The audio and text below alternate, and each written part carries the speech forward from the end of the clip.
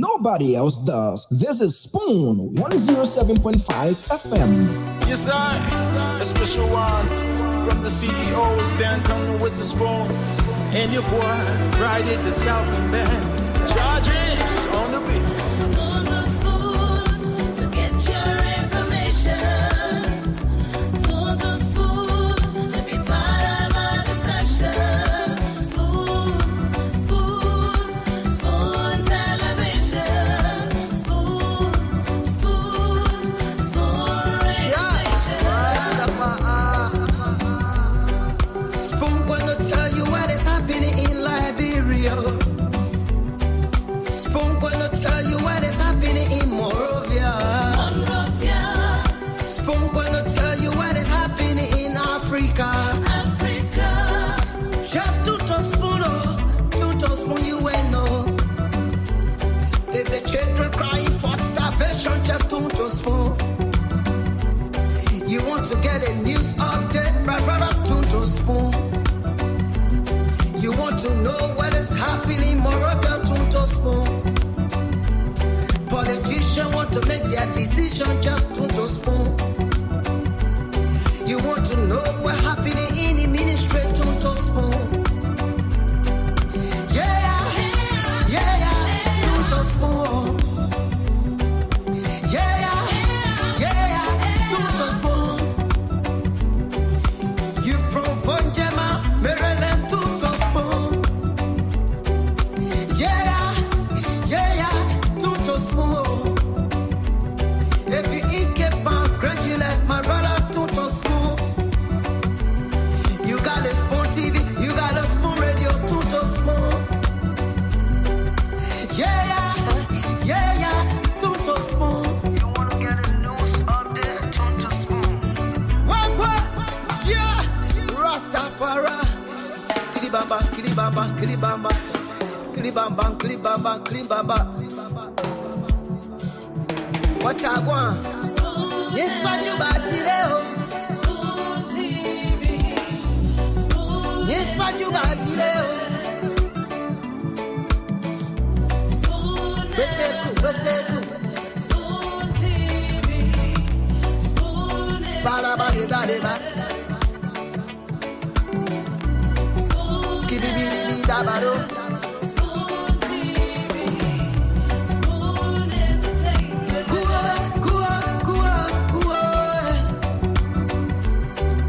Bese kuwa, kudileo. Kudileo. To the Spoon to get Yes, your what you want? information. To the Spoon to be Yes, part what you of our want? discussion. Batileo. Spoon Television. Yes, what you want? Batileo. Spoon Radio Station. Yeah. Spoon Television.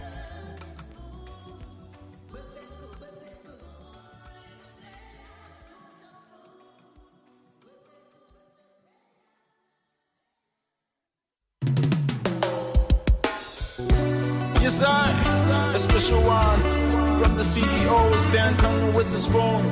And your boy, Friday the Southern Band. Charges on the beat. To the Spoon to get your information. To the Spoon to be part of our discussion. Spoon Television. Spoon Radio Station. Spoon gonna tell you what is happening in Liberia. Spoon gonna tell you what is happening in Monrovia. Spoon gonna tell you what is happening in Africa. Just to spoon, you will know. If the children crying for starvation, just to spoon. You want to get a news update, brother, to spoon. You want to know what is happening in Monrovia, to spoon. Politicians want to make their decision, just to spoon. You want to know what happening in the ministry, to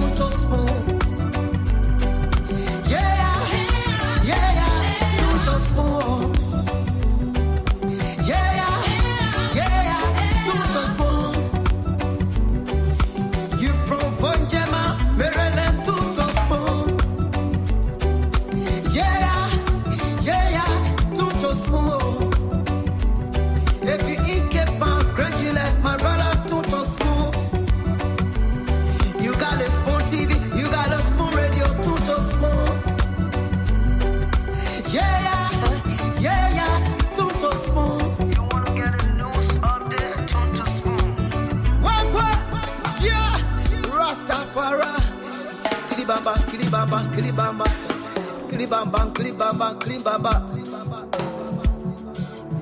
What I want? Yes, what you bought today? Spoon TV.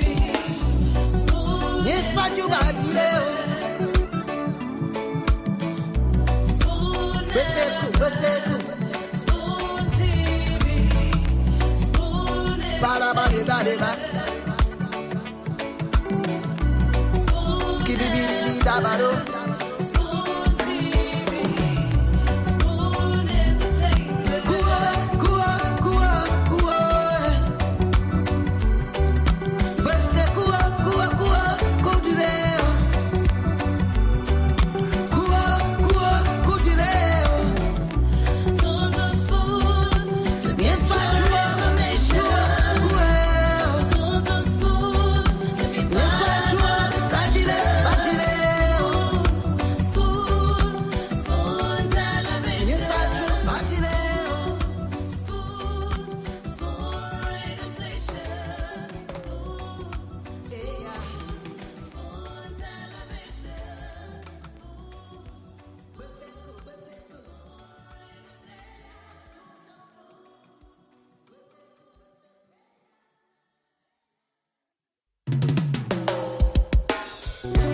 Yes, I, a special one from the CEO, Stanton with the spoon.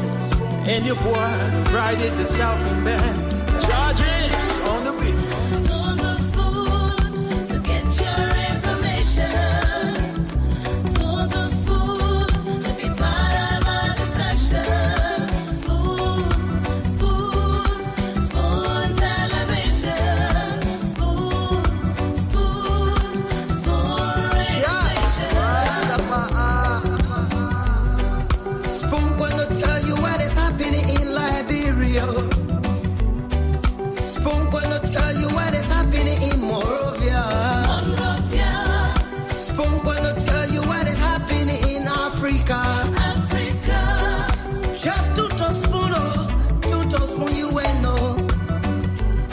If the children crying for starvation, just to spoon. You want to get a news update, my brother, to spoon. You want to know what is happening in Morovia, to spoon. Politicians want to make their decision, just to spoon. You want to know what happening in the ministry, to spoon. Yeah, to spoon.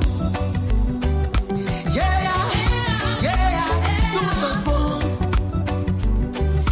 You from Vonjema, Maryland, to spoon. Yeah, to spoon. If you eat kepan, gradually, my brother, to spoon. You got a spoon TV, you got a spoon radio, to spoon. Yeah, to spoon. You wanna get a news update, to spoon. What? Yeah, Rastafari. Kilibamba, kilibamba, kilibamba, kilibamba, kilibamba, kilibamba.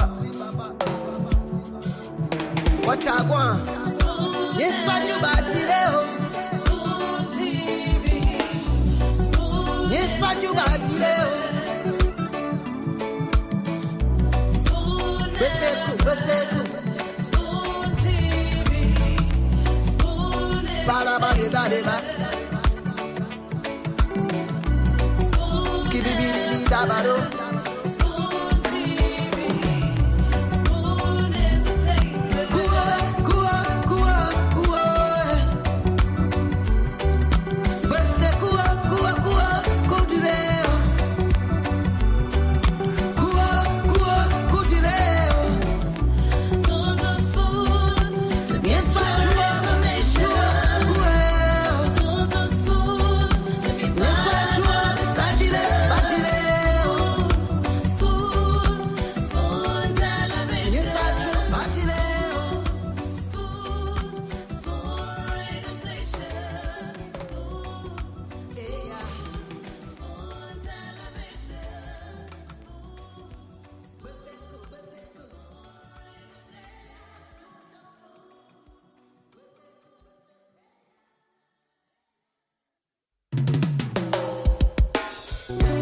Yes, I, a special one from the CEO, Stanton with the spoon. And your boy, Friday the Southern Band. Charges on the beat. To the spoon to get your information. To the spoon to be part of our discussion. Spoon, spoon, spoon television. Spoon, spoon, spoon regulation. Spoon gonna tell you what is happening in Liberia. Spoon gonna tell you what is happening in Morovia. Monrovia, Spoon gonna tell you what is happening in Africa. Africa.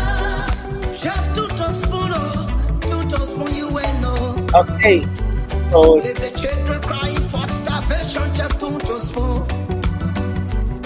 You want to get a news update? okay, so just on the spoon, you want to get the news update. You want to know what's happening in Liberia. You want to know what's happening at the ministries, the agency. Just turn to Spoon to get the news. This is where we give you authentic information about the happenings in Liberia. We bring you all of the updates right here.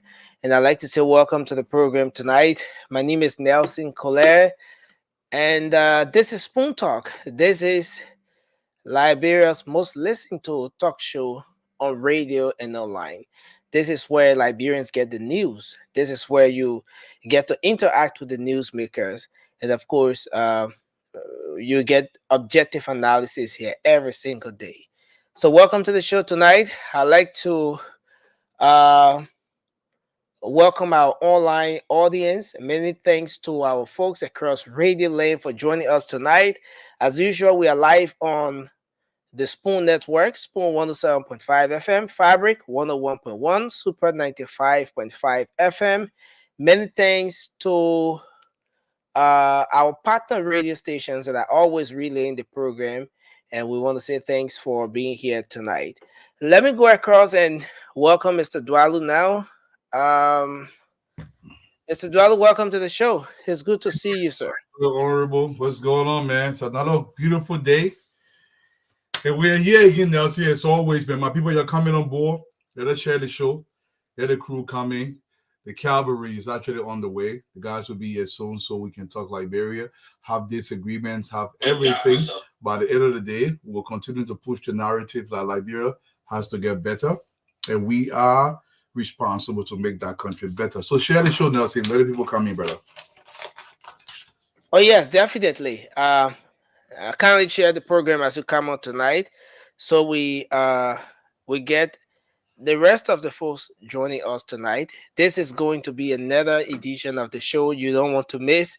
A lot coming up here. So many things happening across Liberia. So share the program and let's have a good show tonight. Spoon Talk is back on your radio. Tell someone and tell another someone. Let's have a great show tonight. Mr. Dwalu, I'm going to give it back to you. No problem. Let me recognize some people, the early combos. I love to at least reward the Edinburghs for coming. My brother Clarence Benson, always here on time from Hamilton, Ontario, Canada. I see Momo T. Johnson. What's going on, Momo? Ma Moore, how are you doing? Minister David L. Ticker. Mr. Ticker, what's going on? I see Prince H. Cooper. I see Pearl Campbell Hopper. What's going on, Mama? Out of there in Atlanta, Georgia. I see Michael Bakala. How are you doing, sir? Luscious JJ Albert. How are you doing, Corto? Pastor. Bonamassa Koe Florence Boca. Prince Movie Jacobs. Hey, Alakak City, man. What's going on, man? Sadu Aminata Diallo. What's going on, my brother? How are you doing out there? I see Tita Jackson. What's going on, Tita? I got a story about the name Tita, but I don't know what to say the story right now, Tita. I know it's not you. How are you doing, wherever you are from or you're watching from? I see Harry Pay. I see Yadu Johnson. I see Alan Topa, Mr. Topa, Regina C. Martha Doki. How are you doing, madam? Hopefully you're having a great day. I see Kolu Kanto, Ala Charlotte, North Carolina, North Kakaka. I used to live in that state for about a year. Jacksonville, Fayetteville, North Carolina, all those areas. We used to go all the way to the University of North Carolina to go party all the time. I see Bendu. I see Emmanuel Colette. I see Samuel Dube. I see Lawrence Appleton. Mr. Appleton, welcome to the show. Lady Jones, Morris Moses, Monga. How are you doing, Kennedy Kolu? Everybody, man, from across the globe. Welcome, Henry. P. Benu Campbell. How are you doing, Charles J.S. Young? Mr. Young, welcome to the show. Valentino, we said Frank. Brother Frank, how are you doing, sir? I see Fina Tamba. How are you doing, Fina? Teresa M. Coker, welcome to the show, wherever you're watching from. Charles M. Dallane, Lydia Kennedy, everybody, man, you're welcome to the show. Look, yesterday we had a conversation on the show, and I just want to come back so we can talk about this, about the income issue in the country. It's not a long day. I didn't do much research to have a so-called soliloquy today that is thought-provoking, but I want to say this. Don't let anybody lie to you. A lot of people live in America. They know what I'm talking about. The average person in this country to take home $3,000 every single month, and that's small thing. Don't let nobody lie to you. People can claim that they're making $20,000, $10,000. That's great. It's a deception, but you cannot bring your anecdotal evidence here, and you think this is a standard or this is the rule. This is not how it works. So to take home pay in this country to be $3,000, that's a lot. I'm not saying people cannot make that money, but if you give me an example of a nurse, when I'm talking about average, you're missing the point, gentlemen. The average person in this country don't take home $3,000. Let me tell you guys that. Don't let nobody lie to you. To take home $3,000 is a lot. I'm not including your double. I'm not including your second job. I don't care about all of that. I'm talking about a regular 40-hour. Okay? It's not that kind of money. So when I'm asking for people to be capped at $3,000 in Liberia because we don't have the money, it's not saying people shouldn't get paid. If Nelson Colette can produce a fishery where he expands the operation, if you are remitting, let's say, $20 million to government account and now he can remit $25 million, of course, Nelson deserves the bonus. But let it be based on some form of production, my people. In this country, for you to take home $3,000, after they don't take everything, it's a war, it's a struggle. Most people in this country don't make that money. The average person makes just that to take home. So when somebody else comes here and tells you, I know somebody who's making $20,000, I know somebody who's making $10,000, that's great. But let's be frank. How many people know people in the Liberian community? And let's just forget about Liberian community. In America, where you live, people do make that money, yes. But how many people know people who make $20,000 a month? You know, sometimes we don't have to come on the airwaves and lie. The U.S. statistics it's reported out there. Anybody can look this up. Look at the household income across the country. Don't tell me about all your double or your overtime or you had the other gig, you had an online gig. Yes, great. You can make that money. Look, to be considered making money, you have to make the money for a minimum of 5 years consistently. If you're making $20,000 a month and you made $20,000 a month for 5 years, you are actually making that money. I'm not talking about if you're a plumber, you got a contract this year where you make $150,000 and now you believe you are 150,000 employee. No, you gotta make it for at least 5 years. $3,000 is a lot of money for anybody in Liberia. Don't let anybody lie to you. Look, if a police officer in Liberia can survive on $150 a month, now I know somebody will say, "Oh, the men can get point, they can get do this." Yeah, my brother David Blaine, I agree. You probably taking home $4,000 after everything, but this is not the norm. Whether you know this or not, I'm talking about regular 40 hours. Stress that. I'm not talking about your 2 jobs and your double. Most people in this country, to go home $3,000, is pretty normal. $3,000 is a lot of money for most people in this country. That's what they take home. That's what they survive on. Now, if you take a country, look, this country has close to $30 trillion economy. Let me repeat, $30 trillion economy. And the average person in this country living on $42,000 per year. This is what they're living on before taxes. I'm talking about $3,000 take home after taxes. If you're taking $42,000 per year per person, that's approximately $21 an hour. Okay, I remember when I first came to this country, minimum wage were around $4.25 an hour. In my stay here in Massachusetts now, I think it's like $16 an hour for minimum wage. So there has been a progression, but I'm talking about the average person. So when I'm asking for people, okay, to pay, to cap government officials pay $3,000 in Liberia, we have an economy that's barely $4 billion. Do you know the budget of some state are $50 billion? $60 billion, $70 billion. Liberia's entire economy is $4 billion. Barely four, it's like $3.2 billion. And then in the same country where you have a budget that is like 700 million, barely 700 million, because every single time they have to recast the budget. And in the same society, you're paying people more than most civil servants here in America. Can you think about it? Just think about that. Okay? I think $42,000 a year is like $22 an hour. That's what you're making. So when people sit there and say, oh, I know people who make $6,000 every 2 weeks or make $3,000 every 2 weeks, this is not typical. They're doing very good. I will give them that. But if you put 10 people down, maybe only 2 or maximum of 3 of those 10 people are making $4,000, $5,000 a month. Most people take home is $3,000, sometimes even less than $3,000, the average person. But someone can say, oh, my mother is a nurse. She works double. I'm not talking about your double. I'm talking about on average. I was making the comparison because people are saying to pay somebody $3,000 in Liberia is that you don't want nobody to work in Liberia. Look, let me ask you guys a question. That's it. In Liberia, to make $1,000 in the private sector, it's a tough task. It's a very tough task. Don't let anybody lie to you. Maybe they're not living in Liberia. Look, those of you that are watching the show from Liberia, answer this. To make $1,000 in the, I'm not talking about business people. Even if you're not business, but even make that kind of money. But I'm talking about private sector job in Liberia. To make $1,000, it's not easy. Then somebody, government giving you $3,000, and you say, oh, and my expertise, then take your expertise to the private sector and make $3,000 in the private sector. I, for one, want 30% of the national budget to be used to run the government, and 70% should be used to develop the country. Because as the country develops, more and more money will be pumped to the public sector where they can pay you guys a little bit more. Okay, $3,000 is a lot of money. Here in America, the average person barely take home $3,000. I don't care what anybody says. The statistics are out there. Look at the numbers. Compare the states. Look at the numbers. Don't compare. If people in America are barely taking home $3,000 a month to live on, and arguably the best country out here, and then in Liberia, you're saying $3,000 is not enough. It's not enough. Are you serious? The average person, look, full money in Liberia, most people in Liberia, do you know what they carry to the market for full money? 600, 800 Liberian dollars. That's barely $5. The average person in Liberia would go to the market with 600, 700, 800 LD.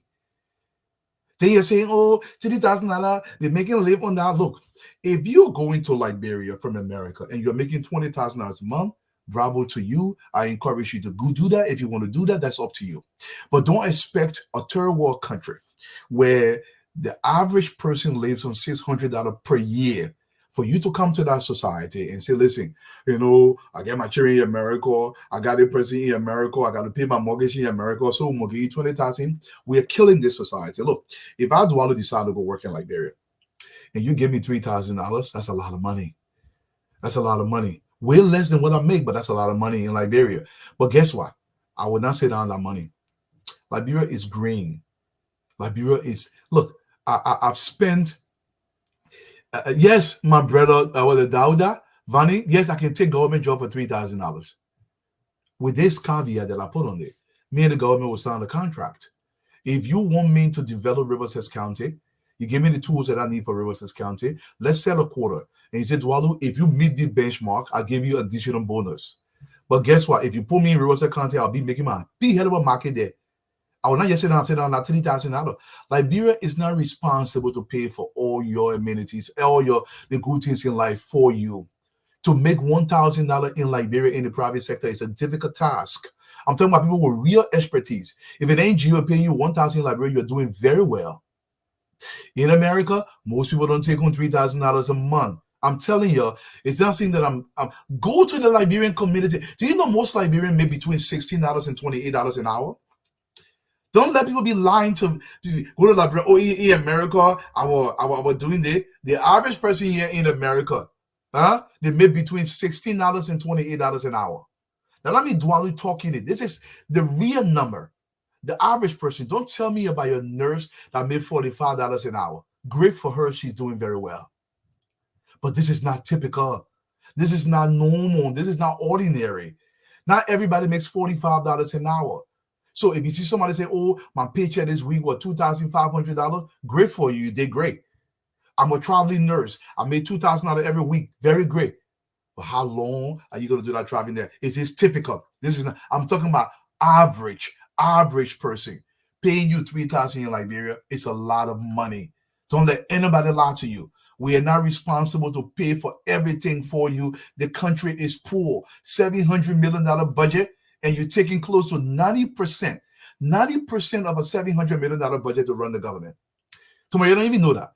90% of our government money goes to running the government. 89.7%. I just rounded up to 90%. How is this acceptable? And we say $3,000. Oh, I go to the bureau. Then I will not wait there.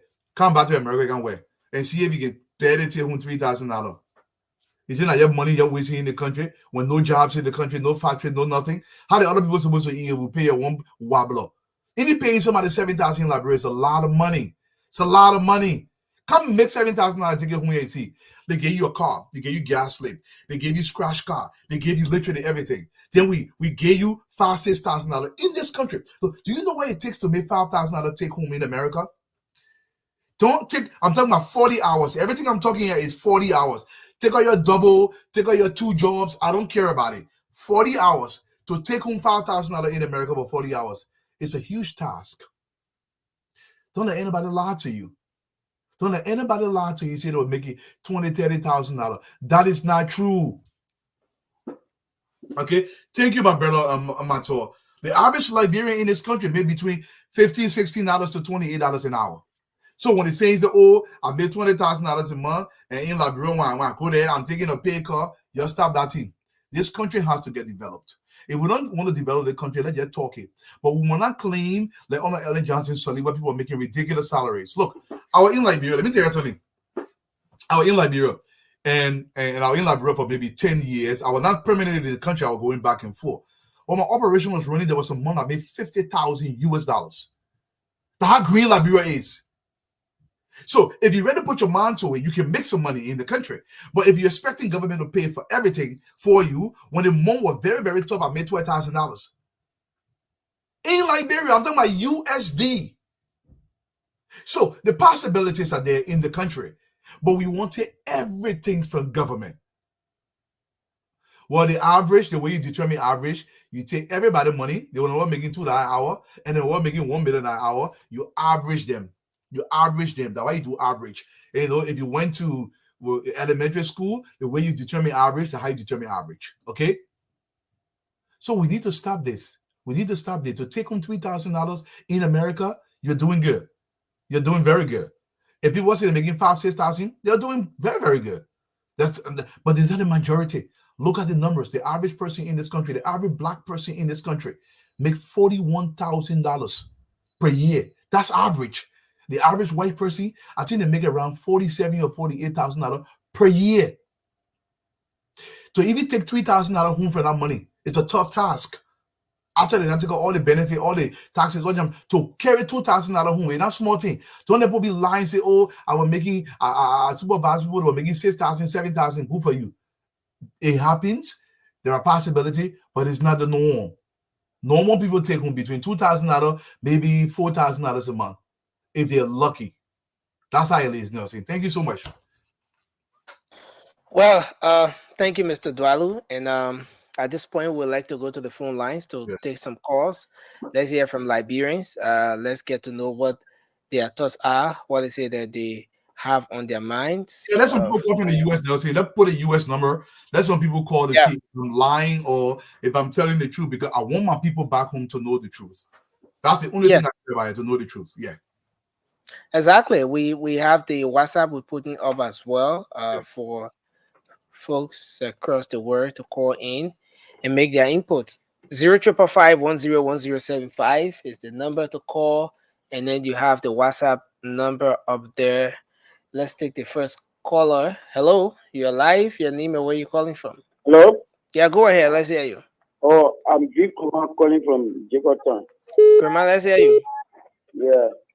Yeah, my concern has to do with the GSC audit report. Mm-hmm. I'm kind of asking the GNB and JKK Mm-hmm. to not take side with it. GAC report. Yeah, we voted for them because of change.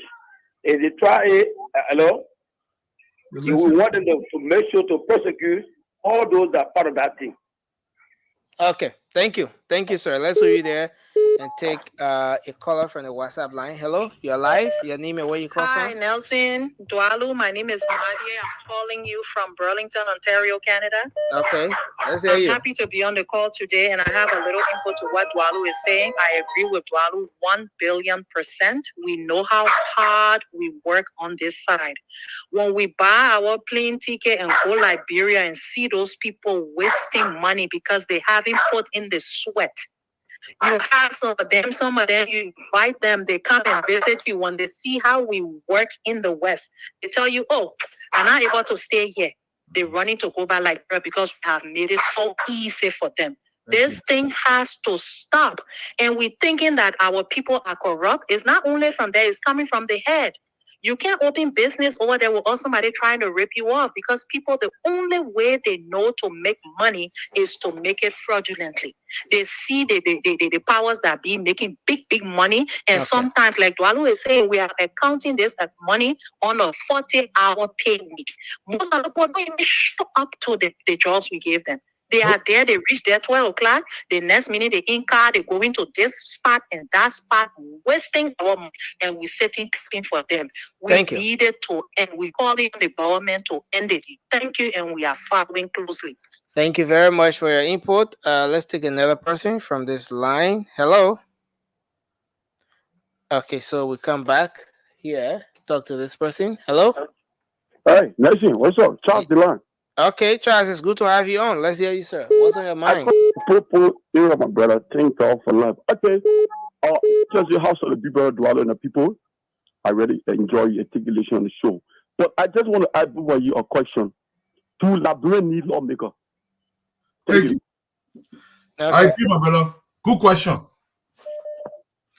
Hello. Hello. So thank you for my call, man. Nelson, yeah, how are you? Yes, sir. We're okay. Let's hear you.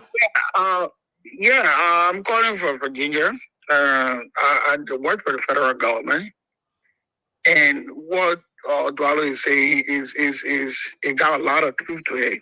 To be very honest with you, I'm a GS-12, so of course I make more than that.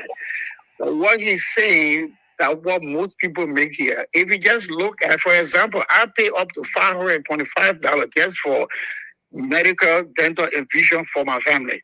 Out of my paycheck. I'm talking about one paycheck per month. So all my other stuff added up. So it is very, very doable what he's saying. And that's a fact. I know people would disagree, but that's just a fact. Thank you. Let me get back to President Boakai. I plan to call every day when I get the opportunity to. We voted for President Boakai for the audit. And the audit result had come out. If President Boakai play with this audit result, I am scheduled to be in Liberia next month. I'm planning to pay a courtesy call on the vice president. And the reason for my call is to let him know that he got something to lose, not President Boakai.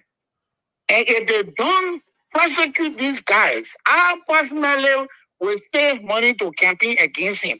I will 100% back George Weah to come back into power, and he will not let them go off the hook. Because the crazy Jefferson Court will not let them go free. Let them sit down and be paying with the audit report. Thank you very much. They don't have places to run, not me. Let's hold you there and take another person. Hello, you're live. Your name and where you calling from? This is Amos. Go ahead, let's hear you, sir. Yeah, somebody asked me a question if one of the representatives. Yes, I need it. It's hard for them to pray. I'm sorry that tell or trade because that the only way we will start with we will put it in place. You know, when you want to, when you we should put our gun when you should go within 1 year time. We should be able to get out your salary. Okay. Thank you. There seems to be an issue with your line. Hello. Hello. Yes, you are live. Let's hear you, ma'am. Your I'm name and where very you- sorry for me, Jerry. what's on your mind? What is it you want to talk Yeah, about? my very first time to call on the show. Mhm. I've been trying to call on the show. Always monitor the show from 8 o'clock almost to the 11 or 12 that time. Okay. Yeah, the other day I just want to explain something to you. Really. I went to the station the same time. Okay. And So when it, yeah, and when it's the spoon. yeah. So if it is about the station and stuff, then we can talk that off air. Off here. Yeah. So Okay, thank you. yeah. We're So gonna get you for you. okay. Mhm. Okay. So you can come at the station tomorrow, and Mm. that issue can be handled. Yeah. Yeah, we'll get gift for him. We'll get some gift for him. Okay. Mm. Thank you very Okay. much, man. Thanks a lot. Uh, So let's see if we can come back to the phone line and take this person. Hello, you are live. Your name and where you calling from?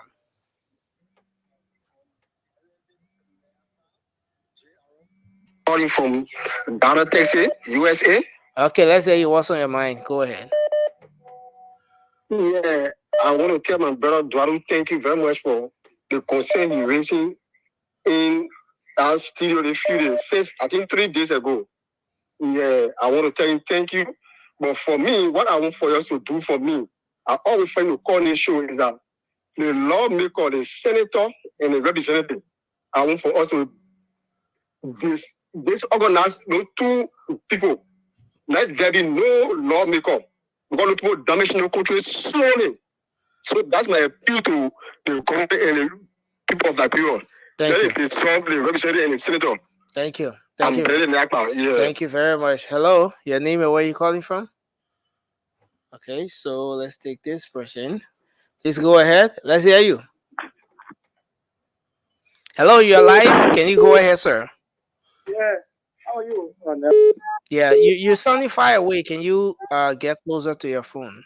Yeah, I'm closer. Okay, let's hear you. Yeah, Nelson, this is Danny P, and I call from 540. I just want to encourage our CEO, Stanton Waterspoon, to kind of help the recovery team. To help the what? To help the assets recovery team. How? Oh. Yeah, because he has some documents. I believe that those documents that he had are not fake documents. Those assets that those guys carry across or whatsoever they build. Stanton has some records. He has some documents. He's good at having documents. So then he produced those documents so the asset recovery team can use it against those who stole our wealth in this country. Thank you. But he shouldn't say and let the asset recovery team be suffering for evidence. Thank you. Thank you very much. Hello, you're live. Your name and where you calling from? Yeah, Nelson, how you doing? Dualu, how you doing? This is Buddy, you are right. Nelson, the only way you make money in this country if you are strong and do 2 full-time jobs. The minimum or maximum, if you do 2 full-time jobs, you can bring home is $4,000 per month. Because let me speak the Liberian English. When they take all the yama for you, and your family back home, this one, that one, the only way you make ends meet in this country is to do 2 full-time jobs. But let me go to Liberia. You see, all the time when Dualu is talking about people who serving in the government and in the Republic of Liberia, they are corrupt. Men that enter government with nothing, by the time let me just say maximum 1 year, that person, you see that person being marshals for himself or for herself. Where are they getting that money from? Okay. You know, when Dualu is saying those things, sometimes I can say, look, not all of us go home and educate our people. If you work overtime, if you happen to go to work by 7 or 8 o'clock, you stay there by 6 o'clock. That little overtime, they should pay you by it and let people start getting payment 2 weeks in Liberia, it will be good. That will at least abolish some of the corruption that in our country. Thank you. Thank you very much for your input. Let's take another person. Yeah, Hello. Okay, so we take this one. Hello. Hello. Yes, go ahead, sir. Your name and where you joining from? This is Dr. calling from. Let's hear you. What's on your mind? Yeah. What on my mind is it's about CDC. You see, this militancy group that CDC is forming, they are forming this. I mean, they are increasing their numbers to cause trouble in this country. So in case after the audit, maybe some of their members that will be found and that will be indicted to go to court, they will cause trouble and prevent them from prosecuting. So we are seeing this. So, they are building this militancy around Joshua. But why do you think so? Yes. Why do you think so? You see, for example, what it did to the airport these few days. They are building this militancy around Joshua because for me, I'm sure Joshua will be indicted definitely because. Thank you. The evidence is there, and the remark that she made, and he made that. Or when I mean, you people, when we took over from you, we didn't audit you people, so you should audit us. Thank you. That clearly show that they were behind the death of the auditors in this country, so they are against audit. So for this reason, if, for example, he is indicted, trust me. Thank you very much. Let's take another person. Hello, you're live. Your name and where you calling from? Yeah, hello. My name is Noble Fumbler, and I'm calling from Minnesota. Yeah, go ahead, sir. Everything, I just wanted to say I agree with everything Dwala has said, and our country is broken. We've got a bad governance system that needs a drastic overhaul. If it's up to me, we need a dictator, somebody with iron hand to come in and suspend the Constitution, course correct, and revise the Constitution, because a lot of stuff in the Constitution, the governing elites put those things in the Constitution to protect themselves. And this is why our country is suffering. I mean, it's a shame that people in a poor country such as ours will take the kind of pay, they will command the kind of salaries that they're getting, and they're doing nothing to change the lives of the people. The legislature, the cabinet ministers, the past and present government, all of them, they're all guilty of this, and this needs to change and change now. Thank you very much. Thank you very much for your info. Let Kapi right there. And look, thank you to the audience, guys. This is your own Mr. Jackson. Welcome to the show, sir. And this is the thing we're talking about. And somebody calls, say, let guys will come to government, 6 months, they become wealthy. I know when Augustine came to this country, when I came here, minimum wage was $4.25. Augustine probably lower when he came here. Augustine, how about minimum wage when he came to America? Just out of curiosity. $1. $1. Okay. $1.60. Okay, $1.60. When I came, it was $4.25. $1.60. Yeah. In some states now, it's $15, $16 now in some states. The point I'm trying to make, look, my people, you gotta relax. Somebody just text me from private and say I was a school teacher. People make a lot of money in this country. Some people make substantial lot of money. They got some people here that are making $1 million every month. This is okay, but this is not normal. Some people making $100,000 every 2 weeks. This is not normal. You know what is normal in America? People make between $2,000 to $4,000 every month take home. This is what is normal. This is what normal people make in this country. And the reason why I brought that point out, when people are suggesting that our country and then $30,000 is way too small to pay somebody, you can make that claim all you want. But let's put that into context. In a society where, look, I have an apartment building here in Massachusetts, and the rent in my building is $2,000 per month for one floor. So it's a 3-story building. That's rent.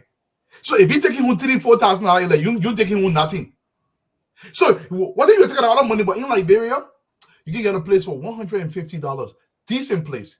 If you want to go a little bit gutty, you can get a $50 place for a decent place. $3,000 is a lot of money. I get it. You say, oh, I came from America. I have to do this. Oh, so I'll give it to you. I have to do this. I will do that. I'll do that. But it is not the norm That money plenty for Liberia. Let's gradually get it there. Tell Uncle Sam, if you get the economic numbers to above, let's say our economic growth is 2%. Uncle Sam, with your method, and we get it to 3.2%, you get an additional $100,000 to you. I can live with that because he earned that money. Uncle Sam, are you there? Look, the Dwalo. Yeah, can you hear me? Yeah, we can hear you now. We can hear you. Can you hear me? Yeah, you're a little delayed though. We can hear Okay, you. no, what I'm saying is there's so many.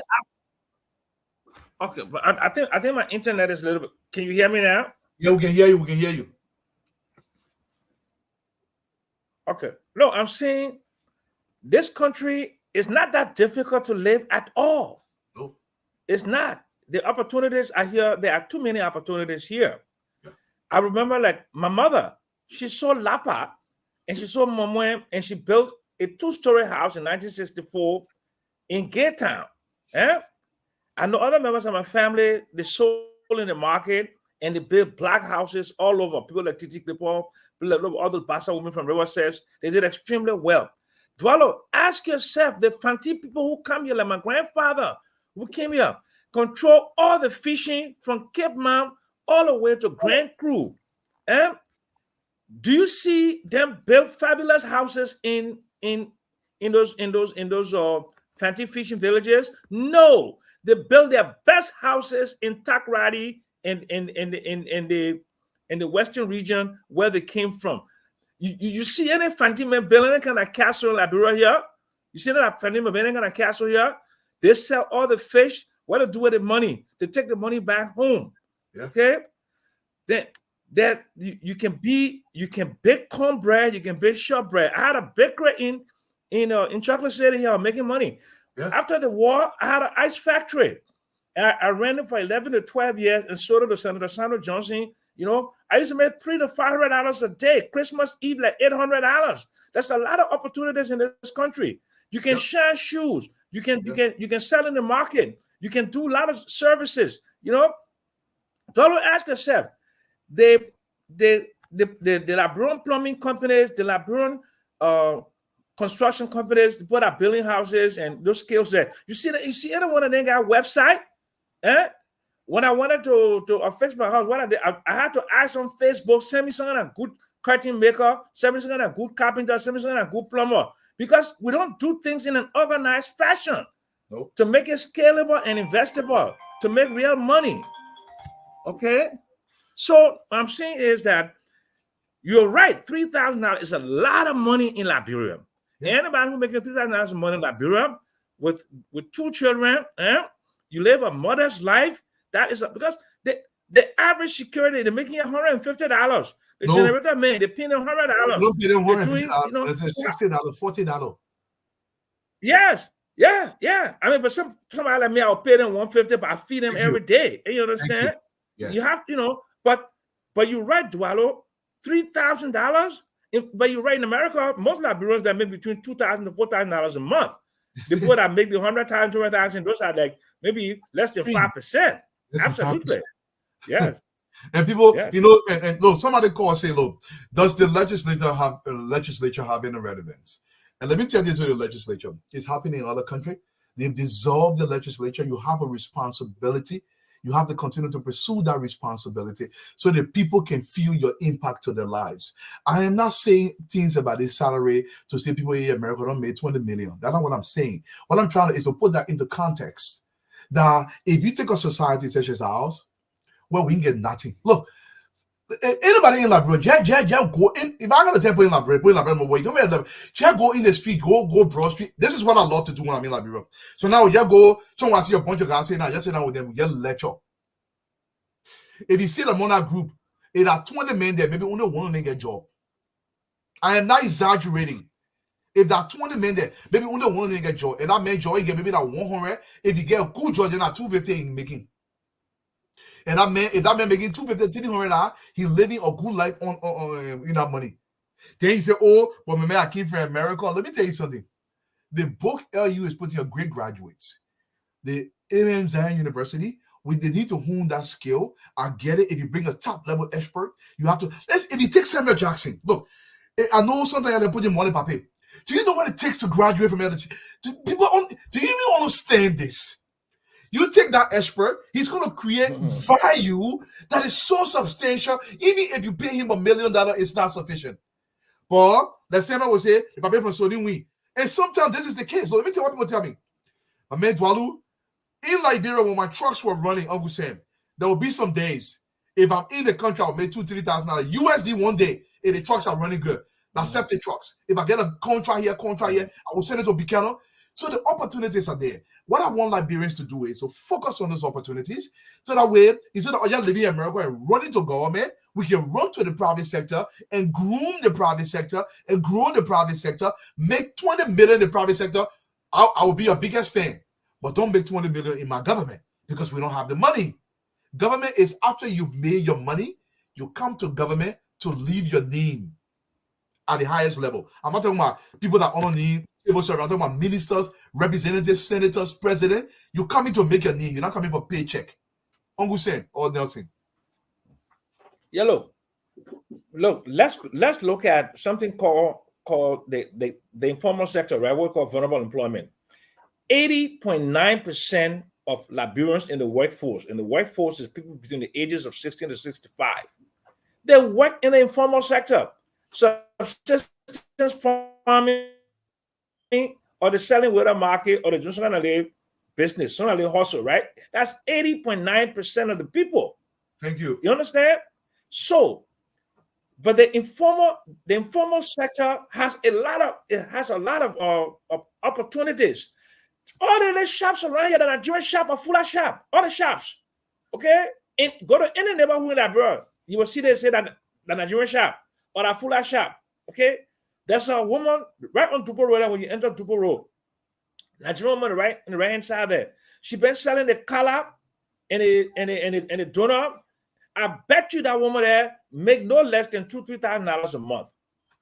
Okay, there was another woman selling the best collar and fried fish by Transport Ministry there. But they, I think for some reason they move up from there. Okay, but ice business, $300 to $500 a day in Liberia. The bakery like $100 $200 a day. There's so many business opportunities in this country that we can do. But unfortunately for us, we just want to sit down in government, sit down behind our desk, and those that are coming from the States, what about do something like crowdfunding to even open a Liberian own bank? Crowdfunding. The minimum capital requirement to open a bank in Liberia is $10 million. So if you get, let's divide 10 million by $1,000.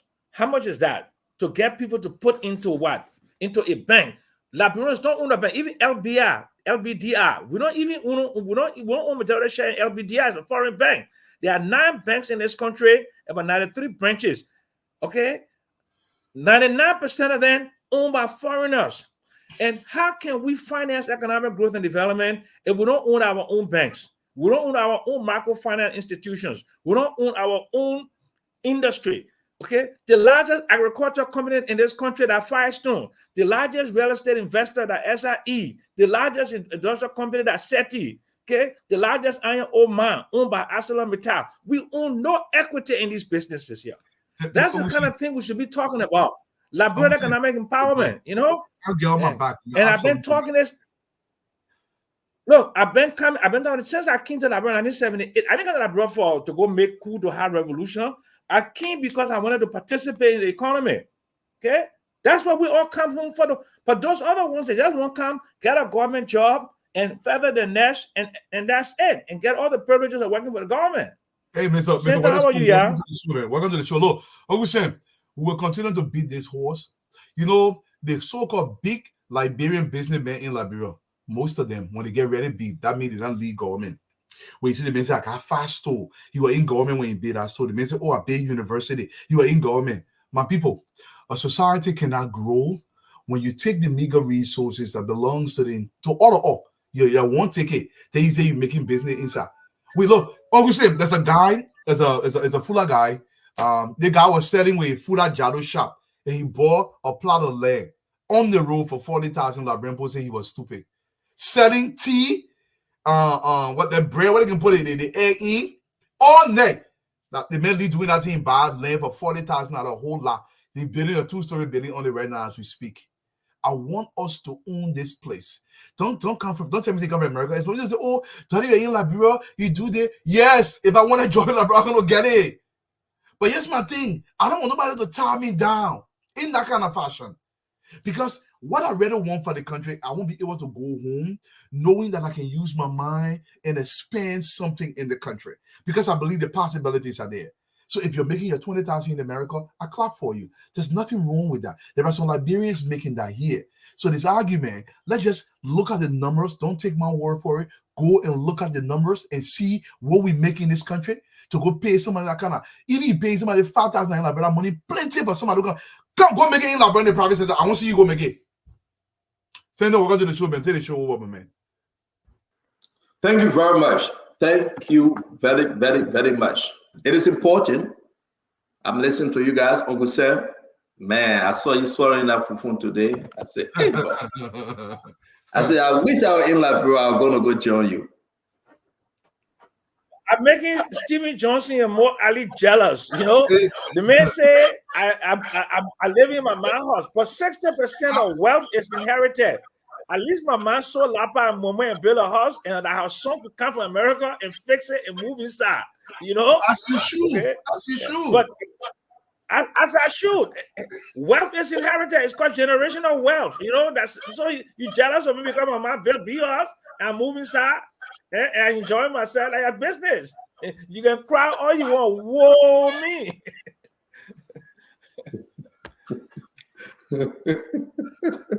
No, but on a serious note, Uncle Sam, I think you deserve everything because at this time, at the age of 71, which you will be soon, whether it's your mom house, your grandma house, your mom house, your grandma house, your grandpa, your great-grand, it is your property. Yeah. Who Stephen Johnson want to own the house? Bo Adi then crying. Bo Adi own house. Well, Bo Adi own a my house. Where Stephen Johnson own a my empire house. So I will say this to you, Uncle Sam, enjoy it. No, seriously. I see the guy that beat you on Uncle Sam. I know we start this show, right? Fix the house. You see the house before. Fix the house. Uncle Sam could have, he could have said like so many Liberians, came from the state, sell that entire property, take the money and come out to America. Uncle Sam said, no, I'm going to fix it. I'm going to live in it. Boho. Mo Adi refused to carry Liberia water and swear over to Uncle Sam's place. He used his own money and got borehole. He dug his own well to get water. Then Mo Ali, Muhammad Ali, Chemical Ali, and Stephen Johnson Page. Every day, they got something to say to Uncle Sam. Man, something over your eye, something over your right eye. I think like the tissue. Yeah. Me? No, yeah, it fell on your shirt, not on your t-shirt. And every day, they're attacking this very innocent, wise man. They're attacking him every day. Enough is enough. Worry about your job and leave Uncle Sam alone. This man has spent enough time fighting for the people of Liberia. Never give Through the ups and downs. Leave our Uncle Sam alone. The guys that will beat on him. He have complained. Well-educated children, 4 daughters, wife, all lawyers. The man is not a beggar. He would never beg. He would never beg. He would never, ever. He's not a beggar because he invested through his children. But, also stand up. You are afraid. Uncle Sam, let me say this for you. Let me say the last one. Have you seen a 70-year-old man Liberian travel in every part of this world, come to America from one state to another? Have you seen it? What more you want Uncle Sam to do? I think this government owe it to Uncle Sam to ask him for that knowledge. Yeah. This government owe it to Uncle Sam. They should beg him and say, come and be our consultant. I think Mo Ali needs you. He needs to offer you that consultancy. I think Steven Johnson needs you. I think they should beg you. I mean, let give you your flower. Let give you your flower while you're alive, Uncle Sam. We don't know tomorrow. I cry every night when I open my phone, Dwalu, and see the text messages. Look, for instance, I will read Steven Johnson on, and seriously speaking, let me read Steven Johnson message here. Attacking Uncle Sam, attacking. I know you guys don't want us to do it. We should leave what in the chat room. This is Steven Johnson. You are never on Wall Street. Hey man, you look at Uncle Sam and say you were never. When Uncle Sam was on Wall Street, Steven Johnson wasn't born. He was still in heaven. He was still floating in heaven. The man worked for a hard-earned money. Go ahead, man. Go ahead. Talk to me, Uncle Sam. Stanton. Yeah. I got a lot of properties in Liberia, and the only reason why I moved to my mother's house is because I got divorced and I gave the house to my ex. I got land Camp Johnson Road. I got land to other place named Jamaica Road. I got house in Duazon. I got house in Corway. I got property. Oh, how many 71-year-old men they know that me who didn't steal from government, who hasn't worked for government since for 21 years to live like I do. But they're my children then. I forgive them. I know it's all in good fun. I don't think it means any harm. It's politics. And let's just move on. I just want for them to do their jobs. And I pray for the JMB government to do well, prosecute those people that they claiming that stole some money, get asset recovery on the road, get the LACC to work to for them to refer some of those GSC audits to them.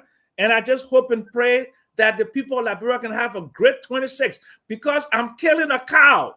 I'm going to put a picture of the cow that I'm going to be killing on July 25th for my birthday, where all the people in Gate Town, I will give them cow meat on July 25th.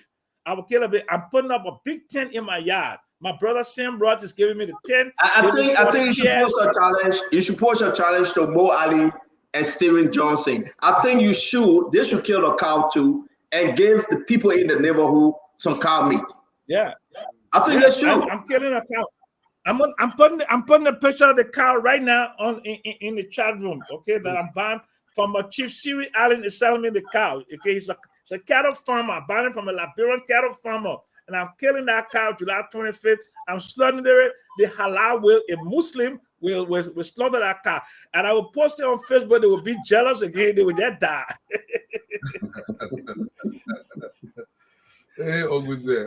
Yeah, man. They tell Uncle every day they beat on the poor Uncle Sam. Man, I need Uncle Sam. We need Uncle Sam. We do. Uncle Sam, he got reservoir of knowledge that can help move the country. We need it. Dwadu, what's up, man? How you doing? It's my man. We here. It's about Liberia. The thing never.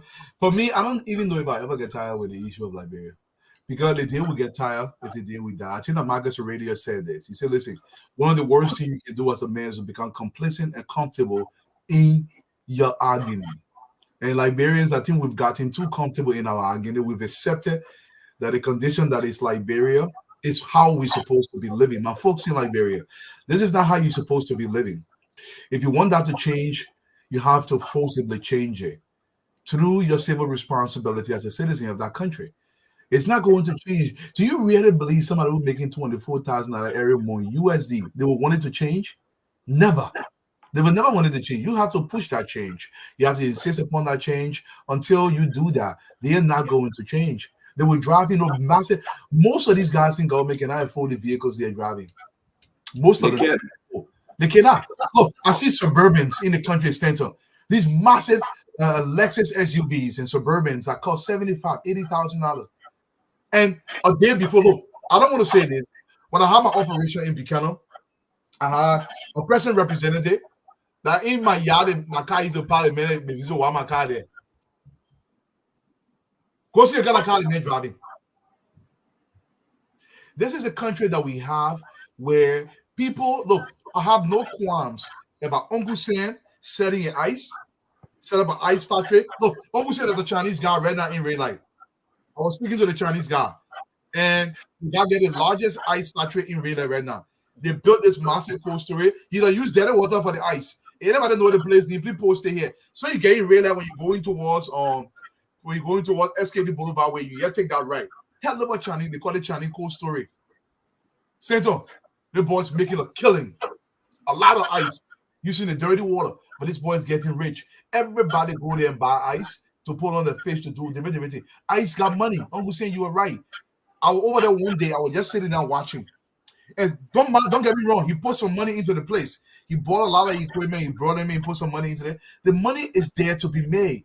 I want people. If you Stephen Gorman, can you open some factory? Y'all go to where? I'm not arguing why I'm making you up because say we won't prosecute you. Open some factory in your district or in your hometown or go back to your county. Open some factory. Let how people go to work.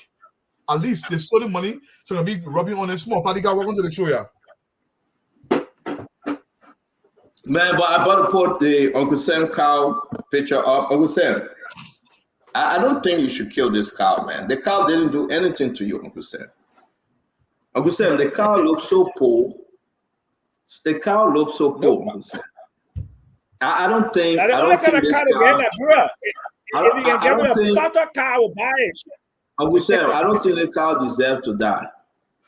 Don't post a cow because don't post a cow. Now people say, but when Uncle Sam go bring the dry cow here, they will find something. Yeah, Uncle Sam. Listen to me, Dwalo. There is no fat cow. Listen to me, Dwalo. There is no fat cow here. The other Liberian that are making the farm for the cattle, I decided to buy from a Liberian.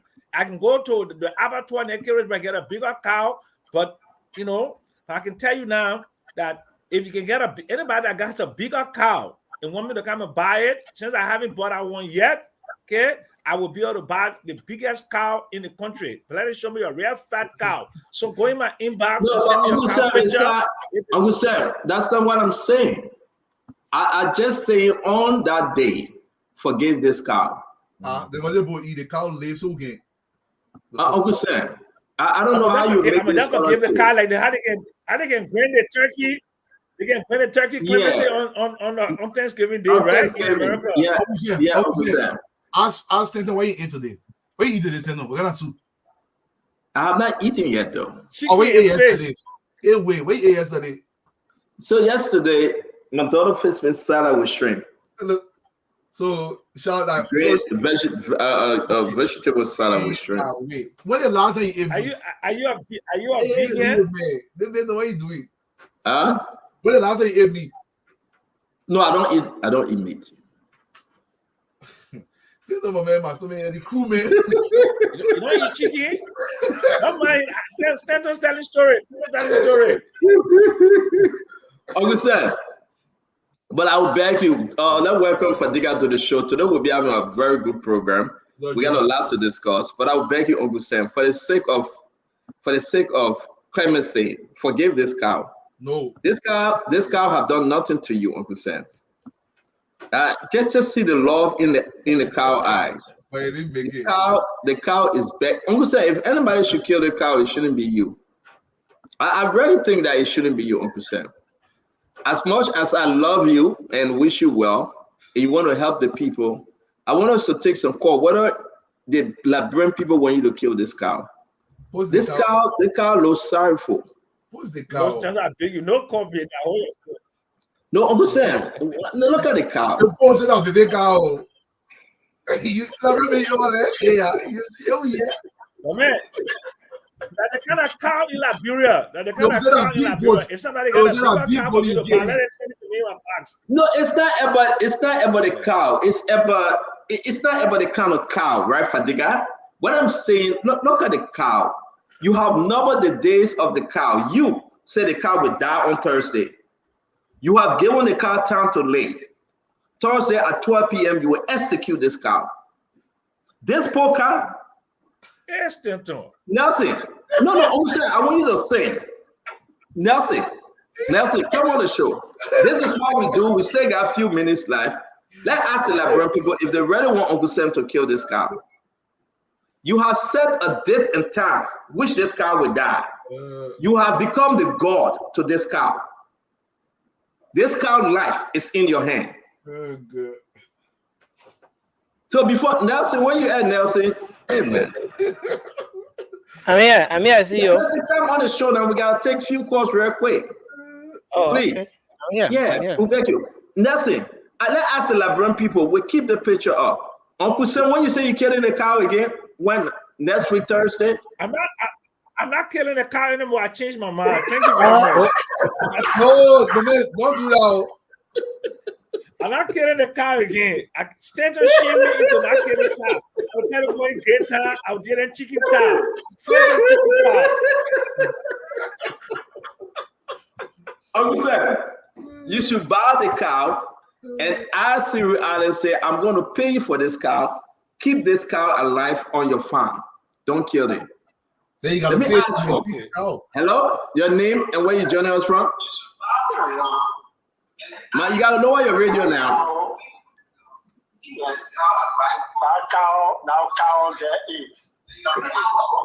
I mean, we're not hearing you. You lower your radio. You got to lower your radio when you call. Nelson, go to the phone line. Let's take 10 calls from Liberia on Gay Town where Uncle Sam lives. We're keeping this cow picture up because we want the people to understand that. I don't think Uncle Sam should be the God over this cow. He got left and deaf right now over this cow. He got authority to execute this cow or to allow this cow to live. What say you, my people? Should Uncle Sam kill this cow? Hello? Uncle Sam, yeah, it's stick. My man, I want to tell you, I want to tell you about Papi. Papi, just tell me why you're killing this guy and I praise God. I'm trying to tell about it. Hello, your name and where you calling from? Go ahead. Yeah, hello, my name is Momo Johnson. So, I was at the hospital, right? There's one of our patients who is laying out right now. She has been given 6 months to live, and she's worried. If you see the woman will be. Yeah. So what say you on this cow? So, Uncle Sam already said that he's going to kill the cow a few days from now, and the cow heard it, so the cow worried. So I'm thinking, Uncle Sam, let me just forget about it. Forget it. Thank you. Hello, your name and where you calling from? It's Santo. Yeah. Calling from North Carolina. Yes, sir. Yeah, Uncle Sam, spare the cow. The cow needs to die, man. Thank you. Clemency. People are calling for massive clemency around the entire world. People are begging Uncle Sam, do not execute the cow. Justice for life. Hello, your name and where you calling from? Yeah, CEO, this George Korea calling from Atlanta, Georgia. Yep. Yeah, I want to speak Basso to Uncle Sam. I wonder if he can understand Basso. Speak it quick now. Okay. Uncle Sam. Okay, Tobodu. But they were The man said, don't kill the cow. I want. The man said, yeah. I said, one. Now, Doctor said, man, yeah, let's go to Musu Canada. Hello, your name and where you calling from? Musu. When you Uncle Sam kill that cow, don't mind Satan, then they're jealous. Jealous for cow, Musu? Musu? The member killed the cow? Yeah. Wow. All right, let's go ahead. Hello, your name and where you calling from? The name is Jared Dooley. I'm calling from Springfield, Mass. Jared, talk to us. Yeah, Uncle Sam, let me speak pastor over Papi. We know guys, we get about, we don't just say Mungu. We don't take them for what you say Mungu.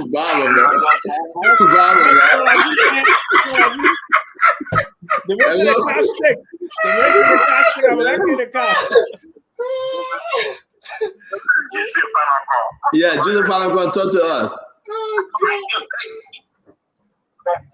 Uncle Sam, they get out there. No flesh like that. Hello, your name and where you joining us from?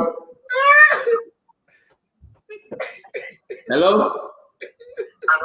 Yeah, your name and where you joining us from? This is DJ from Maryland. Yeah. All right. Uncle Sam, man. Let Uncle Sam lead the car. No flag on that way. What do we do? All right. So thank you. Let's go to Liberia. Let's take the record on the start issue for Liberia. Let's go to the phone line, Nelson. 10 quick. Then we'll go to our topic.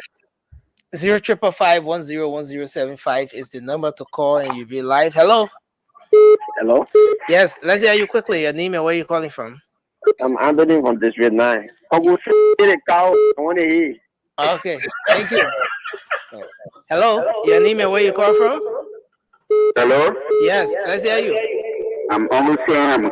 Please lower the volume of your radio, please. I'm Uncle Sam. Calling from USA. Okay, let's hear you. Yeah, in our Basa language, we got two powers. I want to be Uncle Sam. The first one is if you man is lost in the market, you not buy your market. Two, if you look at the resource, you're not killing. Okay. So Uncle Sam, on your duty to your cow and go enjoy yourself on 26th. Thank you. Thank you very much. Third caller, hello. Yeah, hello. Yes, your name and where you calling from? Yeah, this is Noah, football caller. I call you from. Yeah, go ahead. I just want to tell Uncle Sam, please save life. Let it cow live. Thank you very much. Fourth caller, hello. Hello, sir. Yeah, go ahead. Let's hear you. Thank you, Jerry Basin. I hear from Nipa, but I'm in Riverside. Let's hear you. Yeah, thank you. Let's say I beg you. I don't want for Uncle Sam to put that cow. And let's say for the past almost 4 months, I've been trying by all calls to call this station. I got 20 issues. If I can give my number to you, let's say I beg you. Okay, so call the number that's on the screen right after the show. Call the number on the screen. Hello. Yeah. Yeah, go ahead quickly. Let's hear you. Yeah, this is Jim Kogler from the community. Go ahead. I want for Uncle Sam to buy cow for me. I have 5 cow. Oh. I have some cow from EBD. I get some in Burma. So where is the CEO talking? The CEO now want for all those things. On our side, we don't know what they eat. Uncle Sam say you must send the cow then picture. The one that you get, send the picture. But I don't know Uncle Sam in body. I can send it. Okay. Senator Nelson. Hello? Okay, send it to me. Send it to me. Yes, send it to me on WhatsApp or on Messenger, anywhere. Send it. Send the picture. Send the cow then picture. Yeah. Yeah. Thank you. On your WhatsApp, eh? Yeah. I will get you now because your phone name. WhatsApp Messenger. Just Nelson Colette. Go on Messenger. Nelson Colette. Send the cow picture. I'll pick you. Okay. Thank you. Hello. Send it to my Facebook page, Samuel Jackson. Okay, you heard that as well. So let's take this person. Hello.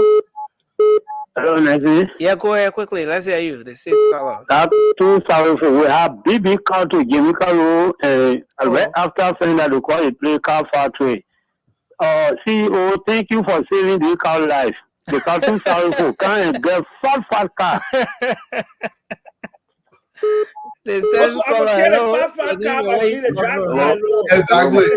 AG Fleming the second. Not from shoveling chip. Okay, let's hear you. I will say, below board bow, below so one as a door to one year, below so one so below so near board bow. Okay. Okay. Thank you. you. Caller number 8. Hello. Hello. Yeah. Hello. Yes, my name is Bupago. Okay, let's hear you quickly. What you say about the cow being there? I didn't get down from the old road. Okay. I want you to help me for me for small thing for me and my children to eat on the 26th. Okay, he not hear you, yeah? He hear you. Hello? Your name and where you calling from? Hello? This caller. So we had 8 calls already. So we have 2 more to take. Let's take this person. Hello? Hello? Yeah, hello. Yeah, let's hear you quickly. Go ahead. Yeah, I want to ask Okusen, how old is that cow? Oh, the cow age. Yeah, I don't want him to kill juvenile. Yeah, honor is cow very the I'm gonna call it calf and stop like that. Thank you. Hello. Hello. Yeah, let's hear you finally. Yeah, my name is Thomas. I'm calling from 72nd. Yeah, let's hear your take on this whole cow issue. Yeah, no, who said that about you? I can't well, what wow.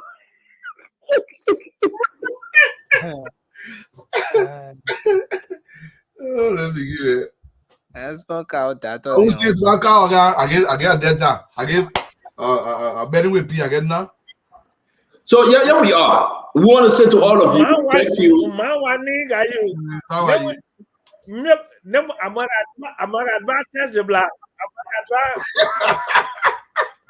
Uncle Sam, be serious. Cooper passed away. Uncle Sam should kill the cow or no? I mean, what's your take? You will not kill that cow and keep that cow. Uncle Sam, how much for that cow?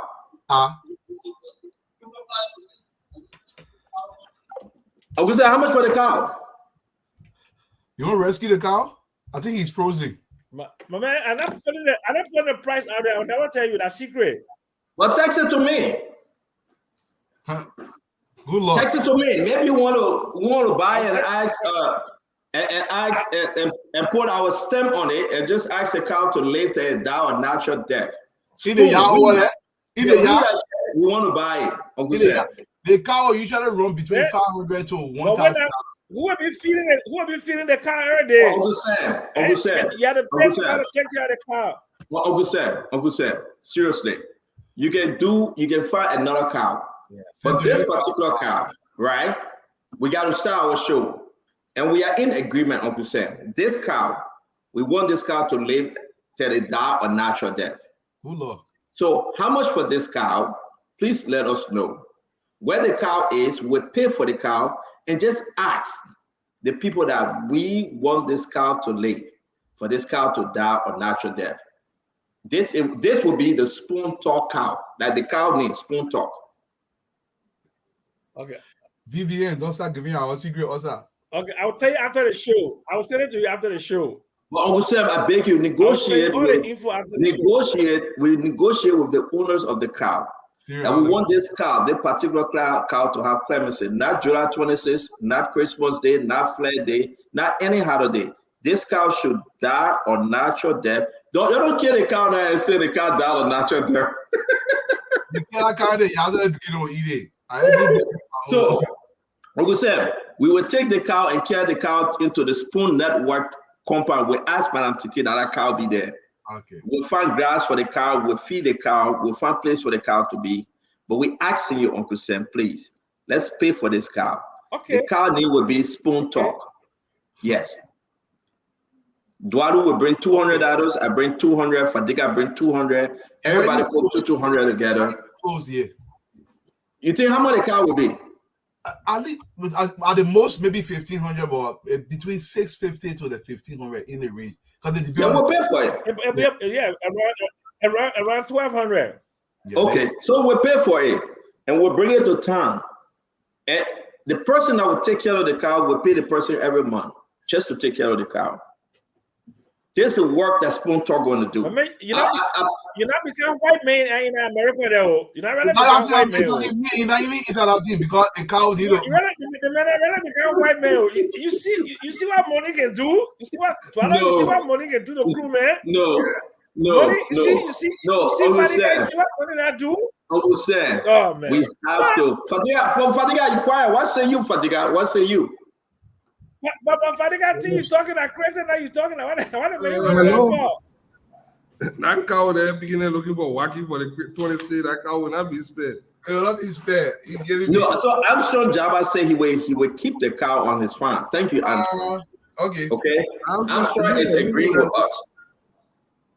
Fadiga, what you say? That cow will die either way. The minute will kill it. The minute can kill dog. All my men dog in the community not disappear. That cow will be. So are you agreeing that we should spare this cow? Kill it, man. What we spare the cow for? Kill it, no. You are meant to be eaten.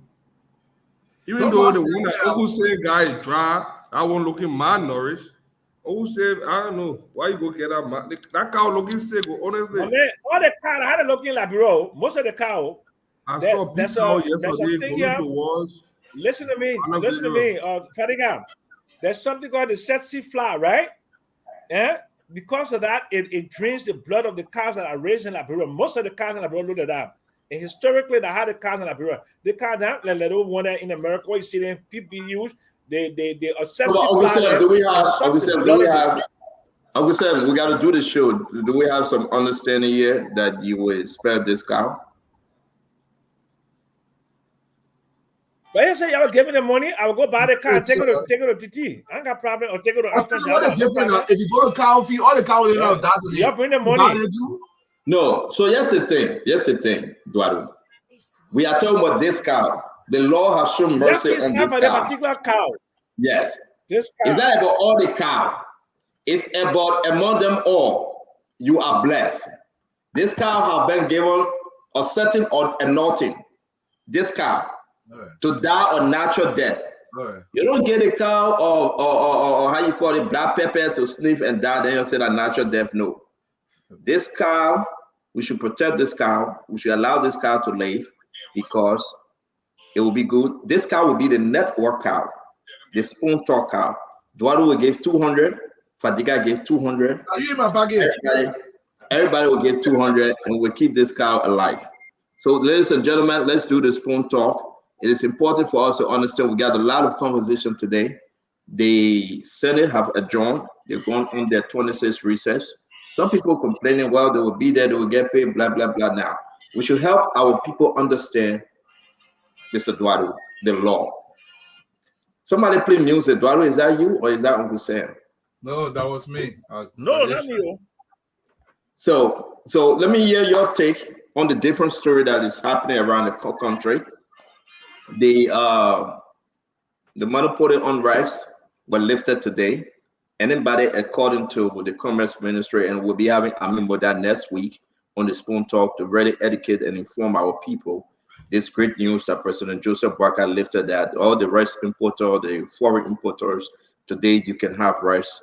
Once you meet the guidelines, you can apply for RPD and you can bring rice in the country once it is approved. So every Liberian now, once you get the money, you meet those different guidelines, you can bring rice in the country. We'll be discussing it. We'll also be discussing the importance of the remaining audits that we have in our possession. We'll be discussing about this Chinese man that MIA, he went missing in action. The judge have asked the police IG to arrest him. The man escaping the country. People say he's not in the country anymore.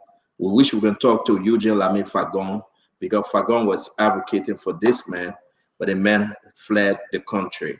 Now, we have a lot of information on this Chaninga Fagao, that is his name, Fangao, right? How did he leave? He got millions with him. They say he ran away. Immediately, they're trying to arrest him, the man slipped. Who are the politicians involved? Past lawmakers, current lawmakers were discussing. They say he's leaving. They cannot find him. He gone. He checked on. But that's a big story I want to bring to your attention. Do you know that the person that brought in the $100 million drugs, Uncle Sam, you remember that story, right? That individual was arrested last few days in Ghana. And we're trying to get him back in the country. Joseph Yeman Boakai government went after him. They arrested him in Ghana. Now they're trying to bring him back in the country to face the justice system. The guys have been on this case for a very long time. Finally, we want to know the inside scoop of the LDA, the decision of the president, who's going, who's staying, what we know so far, what is on the table so far. We will be discussing it too. Let me hear from you, my brother Eduardo. Let's talk Liberia. Let's think Liberia, and let's discuss the issue at hand. Whether it will be the cow, not the cow, 26 is coming, Eduardo. Where is our people? Will we be having a good 26? Will the 26 be good for the poor people? Talk to us. I'm going to say this. Honorable Boakai, you are now turning the wheels in the right direction. This is good. This is very good. This is what we want as a society. Opening up the rice market is very good, but I still want you to monitor, because people will try to undermine the system, because some people will believe the profit is being taken away from them. So there must be proper monitoring for the next 2 years to make sure there is sufficient food in the country. Because you don't want to say, the people are bringing real a year or nine, other people are getting less and they get bring real. Make sure somebody tracks that. As for the drug arrest in Ghana, it's a good positive decision on the part of the president. Look, people cannot flaunt our laws, and every single time they run away. I want to say this thing about the Chinese guy. He was attached to a bunch of people. Arrest those people. The accomplices towards the crime that he's committed against the Liberian people. They facilitated his departure out of the country. Somebody, look, when you start squeezing, let me tell you something you do in America. They catch you, me and Stanton commit I don't know, you're going to me, but they commit a crime, for example. And next thing you know, I keep in secret, they will squeeze me until I give up Fadiga. But in Liberia, we take it for granted. You grab the people, you squeeze them, they will tell you who took the Chinese man out of the country. Because this is like a middle finger to the entire country, that this man can come to our country, to whatever he wants, takes millions from the country, and then flee whenever he chooses. And we say, but the man not run away. Who tells you Liberian get international agreement with this country to get this man come back to the country? I've been read order in that place where they're hiding when everything quiet down, over crossing the border. And what's going on? But small progress. I love it, Honorable Boakai. Thank you. Thank you very much. Uncle Sam, your 30 seconds, sir. Look, man, I had a meeting with somebody day before yesterday, right? And they told me that this guy is very, very powerful. This guy, what they call, I think the Chinese man called Barry, that he's tied to a lot of political figures in the country. Okay. And I mean, this is deeper. And I think the Boakai administration should really dig deeper. Who are the politicians protecting this man? And then if this man was fined, I think it was somewhere like $25 million. Yeah. And I don't know what was it was in custody or what have you, and how you got out of the country. Somebody needs to answer, because I mean, you can't just, I mean, unless he's slipped through the border or what have you, but the government needs to mount an investigation. Look, the thing on the rice, best decision of the Boakai administration. But here is what I'd like for them to do. They have to monitor that. They have to make sure that those who they give IPDs to are people who have the ability to finance the import of that rice, and they should monitor the quantities in the country, including a strategic reserve. Because the last thing that this administration wants, if there is anything about rice shortage in Liberia because of this new law to have Liberians. Because I tell you, in 1980, when I was minister, we opened the rice market, and many Liberians that came and we gave them input permit for them to bring the rice, they could not mount the financing. So they should take a page out of that chapter. But there are some Liberians can get together. You got to bring rice all by yourself. You can get together as a consortium. Let's do the 10 seconds, Uncle Sam. Let's just run through the topic. We're going to get to it. Just your intro. Yeah.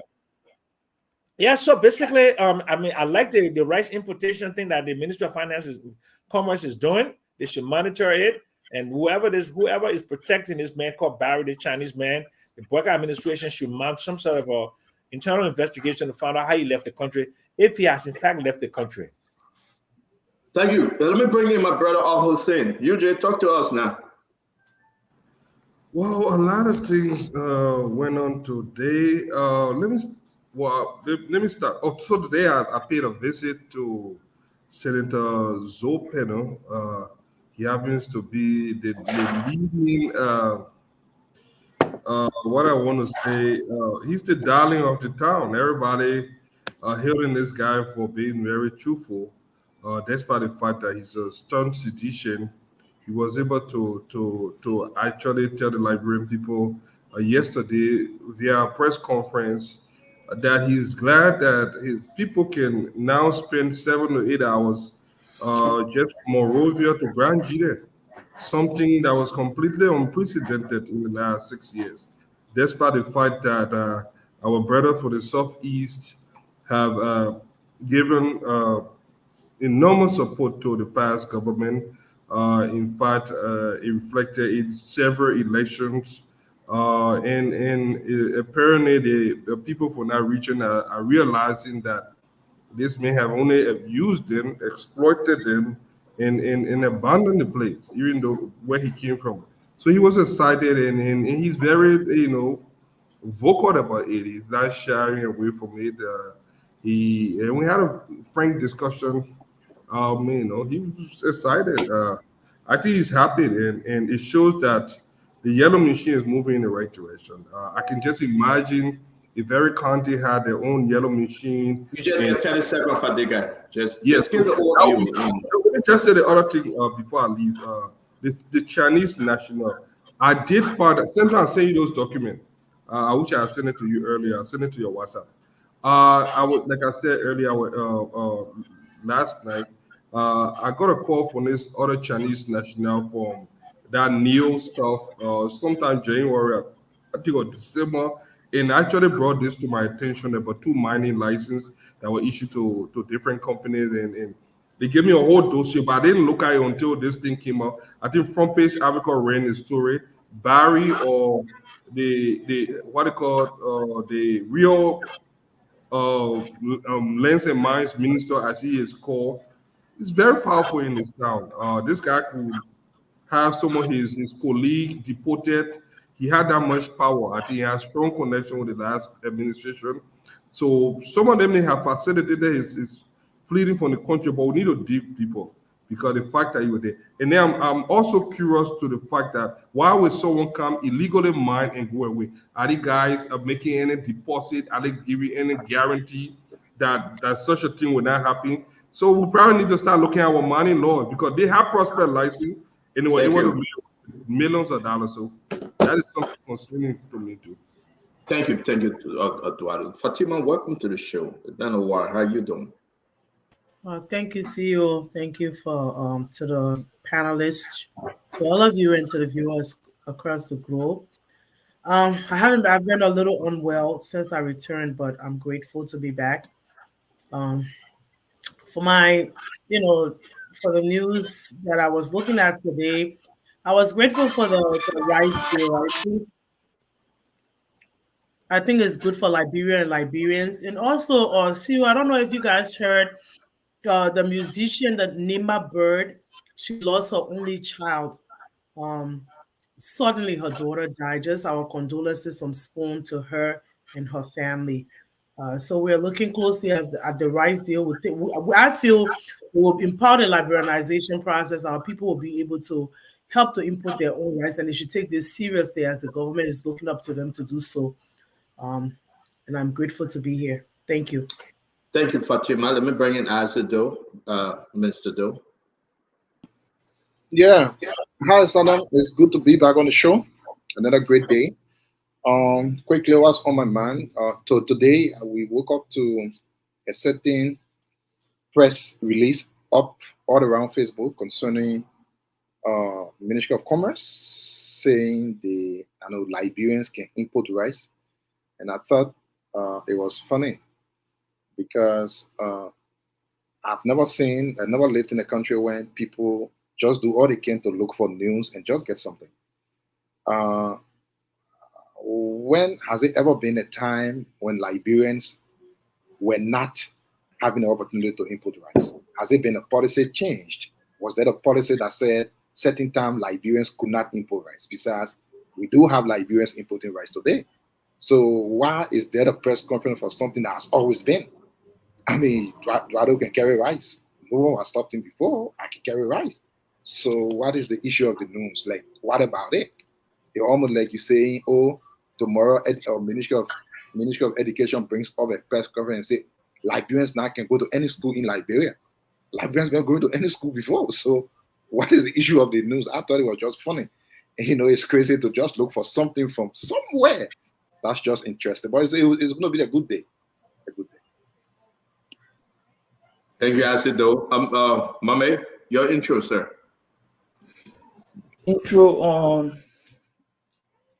this announcement of our fertility service in the country, fertility specialist. I want to speak today to be very careful.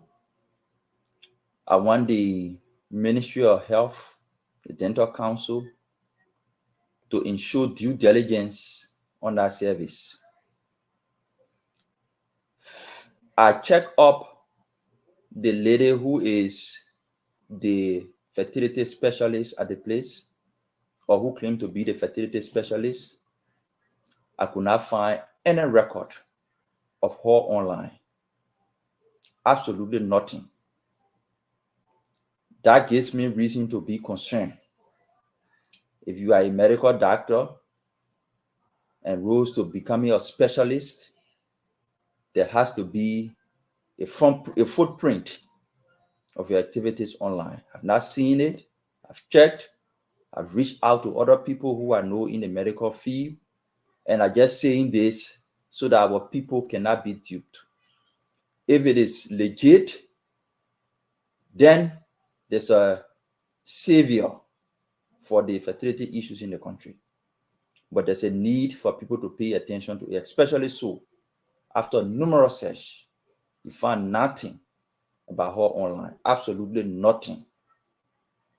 It's concerning. We saw the situation with the former health minister, in Liberia. People call her oncologist and all sort of names. Somebody died, they went to court, and everything went from up down. We saw how that story ended. Our people are desperate for help. We hope that people will not use that desperation to exploit the situation. So we're just calling on the health authorities to make sure that she's certified, she meets the requirement to be able to serve our people. If she doesn't meet those requirements, false advertisement is a crime, and it will hurt the people more than it will help them. So I'm not accusing her. I'm just raising the red flag because I searched online all over. I can't find anything on her. That's just a concern. Okay, a lot of conversation coming up tonight. And again, guys, if you have anything to your topic, would like to have it, we can post it, we can put it up, and it can be part of our discussion.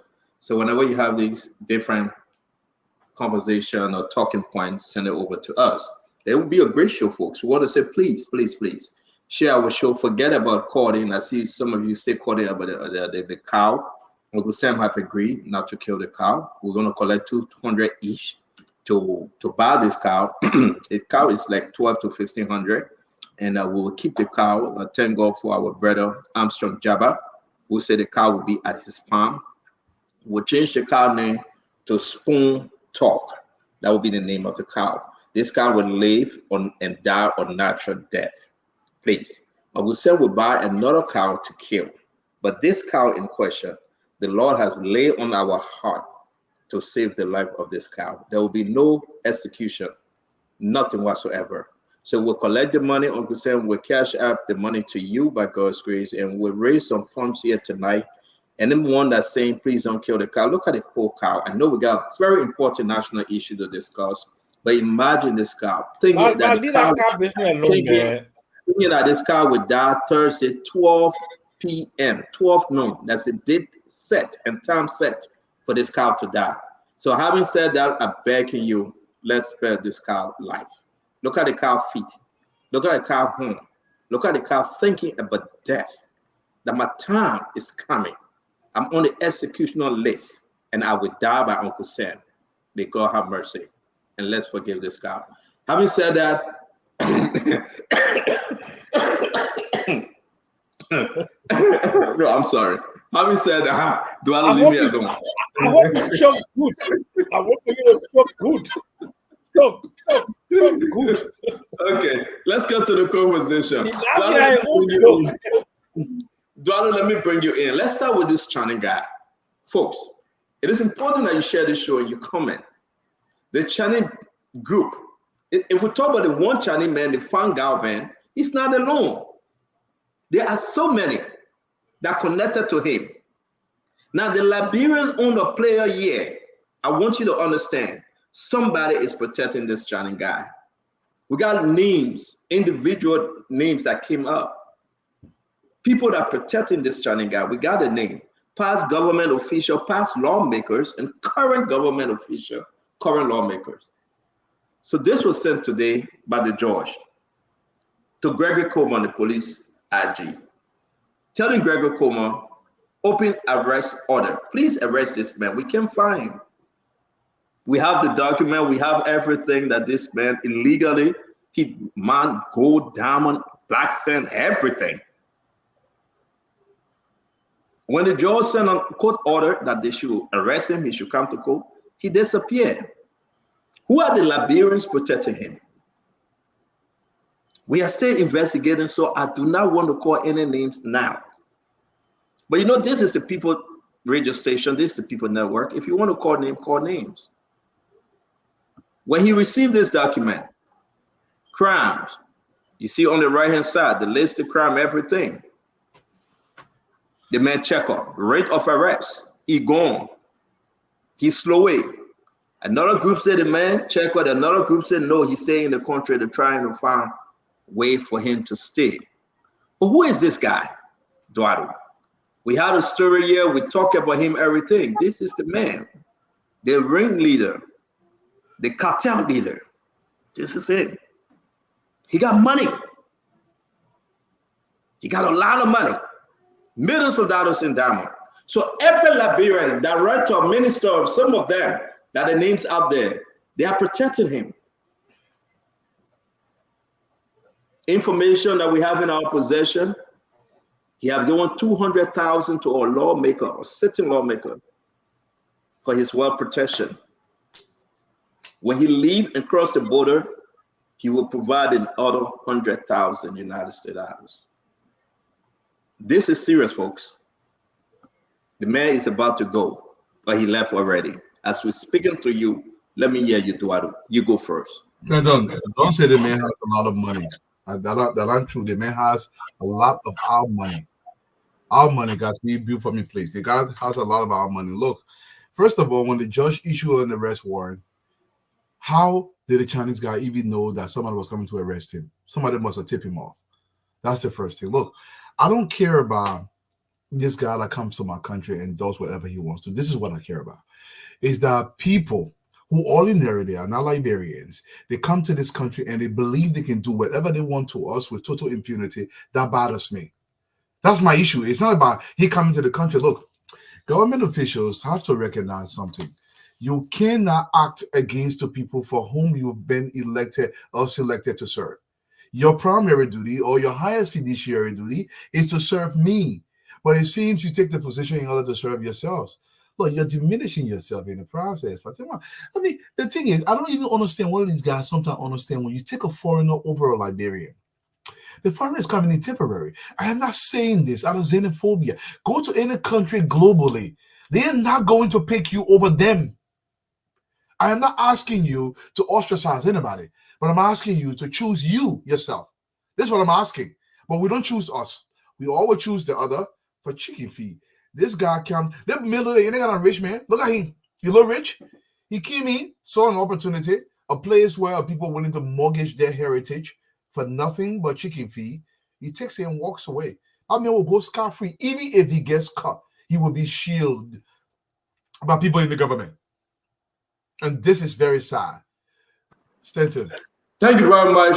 We will be sharing some videos and pictures on this. We'll do our runs because, you know, actually our show started at 5 o'clock today. We've been talking about cow, but this is very serious. Every week, the men leave the country with not less than $13 million worth of natural resources, black sand, gold, diamond. Who protecting him? So names will shock you. Uncle Sam, talk to us.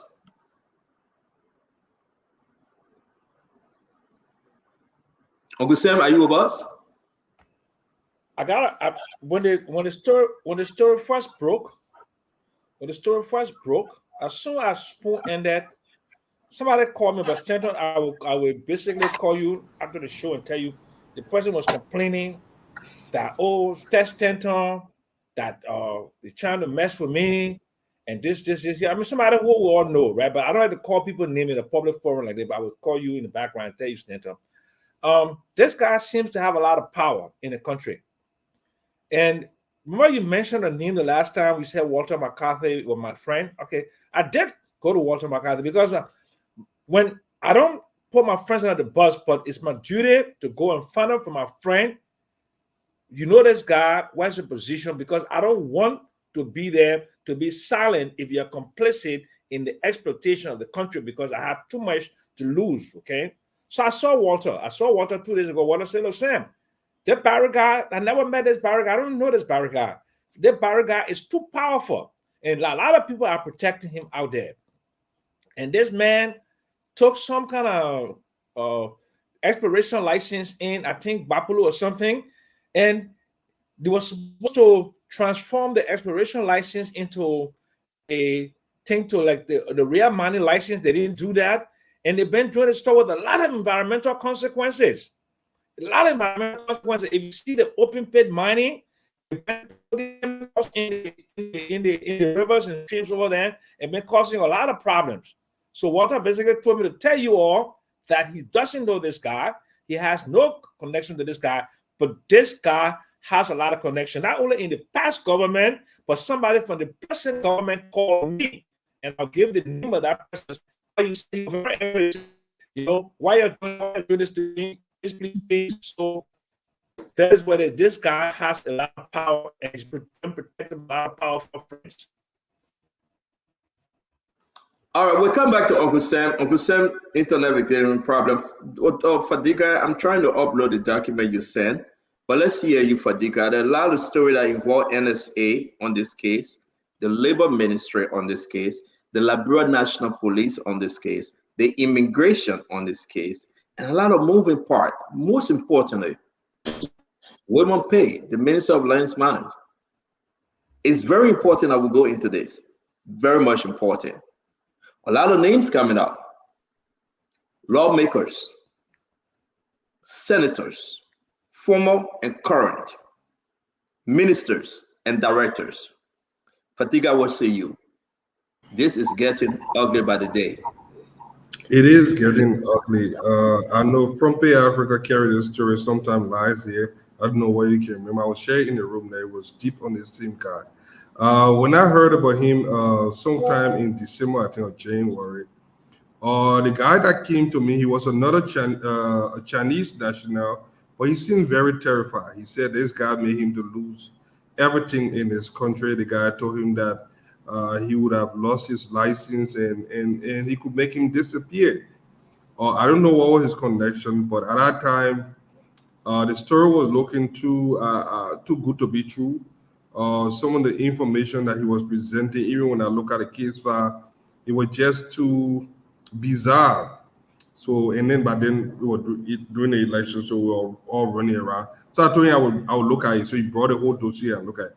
But what is important to me is that for this to be happening, I don't know whether we have any mechanism. I have not read the Lands and Mine Ministry law over this thing. But before anyone does prospect or everything, there should be some guarantee, something to show that if this guy get away, we'll be able to see certainty and hold it, even though it will not be equal to the value of someone who's saying that he's allegedly made away with. The fact that someone can come in our country, like Dwalo said, and made away with millions of dollars that we do not have and we desperately need, it calls for concern. I just hope that we follow this, and then the Chinese embassy is here. There are ways that we can get to the bottom of this. We can call on our Chinese counterpart and say when he fled and went somewhere else, but we all know him to be a Chinese national, so we already know that he has a country. And say when he run somewhere else. So there are a lot of things, Interpol, different ways that we can put out some bolo for him to have him arrested. But the bottom line here is, it shows that our judicial system is weak. I know that a lot of people down there are compromised. Some of the sheriff, sometimes people go for warrant there. The next thing you look, criminal know and run away. So a lot of blames to go around. The mean corporate, we shall find them once the investigation starts. But at this point, we are all on the same page. It's just discouraging to see this happening in such a rich but yet poor country. Thank you very much. Also, don't talk to us about this story. Well, I mean, there can be no defense of any act of abusing the rights of our people, because to me that's a real abuse. Liberia is a poor country in living standard of people. Although we have plentiful of natural resources, we can't have Chin-Yan, Swan-Yan people coming from anywhere and just come in and take what they want to take. It's not a country of the world where anybody can just go and take anything. My understanding is, usually these folks come in the country, get concession, get licenses on specific things, and then they take advantage of where they are to do something more than what they shouldn't be doing. That should be wrong. And I'm not sure why should anybody want to do it. Now, with the letter you talk about, if the man left the country, like someone said, he must have gotten a tip up from someone. Now, if he did, where did he pass to? He must have passed somewhere. Did he board a flight? Like, nobody knew that some kind of arrest, whatever thing was on this man. They should know, because those are immigration things. Did he pass through a crossing border? Nobody knew. I mean, these things are crazy, and it doesn't matter who you are, from what government. I think the interest of the country should be paramount, especially when it comes to things that should benefit Liberians and Liberia. You understand? You don't have one funny-looking person just come in. Liberia is an open country now. Everybody can just come and take what they want to take and just go. And then the poor people would be there, can't have the benefit of what they should be having for being Liberians. And I thought such should not be, there is no defense on anything concerning the end. It does not matter who, like you said, people are protecting, they actually people protect. The individuals cannot be bigger than the government. That's what I always said, the government should take stand. If you know that people are protecting someone who's doing something illegally, the government should be able to do the right thing. One person should never be powerful than the entire government. It doesn't matter who the person is. Thank you, Vaz. Thank you very much. For Fatima, this thing is around Cape Man, where you from, Buffalo. It's just all over. These guys now have created a actual station, but the main camp is in Monrovia, where they come and go to these different hotels and negotiate in the back, export the stuff, working with Lebanese, working with Indians, working with other foreign nationals in Monrovia. Go over to those hotels and casinos and work in the back. We know them, we have pictures. And you have seen some of them with our government officials in restaurants. We have pictures. We were discussing today on this issue, and this will shock the nation when we begin to reveal some of those pictures. People that we know sitting with them. So when Dwalo says somebody, yes indeed, somebody helped them to escape. Somebody got them. Somebody pushed for them. Lawmakers, I'm not going to pick on anybody's name. Lawmakers that we know, high-ranking lawmakers advocating for them and said, do not persecute them. What say you, Fatima? See, the sad thing about it is that our lawmakers forget that they are lawmakers for our people. They're supposed to be in the business of advocating for Liberians.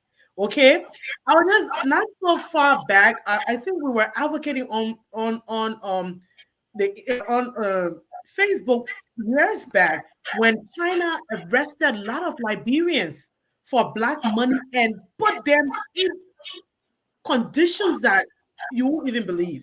Treat our people so badly. But let me just give you a short story. And I think I told you that, CEO, when I went for the second round of the election, I went to one place they call, I think, Chinatown, somewhere in Monrovia. It's a China mall. And this girl was walking, her bag hit a perfume. If you see the way the Chinese guy yanked her and started treating her in Liberia, in her own country. I mean, I'm not a xenophobe. I'm not by all means saying we should treat other people bad or badly. But the fact is that the way you yanked the girl, by accident, she broke that perfume in Liberia. This is to show that our people give them power. A Chinese man will not come to Liberia and yank Liberia woman because she by accident broke his perfume. I had to jump in and say, no, she's not paying for it. It was by accident.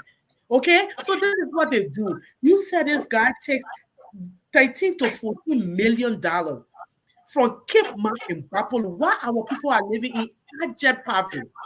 When it rains, the water can go and take our people's furniture and be lifting it up. And our lawmakers don't know who to defend. They're not defending the poor people. They're defending these people.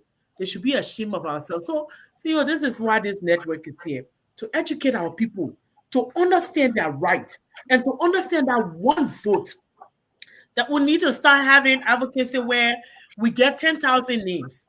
If you are elected and you are not doing anything for and by the people, we get 10,000 signatures and remove you. It happens here all the time in the United States.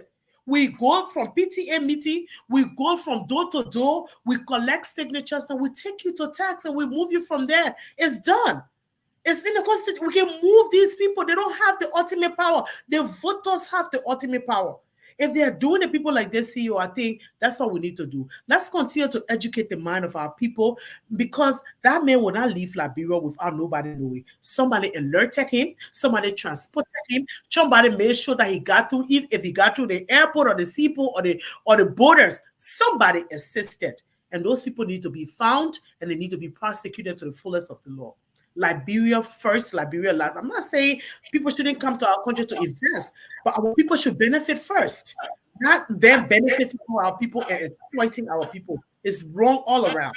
All around is wrong. Thank you. Mohammed, talk to us. Finish on this, and we want to play some videos and show some pictures. Again, folks, let me say, we are still investigating. We're getting pictures from hotels around the country where you find our ministers and directors sitting with this guy, Fan Gao, and sitting with some of his colleagues. They are there talking about the same lawsuit. We have those information. Again, if people in the picture or in the photo, we got to be very careful before we reveal them. So I can only say this much, but it's disturbing as to who allowed this group to escape. He's not alone. He's not the only person. Mommy, bring us up to speed. I want to start with telling our people in Gbapolu, thank you. I want to really appreciate them for how they have stood up to illegal mining activities. They've been fighting all through, but because of the lack of willingness and leadership from previous administration, they've not been successful. This time, with the leadership of the superintendent, the two senators, Boto Kane and Amara Kone, and the ordinary people on the ground, they were able to push to get us to where we are today. This illegal mining activities is not only in Gbapolu. It's been entrenched in Grand Cru by Abochie. It's been facilitated and entrenched in River Cells and parts of Bassa by Bill Trawe and other people. You go to River Jeef in Abono and other representatives and senators from River Jeef, it's entrenched across the country. They're exploiting resources, exporting it, and the people poor and leaving them in the hole. So we want to say thank you first to the people of Gbapolu for fighting to bring us to this point, because Gbapolu is not the only county. Having said that, start on talking about names. But before going to names, how did we get here? This Barry Mayor and the rest of the other people doing illegal mining across the country, they will just go for a get prospecting license and they're doing large-scale mining. It's because over the last 6 years, the Ministry of Lands, Mines, and Energy did not have clear understanding of the whole licensing process. It was taken from the Ministry of Lands and Mines and placed in the president's office. Everybody around the president had their own connection to bring anybody and get a mining license. That's how Barry then became the real minister. That's how they had the audacity to go into counties with prospecting license and take large equipment there and start to do the work you're doing. That's how it happened. As we have the discussion, we should not let that slip off. Because to solve a problem, you must first identify the root cause of the problem. And that was the root cause of the problem. Illegal mining activity being in Liberia since 1847. But it went to a new height when the statutory institution responsible to do it, that responsibility was taken from them and placed in an office where everybody was just running around, bringing in their own person to get a license to go and mine. That's how we got here. Who are those protecting them? Stanton, you don't want to call him I have the names. I can call it. We got credible information that these guys are protected because people who store resources are using them, buying gold and diamond from them, and saving their wealth in gold and diamond. Because when they take it in the bank, people will see it. The teller will see the account. And the teller will know that, oh, this is man getting the amount of money. When they put it internationally, people will see it. So they're using these people to save their illegal wealth through gold and diamond. We got credible information that they are protected by Nathaniel McGill. They are protected by Abbott Chie. They are protected by this senator from Grand Cape County, one Simeon Taylor. Protected by Simeon Taylor. These are the top 3 current officials of government in the legislature that are protecting these guys through pseudo agents to ensure that they leave the country. That is our information. We are calling on them. We don't have problem with you. If you claim that government action against them is wrong, allow them to go to court. Because the argument they're putting up is government action against them is wrong. So government say, okay, since you say our action against these people are wrong, we have summoned them to court. Why they can't show up? Flight under the law in itself is a sign of being guilty. So allow them to go to court to answer to the charges levied against them. Stop hiding them. We're calling their names because we want them to stop. Allow the people to go and exonerate themselves. Let our people get fair share of their resources. Everything you told you can have it, but you can't have what you get and still using another people to take what the people have. It's wrong. So we call their names. It's left for them to either continue supporting them or back up in the interest of the country. Go to Sando, go do it there. If the Sando people happy, if Grand Creek people happy, that's fine. But in Bapolu, we'll not tolerate it. So let me say that when we received the information first, what we did, we went over the information, verify it, and I sent a copy to Amara Conan like a month, 2 weeks, like 6 weeks ago, and I sent a copy to Amara Conan. I said, listen, this is in your backyard. You need to address this. Amara Conan followed through, and here we are today. When we receive information on Spoon Talk, we do our best to inform those leaders involved. Now, it's not that we're trying to take credit, but this is the best we can do. I'm going to play this video. Eduardo, I know this is going to make you mad, but I have to play. Before I play this video, let me show you this picture. As you can see it, that's where they are. You know, build this mischief areas and take the gold, the diamond, the resources, and get the heck out of the country. Who protected them? Those names that Abdullah Mohammed mentioned, you got a lot. Current ministers and directors under this administration, under Joseph Yema Barker government, people that are part of this government. We got information that they are seriously serving as consultant and they are protecting these guys. We'll come to it. Let me play this video. Okay, this is the Chinese construction site we arrived in Bapolu this morning. As you can see, these are the equipment, logistics, construction area.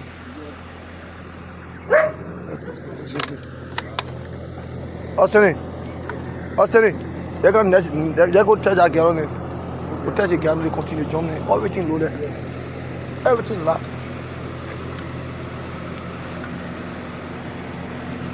The one he's standing on.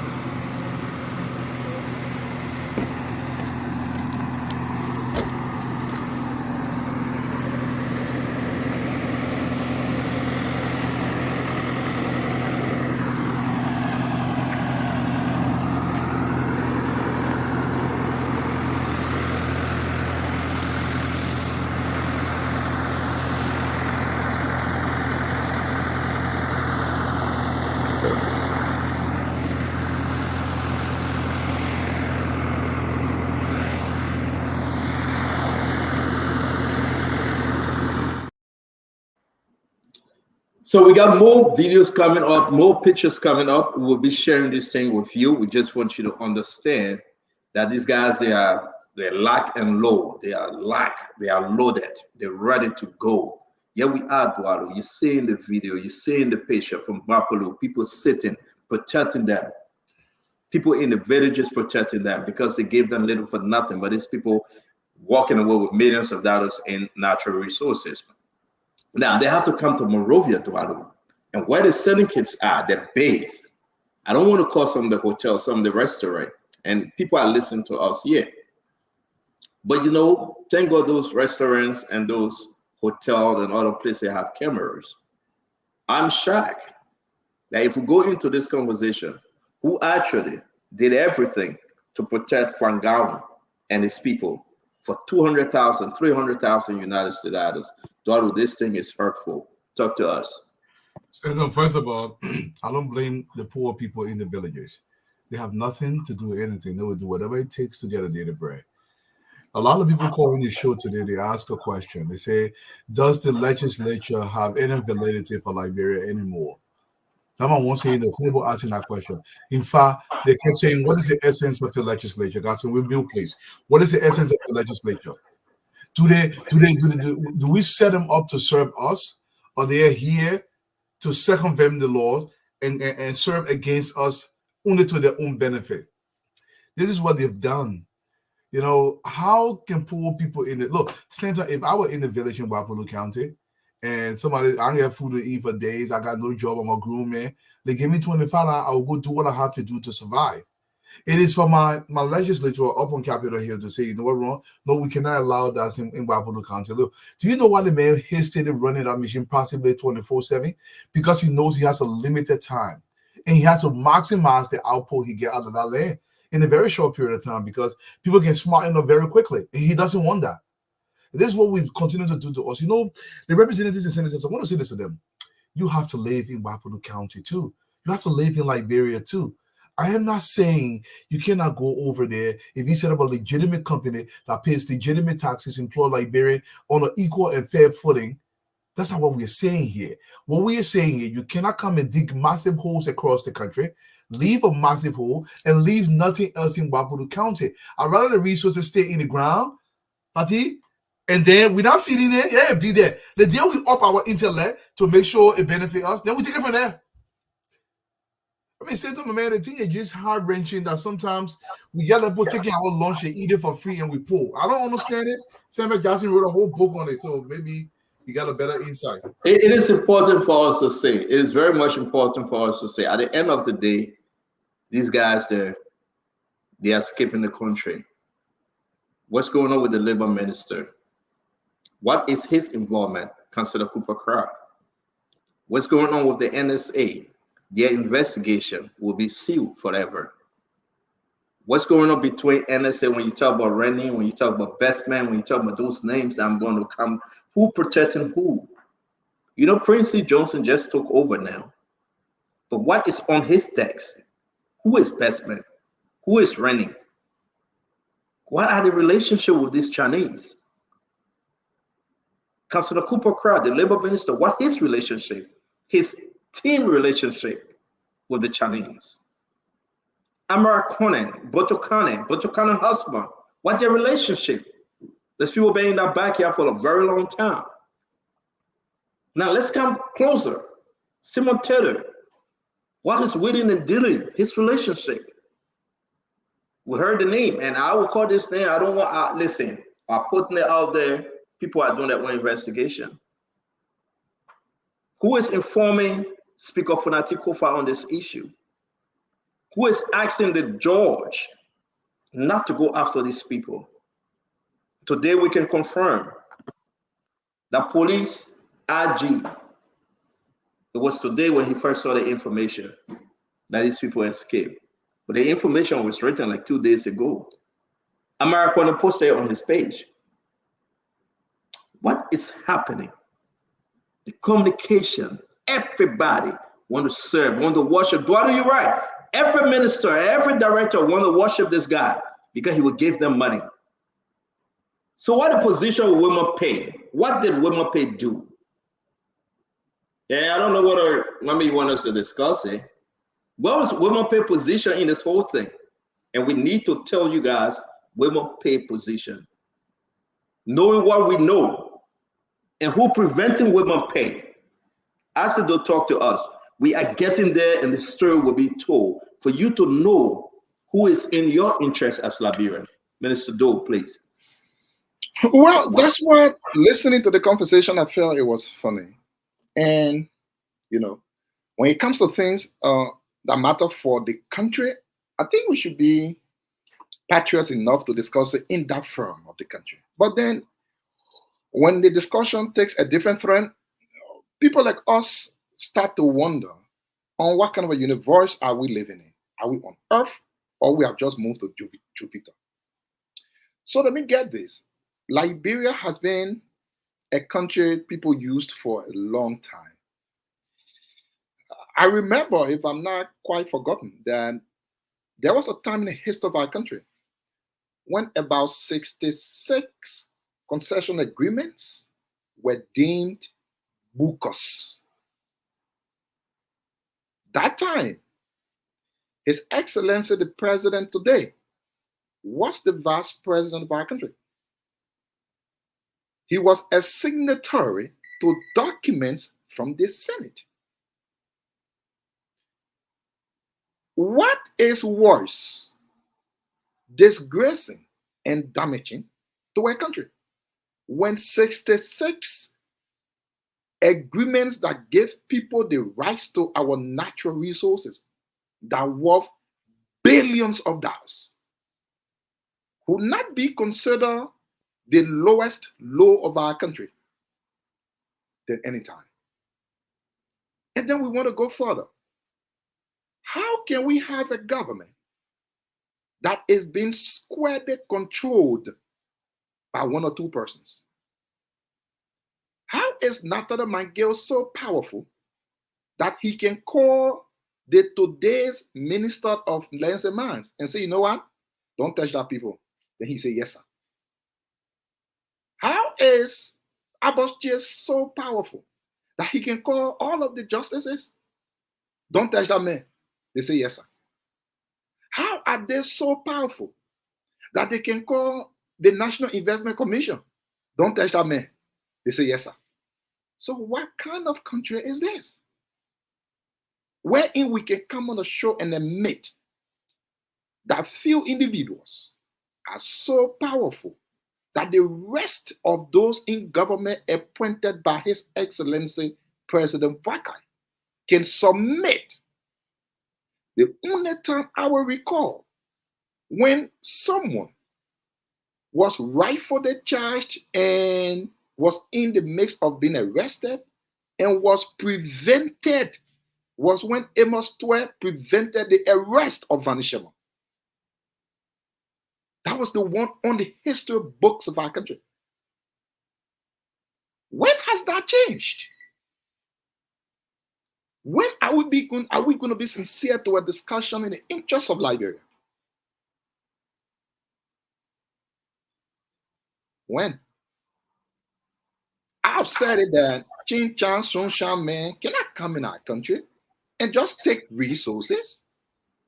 It's not, Liberia is not an open palm country where anybody can eat small and go. I mean, you should follow our laws. You should pay your right taxes. Don't just take our natural resources, carry it and just make yourself rich, and then you get here, let they looking all kind of a way. But then when we come into the conversation as to trying to brand other people as so powerful, then someone wants to ask, it's been 6 months of the governments of the new government. Where are they? How are they allowing 2 people to be so powerful that they are stopping certain individuals from going to court? They call everybody, and everybody say, yes, sir. Nobody takes it. Who can really help me define what that means? Let us put the interest of our country first. And if we were to do that, what matters is holding the current government to account for the stewardship of the country and no one else. George Weah cannot protect someone from not going to jail or court because the government should be there to carry people to court, unless George Weah is so powerful more than the government. But yeah, I think our country should be good. Thank you. Fatima, talk to us. I kind of got lost just now. Well, God. When we're talking about people taking resources from our country and we're talking about these concession agreements, I would just like for you to say, Honorable Doe, you were saying something and I got caught in between. This same government, you were talking about the vice president the president served as vice president for the last 12 years, the 12 years, and no, but all the 65 concession agreements are flawed and nothing was done about it. But it was the same government that you guys gave 80% percentile mark to and said that they did so well. So moving forward, we are talking about things that are being done. We're educating the people. We're opening the mindset of our people so that they make informed decisions, that they cannot keep rewarding criminals. Like I say, there are some people who were ministers of state and all of these things and failed our country. And now they've made them senators. Those are the people that will need a 10,000 signature to remove them. Because if you're not in the interest of the Liberian people, whose interest are you there for? Okay, we need to understand that. I got lost in between some of the analysis you were trying to make. We're talking, all of us here talking about this Chinese man. We're not being xenophobes. I will welcome any investor to Liberia who will put Liberians first. If you bring the investment, you hire our people, you work together with our people. If you're mining in Cape Mount, you build hospitals and schools and housing for our people in Cape Mount, you develop our area, we'll welcome that. And you don't treat our people like they are slaves, we'll welcome that. But we're here talking about, people who exploiting our people, and then our people, our senators and our representatives covering up for them, leaving them, giving them stowaway tactic to leave the country. And then you're making some other analogy about, I got lost, CEO. I really got lost in it. I'm just saying, I'm asking all Liberians to open their mind that these things, if they were wrong yesterday, they're wrong today. We need to find this Chinese guy. And if we find out that people actually help him get out of that country, we need to ensure that they are held responsible. Some of these legislators and the legislators and the senators who were involved, or any high-ranking government official that's involved, they should be dealt with according to the law. All the petty analysis just confusing. Let's try to make sure we move our country forward by doing the right thing. Thank you. That's what I have to say. Thank you. Let me go ahead. Talk to me, Uncle Sam. Look, Twalo, you say I wrote a book about this, but it's more than just a book. It's just about common sense, right? I did a back of the envelope evaluation of the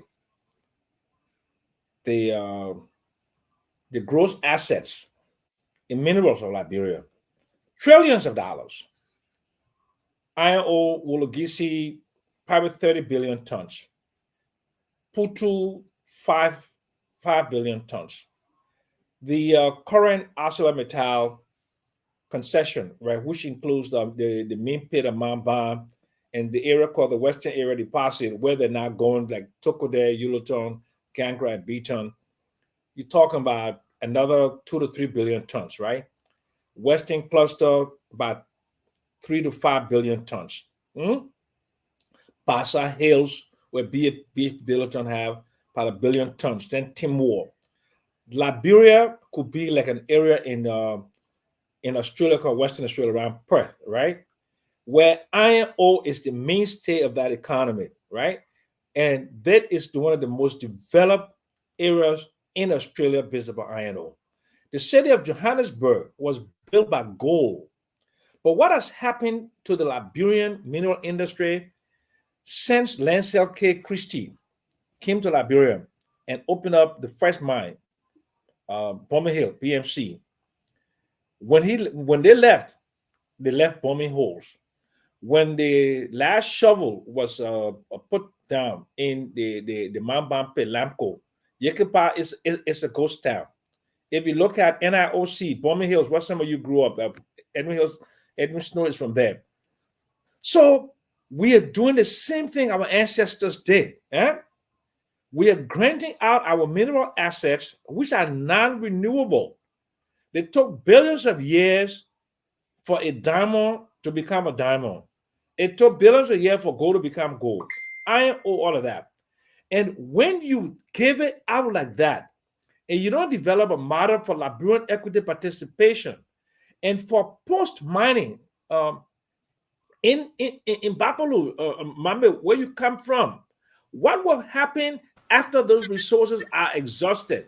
You still be the poorest county in the union. There's nothing about environmental impact and social impact assessment, economic rate of return, nothing. We cannot be that stupid. We're too intelligent. We're too intelligent. Iron ore alone can make Liberia the most developed country in Africa.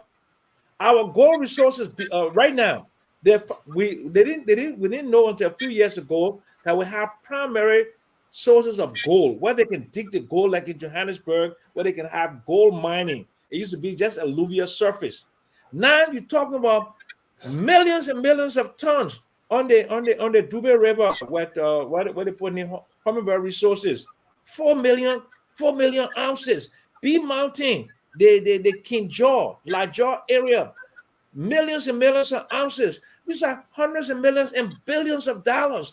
How can we call ourselves so-called intelligent people, don't understand that these resources can be used? And lastly, before I go, do you know that we don't have something called export proceeds surrender? When people sell the iron ore and gold and diamond, they don't bring that money back, a percentage of that money, and put it into Liberian banks, to capitalize Liberian banks, to lend to Liberian businesses, to build infrastructure in Liberia, to do consumer finance in Liberia, to grow the Liberian economy, invest in agriculture. Do you know that we just allow them to take the money like that? We don't have any capital control. Anybody can take any kind of money out of this country. In Ghana, go try to take US dollars out of Ghana, or go try to take US dollars out of South Africa and see. Something is wrong with us, Stanton. Something is wrong with us. And the people that we elect, they're not sophisticated because they came from zinc round houses. They were car boss and watchmen. They got all this power, and all they want to do is to live a lavish lifestyle. That's all it is. They don't care about righting the historical wrongs that have kept this country poor. And I will end on that note. Thank you. Go ahead, UJ. You see, this the Uncle Sam I was advocating for the other time. When I said that you were better served as an elderly statesman with experience than involving in partisan politics. Look, I couldn't agree with you more, Uncle Sam. You hit it on the head. So many things happen in the country. We may never understand why. We can go in cycles. We can look for Chinese men today, look for Taiwanese tomorrow, look for Chinese day after tomorrow. The bottom line here is we are our own worst enemy. One of the things that Liberians have not been taught is patriotism. How to love your country like you love your children. You know, like your little toddler when they're walking and when they fall, that pain that goes through your heart and you feel it. That's how other people have trained their children to love their country. You ask the American, they will say God and country first. You ask Liberian, they say me, my tribe, my family, my few little two friends, and a few little people that can steal for me. That's the mindset we have to change. All these things that are possible in this country because we have a very corrupt mindset. Being in Liberia just 5 months, the moral fabric of this country is dead. The moral fabric of this country is dead. And when these things happen, corruption strive. People like the guy that we chasing after to this route, people like that only survive because we have the environment. The environment is ripe for it. I listened to Asido made some. Look, politics is wanting to play politics and carry on propaganda. But propaganda don't work. You must at least have 10% truth to it. You made some wild claim the current president signed Bogo's agreement, 60 something. Look, you were elected on the backs of those people from Sony Wayne, Gibraltar, that said that the savior was coming in town. He was going to write a 12-year run from the Sirleaf administration. The guy came, he and homeboy came to loot. That's all they came for. They did not audit nobody. They did not prosecute anyone. They looted the country for 6 years. Then they say, oh, you must go back, go loot the Sunni. That is what happened. Because they believe that other people should give them a carte blanche or slap on the wrist. But what I think, Stanton, we can talk from now to Judgment Day. Until we put in deterrent mechanism that will punish people to make sure that when you do the crime, you will do the time. I have never seen no Liberian prosecutor for corruption before. Show me when was the last time we saw somebody actually went to jail in this country for corruption. Show me one person. They'll say, hey man, feel sorry for him, man. Feel sorry for me. Even people that are victims, they are sympathetic to bad people. So these things flourish because we have an environment that do not hold people accountable. At some point, we Liberians need to say enough. It doesn't matter whether it happened 1847, 1926, or 2023, or 2018, 2024. We need to find a cutoff point. And the most recent is where you can start from. I think Mama said the other time, he said at least they want fresh one man who can do it, then we'll start drawing back.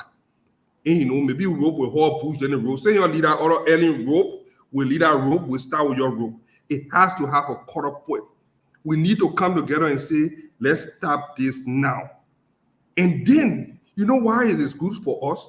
Because it holds us to certain standard. That if other people come after us, 2029, they will prosecute us too.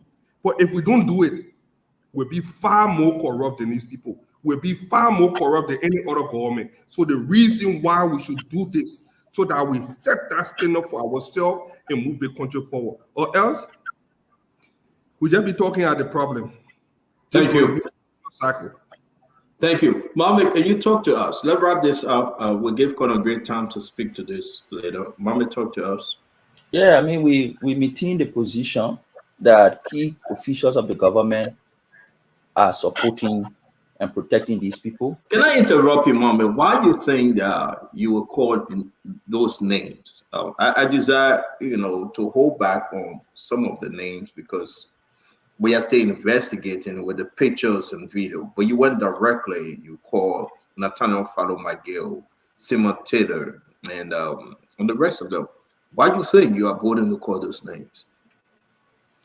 I mean, it's just the strength of the information we gather, the people who spoke to us, the evidence in our possession, a link, and it's strong enough to call their names.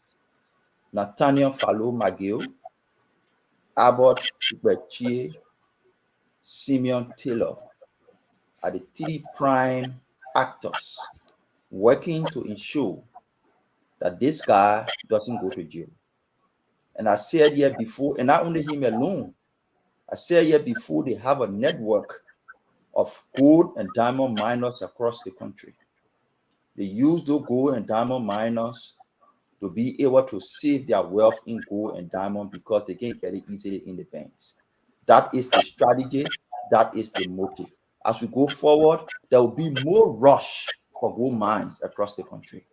They will need more. Allow me to ask you more questions, please. Are you calling these names? You think those individuals, the connection, the relationship, the title, have allowed this guy to escape or on the road of escaping? Yeah, he's on the run. Like I said, like I wanted to say, but it's good you asked the question. It's not because they are powerful and somebody say, oh, they're powerful, they call the minister say yes or no. As a matter of fact, if they were powerful, we wouldn't have indicted these people. If they were powerful, because all the 6 years they were there, they could not indict them. So we came there, we indicted them. So it means they're not powerful to that extent. We stopped their illegal activities and halt all the operations. So the only solution they have now is to sneak the guys out of the post system and take them out of the country. And that's why you see through our system, the Justice Ministry is informing the police that these people have been indicted and we are pursuing them. So yes, to answer your question, they might have been powerful in the past, for which they could not allow this guy to be arrested. So they operated 6 years with nobody asking them. But now the only option they have is to use chicaneries. Find way hire them. When attention leaves from on them, you sneak them out of the country so they can face justice. So I wanted to put that up. But let me come to my point that I wanted to speak on before your question. We talked about this, and for Uncle Sam Jackson, I can understand. We talk about the Bukor concession. There were bad concessions. You can name them: the El Nito, the BM, the Buchanan Renewable, the oil concessions, the one that you can name them. But why will CDC be the one to be shouting about illegal Bukor and concessions? As if during the 12 years, there was a dictatorship in Liberia. As if during the 12 years, there was no legislature. Every concession you're talking about went to the legislature. It was rectified by all the CDC lawmakers you're talking about. All the concessions, it went to the legislature. CDC had dominant single majority in the House of Representatives. No political party had the number of representatives that CDC had. From 2005 to 2011, no single political party in the country. They approved all the legislation. And you present it as if only one person was sitting down in the mansion signing concession. The law says the president must negotiate and submit it to the legislature for rectification. They rectify all. Including President Weir and Vice President Joel Howard. Yes. They were there. Joel was there. We were there. But here is the fact. The most Stephen report did not say 66 Bukor's concession. It said the concession violated one or two of your laws. Each concession might have violated either one or two provisions in your law. That's why it says. It did not say Bukor's concession. But yes, even if it says Bukor's concession, Joel Howard Taylor, your vice president, George Weah, Buford Chambers, the Akaros Gray, all of them were there. They approved those legislation. But when you can't say Bukor's concession, you feel that only anyone was sitting in your office signing it. That's not how it worked. But yes, they did not say Bukor's concession. They said it violated one or two of our laws. And the legislature have equal complicity as the executive. We wanted to make that clarification so we can move forward. No, I think let's try to engage each other. Colonel Gray, it's good to have you on. But allow me to ask you just two more questions, my man. How can you connect any one of these guys to Fang Gao, the Chinese guy? The connection begins with the removal of the issuance of lessons from the Ministry of Lands, Mines, and Energy to the President's office. That's where it started. That's where the relationship was built. That's why it was engineered. A move to issuing him a prospecting license and allowing him to operate with that prospecting license for more than 1-2 years and doing full-scale mining operation. You think the guy did not know that that man was doing full-scale mining operation? They knew. They knew he was doing full-scale mining operation. Where is his county he's operating in? He's operating in Bapolu County. You think Maggie did not know? The district you operate in at Bapolu, Maggie district. Maggie goes there. The people live there. You think he didn't know that man was doing mining activities? And they issued him the license. So they knew he was doing mining activities, even though he was not authorized to do so. Who issued him the lesson? Who lessons? Who issued Fang Gao the mining lesson? I don't know who issued Fang Gao specifically a mining lesson. I'm saying during the 6 years of their administration, Fang Gao had a prospecting license. Okay. Only to prospect, but he was doing full scale. Can you help us understand if you say prospect, what do you mean? Help our people understand. Prospecting lessons, they give it to you to go and check if there is mineral there. Okay. So you go and check around. When you find mineral, you come back to the ministry and report. You use your different technology to determine the quantity, the quality, then you come back to the ministry. When you come back to the ministry says, okay, based on this, the ministry will assess and say, based on the information you give in our verification, we can give you class A, class B, or class C mining lessons. So you have shown to the ministry what you got under the earth. Exactly. And what you will be taking out, right? Then the ministry now will issue you license to go and take it out, and the ministry will monitor you as you take it out the ministry able to capture government portion. Okay. So they gave them the license just to go and check. While they were checking, they brought in all their equipments in the country, excavators, machines. You saw the machines there, burning over 500 gallons of fuel a day. And everybody saw them for 4 or 5 years. Nobody asked them questions because they were working in cahoots. In 6 months' time, just in 6 months, Stanton, you discover the information. You share it with a senator. He brought his people together. In 6 months' time, they are indicted. And in the 6 months' time, they're running away all over the country. Who do you think making them to run away? Is that the people who protected them for the last 6 years? Well, Senator, answer this. Let's say this. Talk to me. I mean, our brother Conor Gray will pause a little bit. Talk to me. Now, the question I'm about to ask is rhetorical. Do you think the Chinese guy will be brave enough to go into Baputo County without somebody holding his hand? He's not going to be brave to do that. Without somebody giving him permission to do what he's doing. Somebody told him, say, listen, you can do this. With total impunity.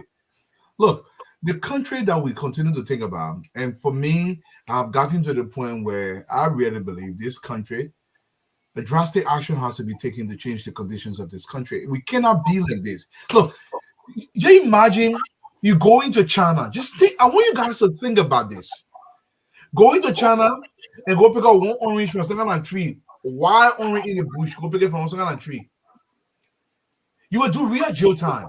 They will call your hair from there. Thank you. This is gold and diamond. What do you want to hear for our children? So let me, you know what? Let's try to set this thing. Let me bring in Asido and we'll go to Conor Gray. Conor Gray, man, you can't let Gail small time to talk, brother. You talk. Hold on 1 minute. Hold on 1 minute, Conor Gray. Conor Gray, hold on 1 minute. You go come in. Asido. Throw some light on certain things too. Conor Gray, 1 minute. 1 minute will come to you, brother. Asido, talk to us. And I like the way Mom be going with this. But I want to connect though. This guy is a bad guy. Okay? Wilmer Pay going after him was unique. Whatever way we got the information, we got the way in which Wilmer Pay, who is the Minister of Lands, went after him and decided to do all the other stuff. We will get to it. But the name like Nathaniel Fallow McGill, Simmons Freeman, Albert Che, and calling names. And you know that in like bro, we call them big shots. And connecting them with this guy and other directors and ministers covering for this guy. Asido, talk to me. So, Stanton, let us clarify a few things that are right. Number one, the report that stated that of the 68 agreements that were signed, 66 were bogus, came in 2013, 1 year before George Weah became a senator. So if you took your little kids to kindergarten, he will know that if you are not a senator, you don't get to partake in voting in a Senate. Unless wherein is someone who can see, nor hear, nor think, we believe that. So I just wanted to be sure we can put that to rest. So the report came in 2013. George Weah became senator in 2014, 2015. George Weah was not a pre-senator to sign. I'm not sure that's not the way the Liberian government works. So whenever documents come from the Senate, before those documents made their way to the executive mansion, the heads of the houses signed. In this case, President Boakai, when he was the president of the Senate. It was under his leadership that 66 of those agreements were bogus. And that was when George Weah was not a senator. Just wanted to put that clear to make sure we are good. Let's move on to the second one. Okay, can I ask you a question before you move to the second one, like I did, Mame? Please, Right. let me engage you. Right. So, if we agree on what you just said, after George Weah become president, I'm not talking about senator. Let's talk about the 6 years. And the information out there that George Weah said, all mining agreement, concession, MDA, whatever you may call it, must come to the executive mansion through me. And under which, my argument is, George Weah give this guy a pass. What say you, Ashido? So again, if you were drinking water, you put salt inside, that's the argument. When George Weah came to power, see the configuration of the legislature. Who were in majority? And besides, let's not forget, it is the same George Weah who brought on the floor the issue of dual citizenship when that was defeated in the Senate, led by Senator DeLong, simply because the votes were on the other side. I mean, but still make up something completely different. No, let's give the brother the chance to speak first. No, that's not fair. No, we're going to meet you, Mr. Fadiga. No, Fadiga, don't do this. The brother must maintain his time. You were coming to talk. Just write it down, Fadiga. Asido, please go ahead. Fadiga, I'm not looking for a job from the government. So what I'm saying is the right thing. I was not looking for a job. I'm not hustling. No. So let me continue. When George Weah became president, yes, there were always intent to ensure those concessions were looked at. That's the reason why some of them were even referred to the Senate. And Stanton, to undo a concession agreement, it will have to go through the same legal channel it went through. And unlike Fadiga, who maybe is thinking about the job he wants and does not know how it works, so he can, well, he's talking different thing. Maybe he will relax more and know that what we're saying is the right thing. It had to go through the legislature to ensure it is undone before it is ported.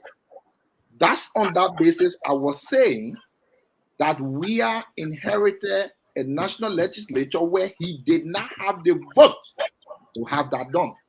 Fadiga, I'm not looking for a job. I hope you understand what I said now. And I wanted to end on to say, yeah, the same Weah was the one who brought up the issue of dual citizenship that got defeated because he did not have the votes. So let's move forward quickly before I end here. And it is my very best hope that my brother Fadiga took up the issue of looking for a job now and understand exactly what I'm saying. I hope you are good, brother. Right? You understand what we're talking now, right? Good. So, Stanton, someone said these guys were indicted, but then certain people preventing them from going to court. And you were asking a very good question. Can somebody ask how? So the lawmaker, the police, caught the person, put him on your hand. Then this powerful man came and said, you release the man, he's going. Then he is prevented from going to court. Then he didn't go. Or the person placed phone calls to someone else and said, no, don't carry the man to court. How actually that works?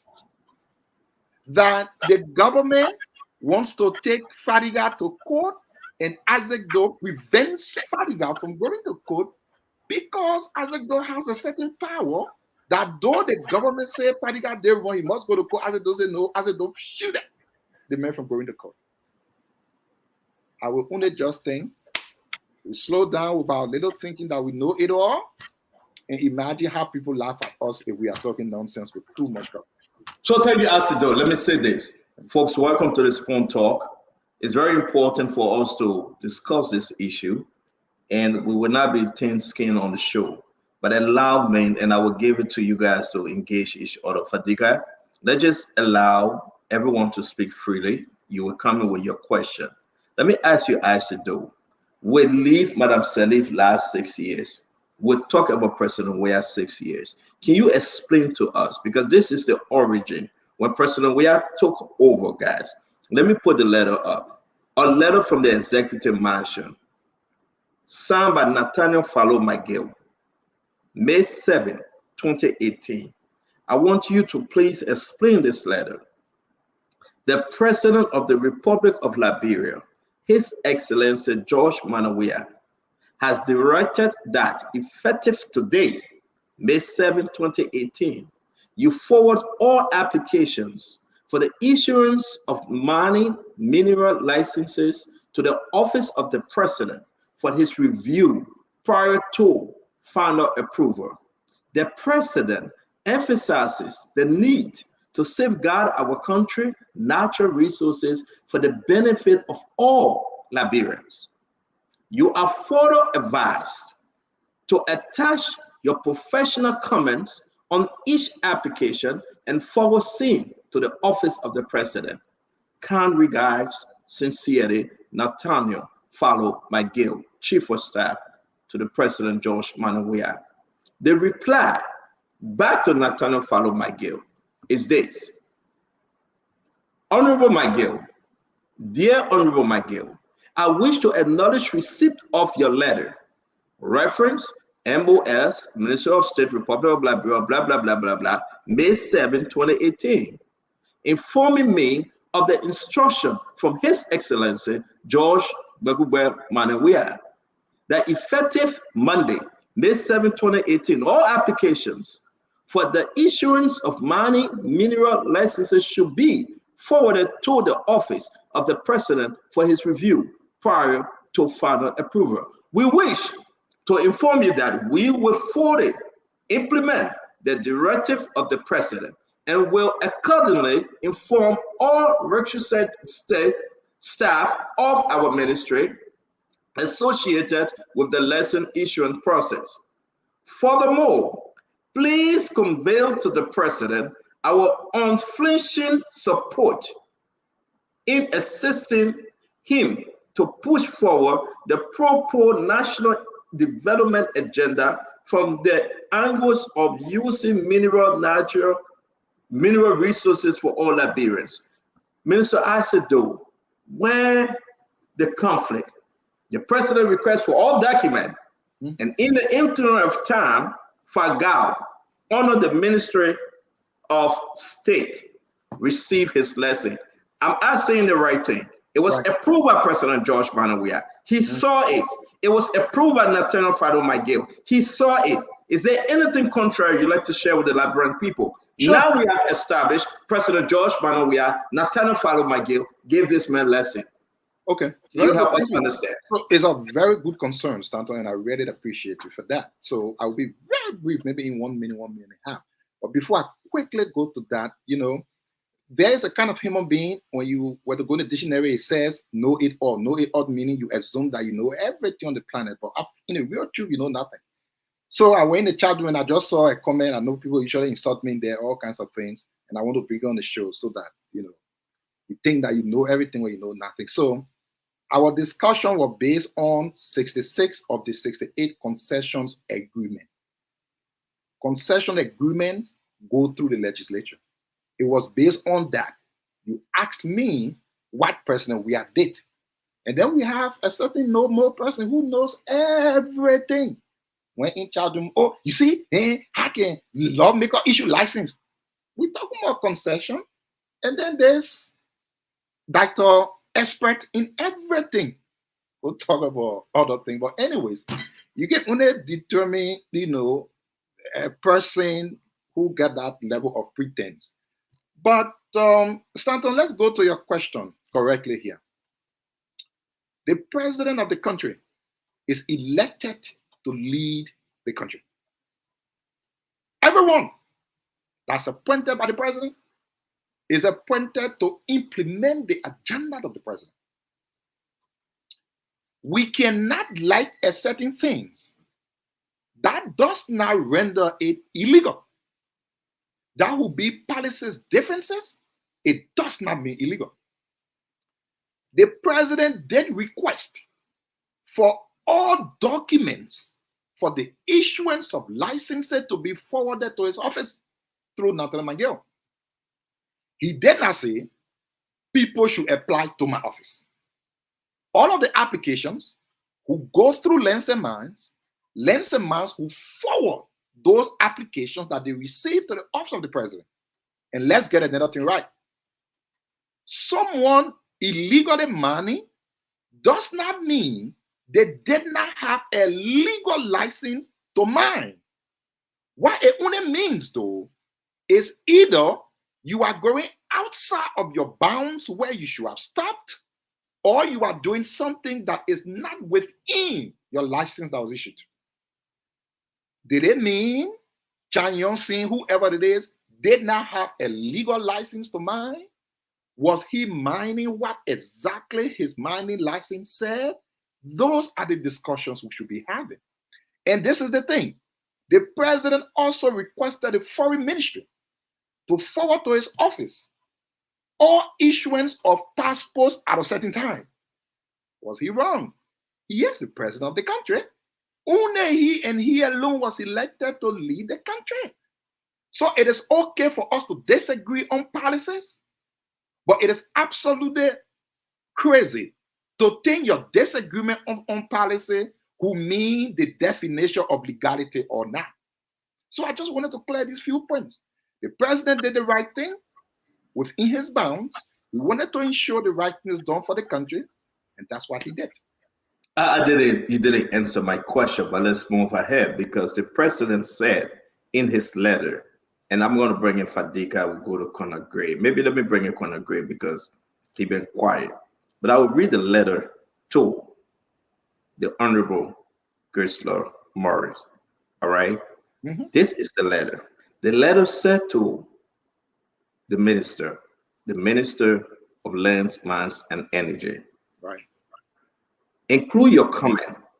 You are further advised to attach your professional comments on each application and forward same to the office of the president. Well now, but they are saying to you, prior to you approving it, send it to us first. Right. So I said, wait, calm down, please. So I want Liberians to understand us reading this document, who have the founder say for approval. Actually, I'm not coming to you again. I want folks to answer this question. The letters are in the chat room, correct? Did I put it in the chat room? If not, I will put it there. Let me ask you, Conor Gray, with the both letters back and forth, who have the final authority to give approval? Is that the president's office or the Minister Gessler? Well, the president, in other words, to revise that, the statement in that letter is saying that all mining approval should come from me. Mm-hmm. That's simple English. You know, when somebody say, when you are charged for illegal mining, it doesn't mean that you don't have a legal license. You know, this is how exactly people used to confuse other people. They accuse you of a crime. Prove that you're not guilty of that crime. Don't prove of what you're guilty of doing. So what's the need of you being charged of illicit mining over and beyond your license? You understand? So what are you talking about when you are saying that it doesn't mean that someone does not have a license to legally mine? They are charging you of illicit mining against the term of reference of your license. And then you're saying that, no, that's not the crime. The crime is you have a license to mine. But you have a license to mine, but you don't have a license to mine illegally. So the issue brought against you is mining illegally, not what you're legally clocked to mine. But let me say this. I think it was Professor Monde B. Akpang, a guy from Abasiata. He said to Liberia that people who come there to do business who are non-Negroes, I think Mr. Sam Jackson should go and do this research. He said they are not allowed to hold money in our banks, a certain amount of money. That's why you see the capital flight is so high. You know, we have one of the most racist constitutions in the world. It was done because people felt that the white man will come into Liberia, hold a certain amount of money in our banks, and they will buy up everything and enslave us further. So those laws were placed. They have not been repealed. So when people come to a country who are non-Negro to do business, they are prohibited from holding certain capitals within our banks. That is the racist law that needs to be changed to affect us. You understand? Do that research. Monday Biakpang, even Professor Gus Libanov, of University of Indiana. Those two guys made that research. It was another guy who discovered that, that Liberians who were born in Liberia were not considered Liberians until, I think, Professor Traoré was with it. So there are certain things we need to go back into our laws and check whether they're disadvantaging us. But when people are making excuses about certain nationals being led, scotch-free, these are all the ways people held other people. They shadow their illegal activity to these foreign nationals. But let me say this, Stanton, just before I end up, go ahead. Since I didn't have the time. We are in a renaissance. All of these kinds of issues didn't mean anything yesterday. Suddenly today, they mean something under Joseph Boakai. This is the renaissance. And the more we bring these things up, and the more the president support the idea of bringing them up, definitely we are taking a step to start moving these kinds of things from our way as a nation. Thank you. Thank you very much, Colonel Gray. Folks, it gets interesting. Let's try to give it our best shot here. If you want to be on the other side, opinion matters right now. We want to hear from the Liberian people. This is bad. We have to document the lesson for Gao Feng.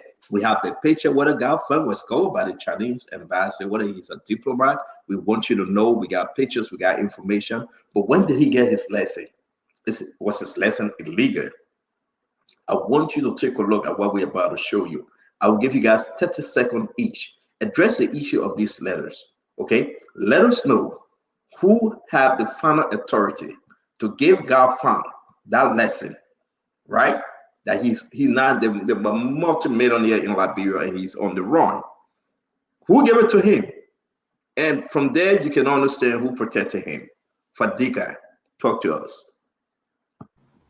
Stanton, about, I think on April 4th, the current Lands and Mine Minister wrote the Justice Ministry to find out what can we do to solve this mess that was created by the last administration.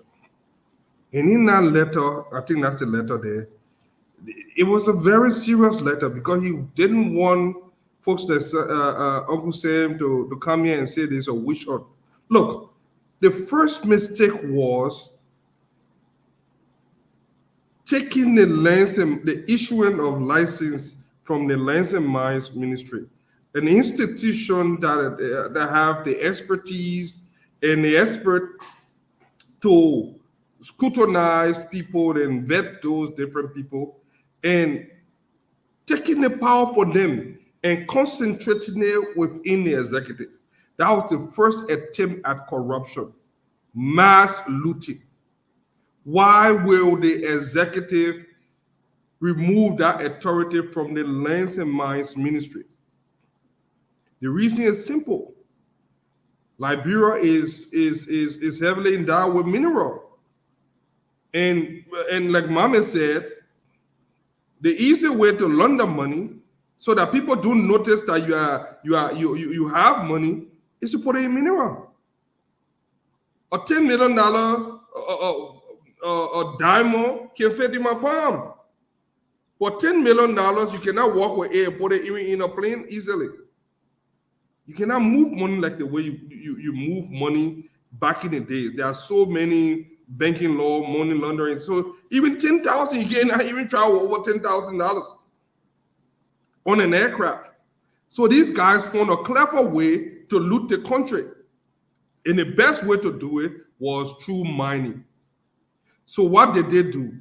They brought these black deals investors, these shady mining companies, so that they can bring their machine, take the mineral, and keep it. We heard Chancellor had diamond photo job. They never found Charles Liddell money. But we always knew whether it's true or not, he had money for the job. You can easily make away with Damo for a low job, and that could worth hundreds of millions. So look, that was the first error. Now, like, then they started to issue, let's say, the reason we have all these hullabaloo, the reason we're having all these things is because of that set up mistake. And it was deliberate. And who was the prime minister at that time? Natalia Falo-McGill. You understand it? So several things happened. So the first thing here is they took away transparency, they took away something, and then they had a carte blanche to do whatever. Claire, we have a brother. Let me fight back you. Claire, we have brother Michael Duncan. Was the emperor for Go and Damo. Claire, look, we have credible intelligence that he was flying to Sierra Leone with tons of diamond and go back, going to Sierra Leone, and at one point they even had to stop there. That's how they looted this country. So it gave him an opportunity so that nobody can know what they were doing. They issued a friends and family license. They kept all our stolen money in diamond and gold. Thank you. And so you will never find that money. So that was the first thing. So for people like us to come in and start sitting and talking and preaching to us, at some point I was confused. The man left the entire topic and started talking something completely different. Thank you. Thank you. Let me bring in Fatima. Thank you, UJ. We appreciate that. I'm trying to upload these lessons, different stuff. I'm going to put it in the chat room. This is very scary. Folks who want to say share the last portion of this show, share the show. This is bad. What I'm about to show you is the lesson that was given to Frank Gao. But he's still a diplomat. He's going around with Simon Taylor. He's going around, hanging around with these guys. Like Mama said, who was protecting him? You know, working under the Chinese embassy, you know? And now it's getting serious. But let's hear from you, Fatima, and want to give this to you for you to take on. So when I put it up, use your, listen, this is what you need to do because it will be on this homepage, but use your cell phone, go closer, screenshot it, and keep it. These records are important for you to keep. So get your cell phone ready. After Fatima, we'll share this document with you, and you're going to keep it for yourself. Talk to us, Fatima.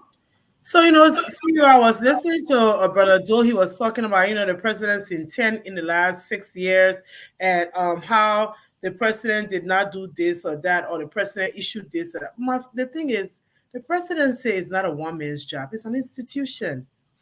You have to have trusted officials, foot soldiers who will help you with your agenda.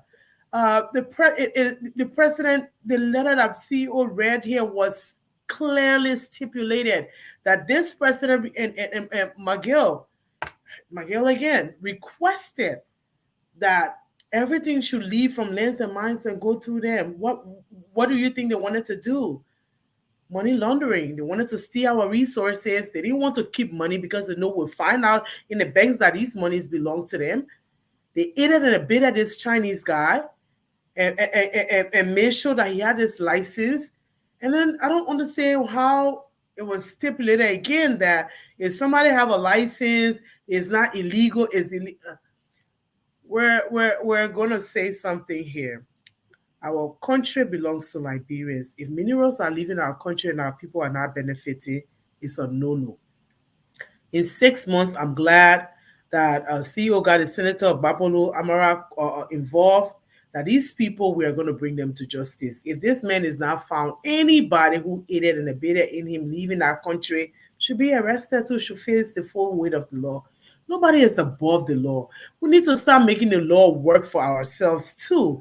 I mean, if we put someone there who's supposed to seek the interests of the Liberian people, ensure that if you have people mining for God's sake, mining in Bapolo or in Bomi or in Cape Mount, let them do something for the county. You can't come see the county. Now almost all the roads are messed up. All the roads are messed up because of the big trucks that they put on those roads. They're not doing anything for our people. And we're sitting here defending previous government, this government. We need to defend the Liberian people. The Liberian people are the ones who are suffering in all of this. what will be left for our future generations? What will be left for our children's children? These are the thought processes that we should be thinking about right now. These are the things that we should be analyzing. It's wrong yesterday, it's wrong today. We need to bring this person to justice. We need to find out whoever assisted him, whoever aided and abetted him in leaving the country should be brought to justice. And that's it. We're not giving nobody else chance to do what they have been doing for life. It's not business as usual anymore. When Spoon came to be, we came to bring the news to the Liberian people so they can be aware and make informed decisions. Once we open the mindset of our people and start educating them and making them to understand their rights, I think we'll have a new day in Liberia.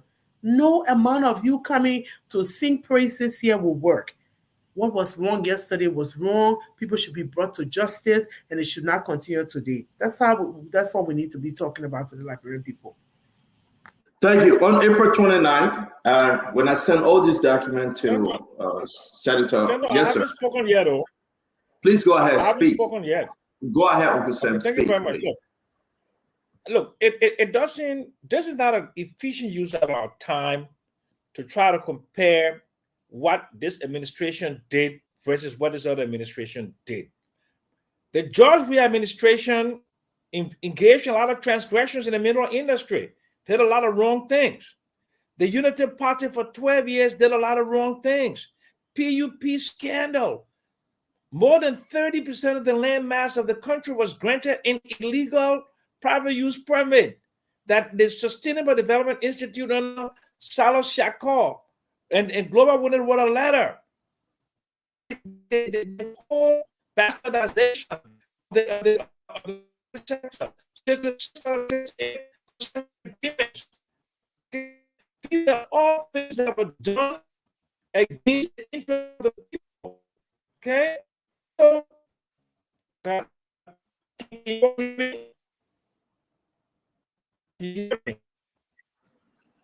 Yo, Uncle Sam, I think your internet is giving you a hard time. But can you hear me now? Yeah, we can hear you. Go ahead. Okay, great. So don't compare. All the administrations in 1847 have all been rotting in mineral development agreements. They've all bastardized the economy. Okay? The reason why we are forced to make binary choices are because we live in a political economy, in a democracy, where people's personal interests and other things, that's why you choose a leader based on what you think is for your community, the country, and what have you. They apportion blame, they're around. Okay? Look, the writing of a letter, putting the approval of mineral concession licenses within the executive mansion is clearly troublesome. Okay? The cannibalization of NorCal by the executive mansion owner Ellen Sharif is clearly troublesome.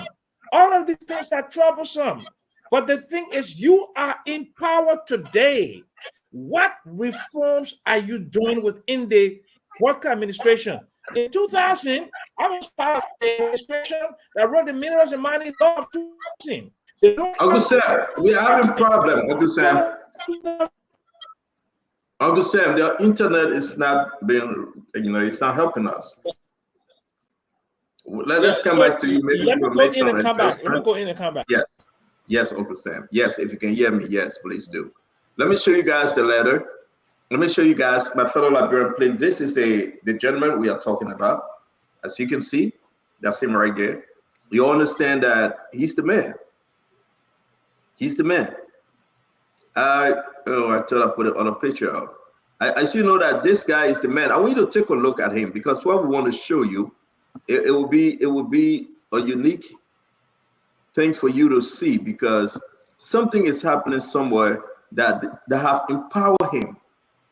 Something have empowered him. And this is it. Is he a diplomat? Before I come to say anything where we are, I just want you to see this one. What are this guy hanging up with Simon Taylor? I think, is that Simon Taylor was in the picture, right? Look Yes, at this. yes. Is that Simon Taylor over there? I see Simon Taylor standing right by him. Yeah, but so let's talk about this.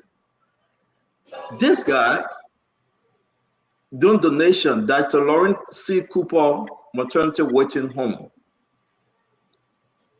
the Sistine China Medical Mobile Clinic. Is he a diplomat? Was he a diplomat? Are they working together with the Chinese embassy? Or where is his connection? So, Liberia, this is too big and this is too deep. That's what folks are fighting with him. So, where is he? Where is his connection? Before we answer that, let me also show you his lesson that was given to him. Now, this is where I want you to take picture. Let's go from the beginning. Here's the document. June 16, 2023. James T.K. Doma, geologist, signed on this. It was approved by the minister, Galfan in yellow, 100% owner. Right, Mame, that's it, right? Yes. Liberia. So, yes. So the two contradiction on the license here is, or the 2 point to highlight here is, the lesson has established, this document has established that he was awarded a license for prospecting or exploration. You can see the application type, prospecting. When you count down further, he says the ownership of the company is 100% Liberian, but the name is Galfan. Galfan is not a Liberian name. Galfan is not a Liberian name. The license was issued for prospecting or exploration. The activities he's been carrying on has been large-scale mining operation using excavator. Where is he doing it? He's doing it in Nathaniel Maguire's district, in Bel Air district. So talk to me, because you say exploration. I say right there, they check it. That's the only thing he should be doing, right? Exploring, right? Yes. Lesson application tab. That's the only thing he should be doing. Correct. Check. To check for it. Yes. Right. That's all. The license is just to go and explore and check. When you find samples, you come back. Then the government decide based on what you found to give you the type of license. If you see that you see class A, class B, class C, then the government decide what to give you. The government monitors your operation to be able to determine government fair share of resources to get from the revenue from the natural resource you extract. But that was not monitored. Where is he operating? He's operating. So what is this? Talk to me about this one. This one basically just showing the license number and the diameter of the places he might be operating. So you see, they get the codes, the different coding. These are all geological codes. I wouldn't know them because that's not my era, and it's not. Then let me ask you. Let me ask you the question. The message I wanted people to take from this document is he was issued a license for exploration, for prospecting. He went into full-scale mining operation.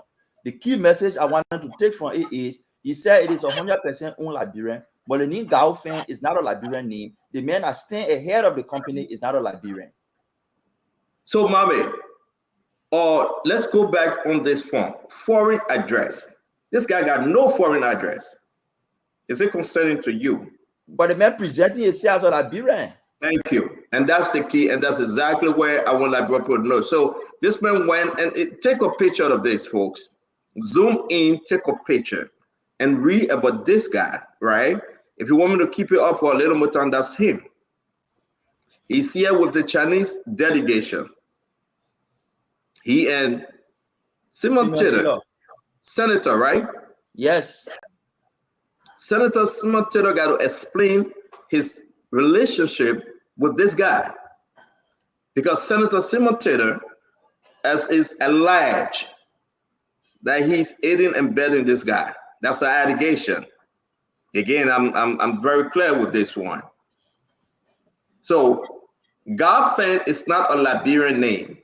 Could he be self-proclaimed the real minister? People are asking. Yes, he was the real minister, whose true identity they were looking for. They've been looking for him.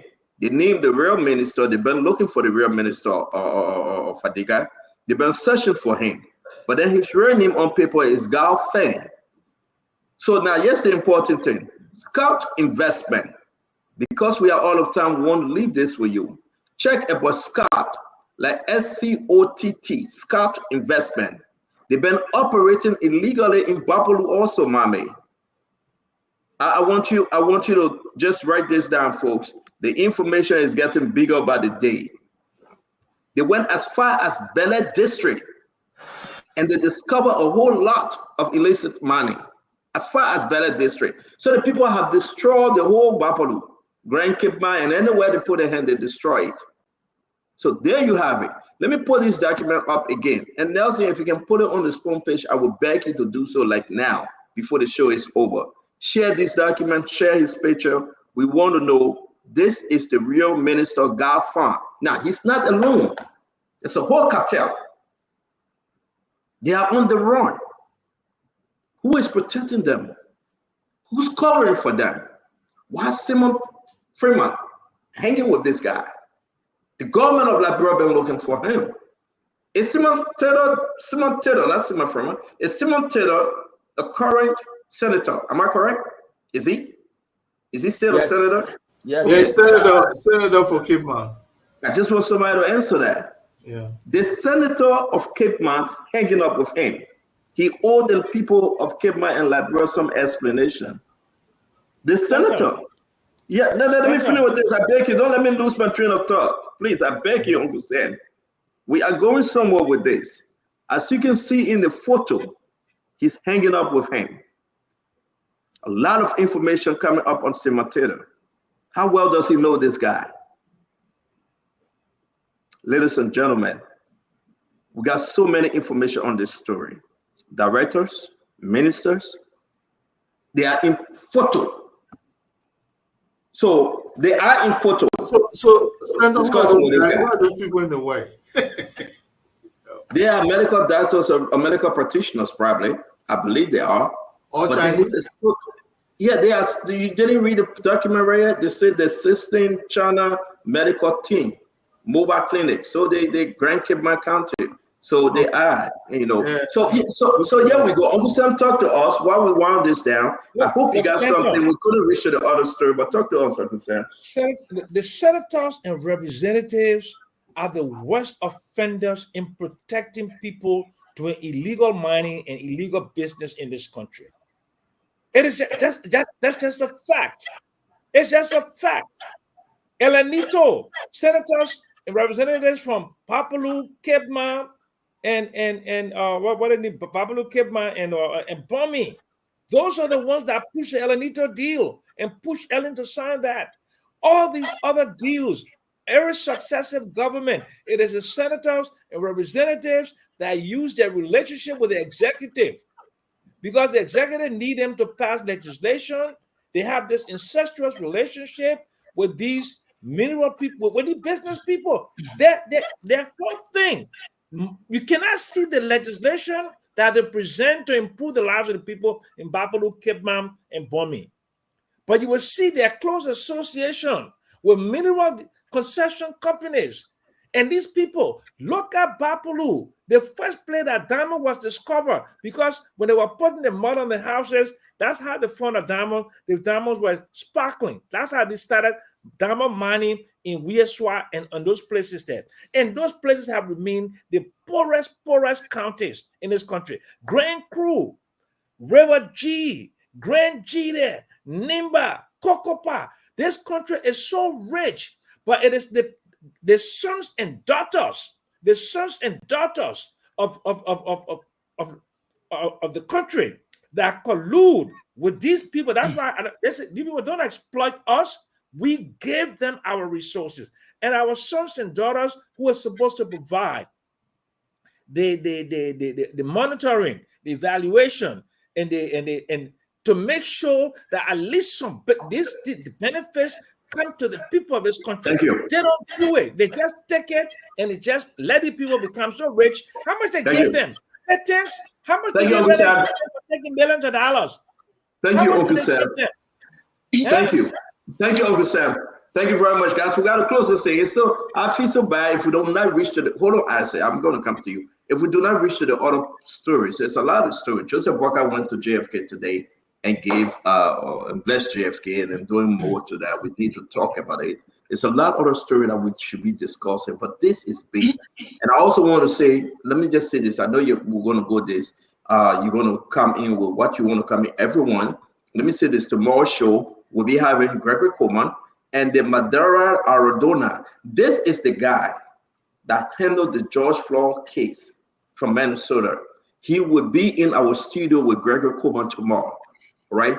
They are strategic, innovator, and builder in social responsibility. They have this big program in Ghana. He will be paying respect. He will be visiting Gregory Coleman in Liberia, and the Spoon team will be in Ghana with the Liberia National Police, Gregory Coleman, RG. They will cover the event. The Spoon reporter will be in Ghana to cover that event next week. And again, this gentleman will be in our studio tomorrow. In our studio, he stay here in America. He and Gregory Coleman will be our guest tomorrow. We want to say, come and be informed. It will be a very, very interesting show. We'll be talking about everything about Liberia National Police, the way forward. What did they do to change the conversation in Minnesota when George Floyd passed away? This man, this police officer, I think he's retiring now. He was the man that took care of everything. Let me provide an overview. I've already got to run. I'm going to agree. I beg you. On your time. He was the police chief. Right. So I would say this to everyone. Okay, so I would say this to everyone. They will be in studio tomorrow. Please come early. The show starts at 8 p.m. Liberian time, 4 p.m. Eastern U.S. time, and 3 p.m. Minnesota time, ICEDO time. We want to say it will be very, very interesting for you to join us. And I also want to add to this again. I think this is it. We have another story that I will bring you. They have not uploaded that video yet. But let's do our closing and let's discuss anything else we want to discuss because we're way out of time. It was good that you joined us. We say thank you to every one of you. Let's wrap this thing up. It's all yours. Let's start with ICEDO. You go first. So we're closing now, right? Yes, everything in your closing. You got 2 minutes to close. Everybody got 2 minutes, folks. ICEDO is 7:31. So your 2 minutes start, sir. No, well, before I start, don't worry. I will start and I will show you the day is going. I'll do it for everybody. Don't worry. Thank you. Okay. So, Stanton, you posted the license for the federal. I was still waiting for you to put the license that Georgia issued. I've not seen it yet. I'm seeing the minister signing on a license. Maybe it's the other one that Nathaniel McGill and Georgia issue is still in the bag, right? We'll bring it tomorrow. I hope we can bring it tomorrow so we see that. I think you've been funny though. So, well, and I know about it. I know that. No, make your point. I think you've been funny. No, I'm not. I'm not the one that wrote the letter. No, so I think you've been funny. No. Now you're eating my 2 minutes, so you take. I agree. I will give you an extra 30 seconds. Start over. All right, let me start over. So start over. There were the 200 PhD holders on the show who said, George, we had took all of the activities from Lance and Mans and took it under with the executive mansion. And I argued that, well, George, we didn't do that. He said, send to us all of your documents, including your comments on reasons why you want to approve it. That means George Weah, as the head of the government, wants to be sure that everything done was done right. Doesn't mean he's the one doing it. No. But again, we got 200 PhD holders. And then you came on and posted a license. Surprising it, the license got the signature of the minister. That's why I'm asking you if it is possible we see a license that George Weah signed. Of course, it's not anyway. But let me continue. Again, yeah, we are so smart. We are smarter than IA or AI, rather. We're so smarter than it. Even the computer is smart more than us. They care about what we know. Other people can't comprehend. Other people ignorant. Other people foolish. But us, we know book. Until sometimes the book can be falling down from our ears. So, Nathaniel McGill resigned from the government in 2022. A license was issued in 2023. Because we know too much book that Nathaniel McGill came from a district, it must be him that gave it. So anytime y'all give someone something from my district, it must be me. Now the only thing is, why should McGill man burn him from that district? Once they burn him from there, the things that happen in the district that he didn't want. You know, someone told me that too much of everything is not good, and I believe it. If you eat too much, your stomach will hurt. If you know book too much, your stomach will hurt. So that ain't really doing us here. No, you stole me at 30 minutes, I get it down. So the last thing, I know there are plenty of other things we wanted to bring up, but we'll cut it short. But listen, it doesn't make sense for a Natana Mange who resigned in 2022 to be the one dictating things from the executive mansion in 2023. Well, it would make sense from the other side of the world, but that's okay. And again, I will end. We are still waiting for the license or licenses that person we are issued. Thank you for showing the one that the minister issued. And I hope we will come up a day with a license that person we are issued. Let us be serious for our country. Sometimes let's talk the right thing. Like I said, no one should explode us. It does not matter on whose administration, George Weah administration, Brackett administration. It should be for Liberia. And I think we should be fair to the discussion and leave the issue of blame shifting. Oh, that George Weah people do it. That once the people do it bad to our country, let's talk about it, how we can correct it. In my mind, that will help us more than keep shifting the blame. Thank you very much, Aisha. Thank you. Thank you for your closing. Fatima, your closing, please. You have 2 minutes, Fatima. Well, thank you, CEO, for the opportunity tonight. Thank you to all of the viewers around the globe. I am grateful to be back here tonight. As it pertains to the ex-president, when it comes to Honorable Doe, he did not err. He was not human. He was better than humans, but there were a lot of errors made. And this government is here to correct it. And I'm super excited that in 6 months, they are looking at agreements. They are looking at ways to change the lives and the mindset of our people. I remember Honorable Doe, the other day, I was saying, you made a statement when it started paving and fixing the road in the southeast. I heard you say, they see road here, Joe, we are facing. When Recon just now, the same thing will happen. Nobody will pass on that road. I remember you saying it clearly. But to your surprise, and to the surprise of all of the people in the southeast, including their Senator Zoe Penner, he acknowledged that this president and the lands and the public works are doing well for the Liberian people. Trade is going well. Our people used to pay over $10,000 on bikes to go to the southeast, but now they are paying less than $10,000, $3,000, $4,000 to go to the southeast. Every little step in improving the lives of the Liberian people is things that we don't take lightly. And I just hate to see that things are going on right, that we still, trying to throw jobs to incite people when their children and their family members are in the U.S. And all they do is take our poor people, push them to say that this is not right, this is not right. This Chinese man, I think, should be brought to justice. If anybody enabled him, anybody assisted, aided and abetted him in getting out of the country, should be brought to justice.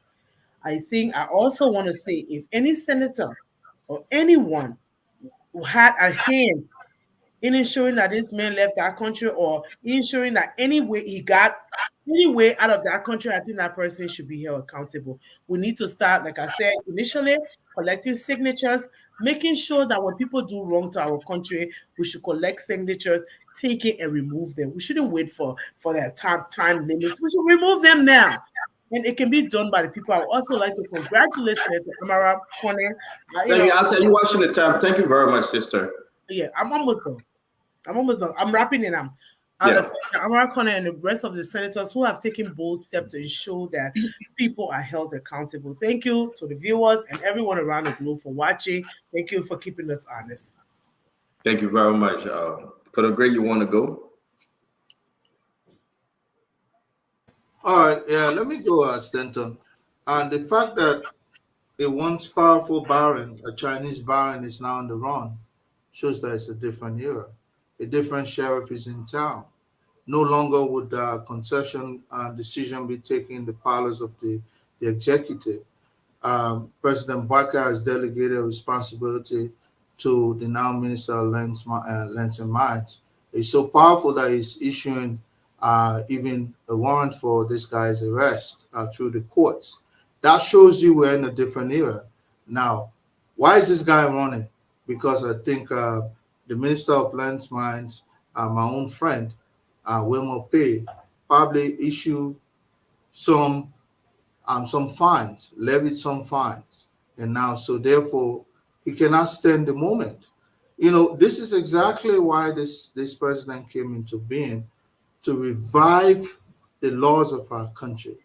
The fact that a once powerful guy is now on the loose shows that other areas also will be affected in terms of good governance.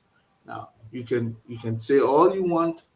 If this were, if we rewind to probably a year ago, it was a different era. This guy was untouchable. Even Al Hussein said it, and we should applaud this moment.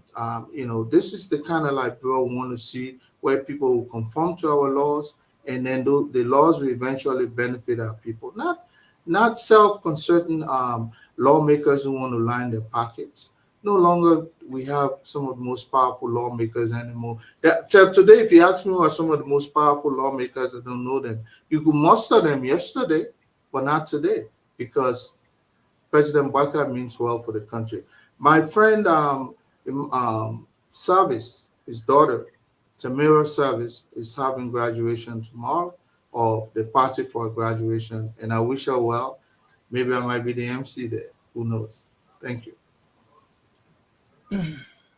Thank you very, very much, Colonel Gray. Uncle Sam, please do your closing, sir. Look, we cannot build this country on lies, hypocrisy. Looking in the rearview mirror. We can build this country only if we agree that this country is rotten.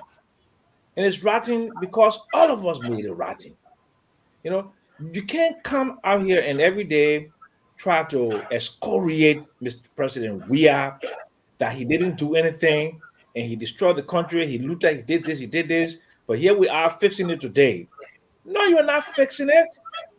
No, you're not fixing it. You may be making some, modest achievement that people can go to the Southeast now, but you won't even acknowledge the parks that President Weah built. You won't even acknowledge the roads that he built in Dole community, the community roads that he built, free public tertiary education, the payment of wire. You won't even acknowledge that. All you want to do is say that this man looted, this man did this, this man do this. We can't build a country on division, on factionalization. We don't want to talk about the PUP scandal under the Unity Party administration, where they gave up 30% of the landmass of the country. We don't want to talk about the bastardization, the cannibalization of NorCal, where hundreds of millions of dollars were stolen from this institution. We don't want to talk about the printing of $16 billion that contributed to the hyperinflation in the last of the Unity Party administration. What we want to do is let's talk about what is it that we can do today to solve the problems of development in this country today, which the number one problem is hunger, food insecurity. President Baka is an agriculturalist. But this time now, and I'm very happy that my friend Dr. Nuta gave out a program the other day. None of you even mentioned it on the show. Agriculture, none of you. You busy there heralding things that are totally, mundane, banal, and are not consequential to the ordinary people. You should be, Joe Baka is not being served right by his surrogates. His time over. Served right by his surrogates. The surrogates are not talking about some of the things that are really been achieved that are consequential to the life. Just please, bundle it. Please not interrupt him, please. As I do is my time. Yeah, you're not supporting the president's agenda. All you're doing, you're trying to get jobs, or you're trying to align yourself with him so you can get something. But you should be promoting Joe Baka, who is a man of character. He's a good person and he means well, but you don't mean well because all you want to do, get close to him so you can get your job, so you can get your stipend, so you can live your luxury life. That's all they're interested in. Thank you very much. Thank you, Fadiga. Well, Uncle Sam, the collective guilt thing will now. I'll look at the time very, very, very meticulously for you. You already gave me extra 30 seconds for interrupt. The collective guilt will not work. Uncle said, I wish you had this voice to go after alleged crime that you claim the Salifa administration committed. You had 6 years to do that. And you know what? You did not talk about it. You did not do anything about it. You did not advise the WEA administration to do anything about it. Look, the bottom line here is when the executives start to take on overload themselves with responsibility for the different ministry, it shows that there is a problem with your administration. If you have to overload yourself, you think President Boyka have time to be doing the role of Women Pay or going to Commerce Ministry and doing the role of work of Abim Moda? They're delegation of duty. And if you hire people that you believe that you cannot trust with that duty, then it shows that you are very weak and unsophisticated president. The fact that you have to do everything, it shows that you are a control freak. You want to micromanage everything. But we all know the right reason why you did that. To take that the relationship and put it under the executive is because you wanted to give the Michael Duncan of the world jobs. You wanted them to loot. You wanted your friends to loot this country. And when I keep telling you, oh, we all didn't know. We all didn't do it. For the last 6 years, we sat and we wait and complained. And you guys looted this country. Now, in less than 6 months, we are seeing these revelations. Why other surprise? Every day is a new thing from the audit report. Can you imagine Wilmot Pay had to write the Justice Ministry to say, this is the mess that it did. The illegal mining have taken over the country. That this current Lands and Mine Minister had to write because we go after them. These guys, not only did they rip the country apart, they tie our hands so that we can go after them. They pour a lot of loopholes, created all kinds of layers. Look what they did at the part. Mommy, they left, they built the parts, engaged in a lot of vein projects, overspend on those projects. That the money that we spend doesn't even commensurate the job that was done. Overinflated the price so they can chop. The president get up with no feasibility study. I think the people need market, man. We put 10 million in the market. They spend 5 million. They eat the other 5 million. Oh, we need pack, man. I think the people will like. It was all on me. My man. 285 yellow machine man talking about freezing.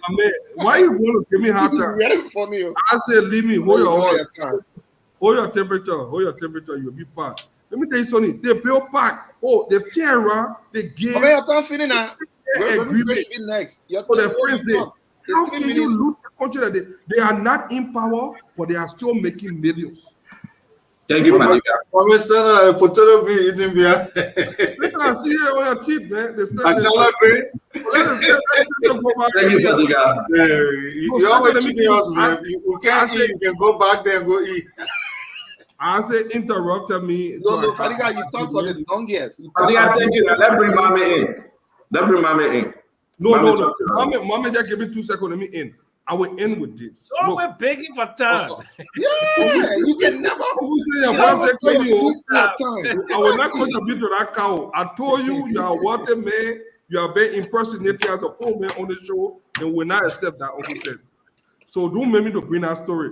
We know that. Mama speaking that we gotta go. Man, 4 minutes now. We got a birthday shot. I'll give it to Mama. Mama, take it for you. So, Mama, go ahead, please.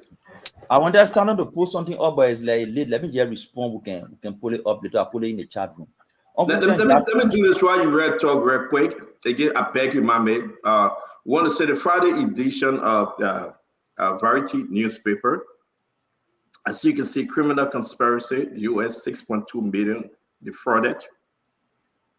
This newspaper is making headway in the country. So the newspaper is this not about fraud. All the newspapers that just fraud every day. I'll say, let me finish now. Be serious by begging you, man, please. So we are saying to you, please go and get a copy. It's $40. 2 newspapers we actually run on our show because we exchange information, we verify information, we investigate. It's a front page newspaper owned by Rodney C. and this new newspaper on the block. And every information comes with documentation. And I told the owners and said, we will not share your paper except we see documentation. So these stories have been investigated. They have been shown documentation. And when you read them, you see attachment of those evidence. We are encouraging every one of you on your way to work, in the restaurant, wherever you find yourself, grab a copy, $40. Those stories will inform you day by day. This newspaper is running only 3 days a week, hoping to do 6 days. And we are telling you the story, they are so juicy. The story is juicy story. And wherever you find yourself, I always receive my copy of the front page newspaper and the Variety newspaper. As you can see, you will find Spoon symbol. And after you read the newspaper in the day, you come onto the Spoon Talk in the night. And we're going to go in there. We're going to dig deeper. And we're going to show you the hard evidence. This is the best thing we can do to help you. Whether you're a senator, your representative, your minister, your director lied to you, come on Spoon. We'll bring up these stories and we'll give it to you. We have all these documents. We'll share with you. Be part of the conversation, my fellow Liberians. Let's think Liberia. Let's love Liberia. And together, if we can fight, we'll build a better Liberia. Mama, you take it away. But then sometimes if you can pull it up, put the picture I put up in the chat room. Just pull it up quick. Let me respond to Uncle Sam Jackson. Okay, go ahead. Why are you talking? I'll put it up. So Uncle Sam, every time we talk about, Obama, they asked Obama, what was one of your greatest mistakes when you took over the first term in your presidency? He said, it was my failure to inform Americans about the state of the economy that I inherited. I'm sorry, you got so many pictures. Which one you want me to put up? The one with President, we are receiving the report on the car. Okay, thank you. That's why Obama said, we will not make that mistake. Every time we talk about the historical challenges we face, the immediate one we're confronting and how to address it, you will take us back to 1980 to Ellen. But you, in the same vein, you say, no, tell us what you're doing, forget about we are. But you're not forgetting about Ellen. You're not forgetting about Taylor. You're not forgetting about Doe. But as soon as you tell us we are, you say, no, let's leave it. Let's talk about what you're doing. But this is what we're doing. In less than 7 months, a mining cartel in the country has been broken into and indicted by the courts of our country. That's the changes we're talking about. And this cartel leader is being used, people being using, is trying to escape. And we are raising alarm for him to be arrested and brought to face justice. Those are some of the mistakes. So when you say, what happened to Noka? Massive corruption, misuse of resources. George Weah was placed under pressure to investigate. He constituted an investigative committee led by Wabodiki. Here is he receiving the report. What did he do? He did nothing with the report. You know why? He was not doing anybody to Noka favor by not doing anything with the report. It was because in the 6 years of President Salih's second term, George Weah and his people survived on Noka. They supported him, they fed him, they gave him money. They provided scholarship to his people. Pepsi, Yeka, West. George Weah took her to Noka, they gave us scholarship to go to school. I'm not saying it's bad for her to go to school, but those were some of the things he did not want to come in the public. That's why he did nothing with the Noka report. So when you ask him, that's your answer. He was complicit. He was in all the most of the corruption, including Noka. That Noka was what he was surviving on. That's why he refused to do anything with the Noka report. Yeah, him there. I wanted to make that clarification so you know why he did nothing with Noka. He was not doing anybody favor. He did not want the report to expose him. I say, I call names. I confront people. I stand by my opinion. Stanton asks you start here, my man. Look at it. Let get a brother chance back. No, you asked me to look at the time. I want to show you that I did Stanton asks you Stanton Must asks settle you with the a better simple- finish, oh. No, it's happening. I gave it extra 2 minutes. Thank you. 2 minutes for what reason? Thank you. He Stanton got my asks you- time. He got my time. Stanton asks you a simple question. Stanton They're your said, political ally. Stanton said to you, here is the letter. Why the president, we are take the issuance from this place and took it to his office. Your response to Stanton was, you're not responding about concession. Your response to Stanton was, during the time president, we had talked over the legislature were not friendly, they were trying to stop all his things. No, and that's you lie. use That's the lie. dual citizenship as an No, that's example. lie. That's We You can said- give you extra time, I said, to answer it. Just will let him finish. Go ahead, my man. You said, Stanton asked you, and I will intentionally cut that recording and play on the show tomorrow. Stanton asked you, here is the letter. Why did this happen? You said the legislature were not friendly to President Weah. When he took his concession there, even the dual citizenship, they rejected it. And that's what I said. License, yes. I said license are not taken to the legislature for approval. So there was no need for President Weah to take it out of fear that the legislature will not approve it. That's why I was correcting you, and I will get that recording and play it. But to your point, Stanton, lastly, no president signed license. You read the letter, it says approval. It says approval. Those licenses were approved by the president. It says approval. He was not signing. No president signed license. He approved them. The point I'm making is that process of approval in his office was compromised. It was compromised by McGill. It was compromised by his securities. It was compromised by people closer to him. They compromised it. And everything that left from the president's office now. Everything that left from his office and went to the Ministry of Lands Mines, they were under instructive mandate to approve it, to sign it rather. It was already approved. That's how the people got licensed. And that's how they spoiled the system. So you cannot exclude him. He was a part of the process. His people benefited, his brother-in-law benefited from the process, his friends benefited from the process. And the reason why they did so was because they wanted to have an opportunity to save their wealth in gold and diamond. Thank you, Mame. The reason why we gave Mame extra time is because he's the only person on the show that everybody has to do the peak on. So we have to give Mame extra time. No. I want to say this. Uncle Sam were picking on. Yeah. I want to respond to Uncle Sam. No, guys, let me say this. I want to say this real quick. We have the FIA audit report. We have the Central Bank audit report. The FIA audit report with recommendation recommending, I said it on this newspaper, recommending Samuel Toy for full prosecution. Seriously. Samuel Toy now is lawyering up. If they say you're lawyering up, he's finding lawyers now. Read the newspaper. He getting lawyers.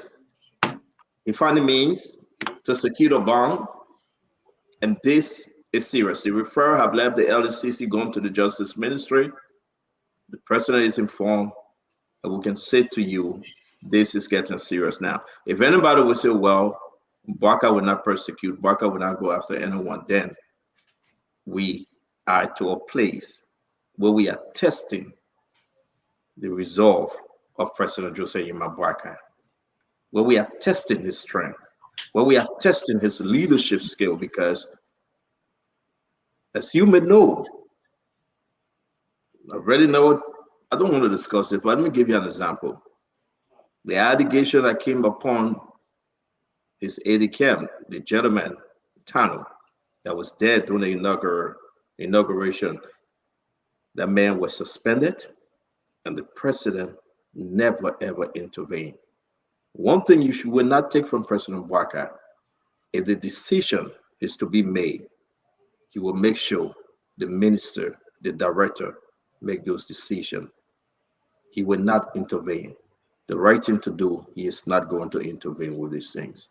It's at the Justice Ministry, and we're going to watch that the law will be the law. This case about Fangao, we received information that Fangao married a Liberian woman. He got children. He put most of these things in his children's name. We received information that Women Pay went after Fangao, finding him 25 million United States dollars. 25 million. Because of that, the whole thing was unearthed. And folks, the director minister said, Wimape, you couldn't do this. It is illegal, and Wimape stood his ground. As time goes by, we bring in Wimape to explain where they are in their position. I want to say to you folks, please join this show tomorrow again.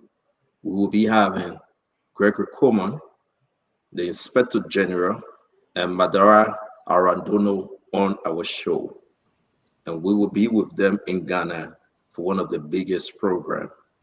We want to say it's a good show always. We love you. But I was just before we leave, I'm going to send a special birthday treat.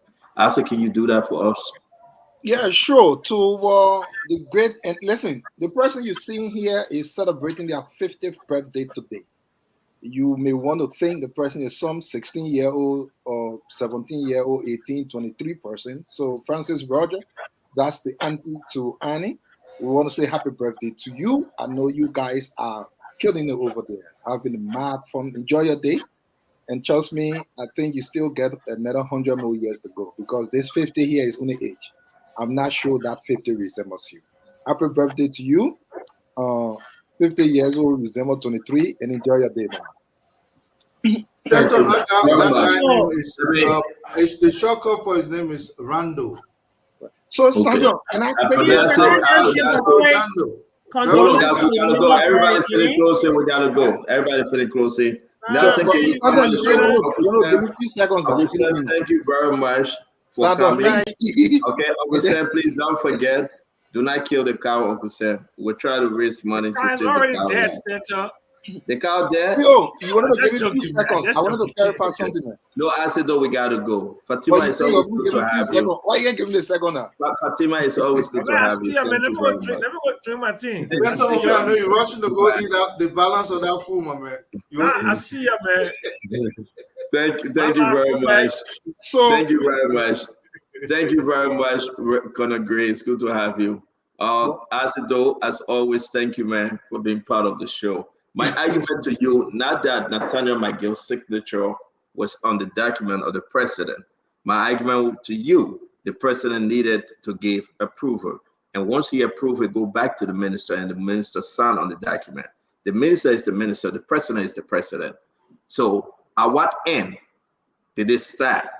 It continued till the end that Wimape came in and asked for clearance from the Justice Ministry. I'm not disagreeing with you, Stanton. That's what I wanted to clarify. And again, like I've always said, talking for 20 minutes and talking plenty does not make what you say right. I want you to just think about it. My brother Mohammed had gone simply because he talked rubbish in confidence. Now you say I can pick on him because he talks too much. No. So we're not doing Mohammed leave the can't remember. No, but long time they asking you. You say you will come to me, and that's why you get. Tomorrow when Mohammed here, tomorrow when everybody here will address it. Yeah, no, I won't finish. It finished. But let me just ask you. Let me say, before President Weah government, was any other government managing lands and mines activity from the executive mansion though? I guess no. It was only President Weah who came and said, you know what, let's make this straight. So you couldn't have asked me what did President Weah do to stop what had not happened. So I don't want to make that point. The only reason I said, so let me say something to you, Brother Isaac. Sometimes, right? Maybe that's you. But sometimes it's hard to comprehend what you be saying. In a sense that you want to be so sophisticated. Here we are. The president, the guy could agree won't come back. Because they can't deal with it, got small for the last 5 minutes. Sometimes it's hard for me to understand you. President George Banneret Weah gave a direct order and said, let's go ahead. I need all the documents. Bring it to me. He spoke to the chief of staff, Nathaniel Falo McGill. Falo McGill said, okay, Gessler Morris, send me all the documents. The president reviewed them, okay them. Send it back to Gessler Morris. Gessler Morris signed on them. That's it. The only thing you could have said on the show tonight, maybe that people will grab. Don't say it in passing. Was Falo McGill the chief of staff to the president? upon the lesson being received by Fangao? No. But the recommendation to approve all lesson was given, and was requested by Fano McGill, by directive of the president. 2023 is different from 2022. So I do believe in there's something happening. Mame argument, now Fano McGill know this guy, give this guy lesson. We're going to get the lesson we show the lesson anyway. That's the guy lesson, 2023. We got all the document. And I hope you understand, we should be able to take ourselves from politics party and speak to the Liberian people the best way we can for them to understand us. That's why I sit back and I relax. And when somebody tell me something, I say, I want to see the document. And the document will reveal the truth, nothing but the truth. So help us, oh God. You tried, but you didn't make it today. No, but I listened to you, although I felt what you said was insulting, but this is how. Oh, sorry. If it was insulting, I take it back. No, it's not me. No. I said, I get it straight. Now, you know, I would never insult you or anyone. No, this is why you guys. It's okay. You know me, I don't have a problem. But against it, right? Thank you. Stanton. I just didn't understand your argument on both sides. I hope you understand now. Stanton, I am not an engineer. If engineers are discussing how to build a bridge, I don't expect to understand it. Correct. Very well. I don't expect you or Mame to understand what I'm saying simply because it's you. Now, what I'm saying that I know I'm saying is very simple. If, I always like to bring bigger things down to the smallest thing. Stanton, if you were to tell your kid at home that before you go to school, make sure they see you, what does it mean? Now, President Weah said, send me all of the document, including your notes for approval, meaning you approve it, but I want to see the basis on which you approve it. Is that what the letter say? You please put it on, Mama. Please. Can we put it? I can just read. Tell me what I can agree here. Just remember what you just said. Okay? Let me pull this up. I want you to please remember what you just said. I beg you. This is the letter. Right. Okay? From Nathaniel Fano McGill. You just said the president said you must approve it, but just send it to me. That's not what the letter say. I said, no. Please read the letter. The letter say, Mr. Minister, right, the President of the Republic of Liberia, His Excellency George Mane Bakugba Foklekron Weah, Dato, has directed that effective today, May 7, 2018, you forward all applications for the issuance of mining mineral licenses to the office of the president. Let's stop there. All application, send it to us. No, don't. For his let me finish that. Yeah, but I don't want you to just jump where you stand on. It says document application, right? Continue. Okay, so did I miss anything that you want me to go back to? No, continue. Dear Mr. Minister, the President of the Republic of Liberia, His Excellency George Mane Bagubwe Foklekron Dato Weah, has directed that effective today, May 7, 2018, you forward all application for the issuance of mining mineral licenses to the office of the president. That's what I just said. Right. For his, but listen now, I say, this is interesting. For his review prior for final approval. I agree. It didn't say approve it and send it to us. Please it didn't say that. So you went contrary to what the letter said. No, let me finish. I will end this letter. Read this letter. I will end this letter. Please end it. For his, give me a chance now. Yeah. For his review prior for final approval. 100%. The president emphasizes the need to safeguard our country's natural resources for the benefit of all Liberians. you are further advised to attach your professional comments, not approver. No, stand on. Stand on. No, Let me change. No, stand on. Colonel Gray, let me finish that. Let me finish that. I beg you. Now you they didn't say, I say, do not put anything that is not in this letter. This letter was written, it was stamped, it was received, it was signed, it was checked, they crossed all the T's, they dot all the I's, and here we are today. Don't add, don't subtract. The Bible says in Revelation, if you add and you subtract, you will add to your punishment and you'll be subtracted from the book of life. Do not add, do not subtract. You are further advised to attach your professional comments on each application and forward same to the office of the president. Where on this letter say, Colonel Gray, approve it and send it to me. Come to me first before you go to no, my I come to you. I just want guy Colonel Gray. Let me come to you. Okay, Where? please. So again, like I said, I'm not an engineer. I don't expect to understand what engineers are saying. So I don't expect you or Mame to understand what you don't know. So Stanton, you just read a letter. It says, don't forget to include your professional comments. Let me stop there and jump to another line where it says, prior to final approval.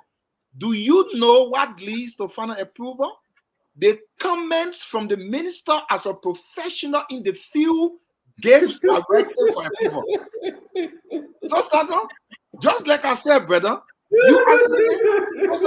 can you ask yourself, what is the professional comments the president is talking about? It is this comment.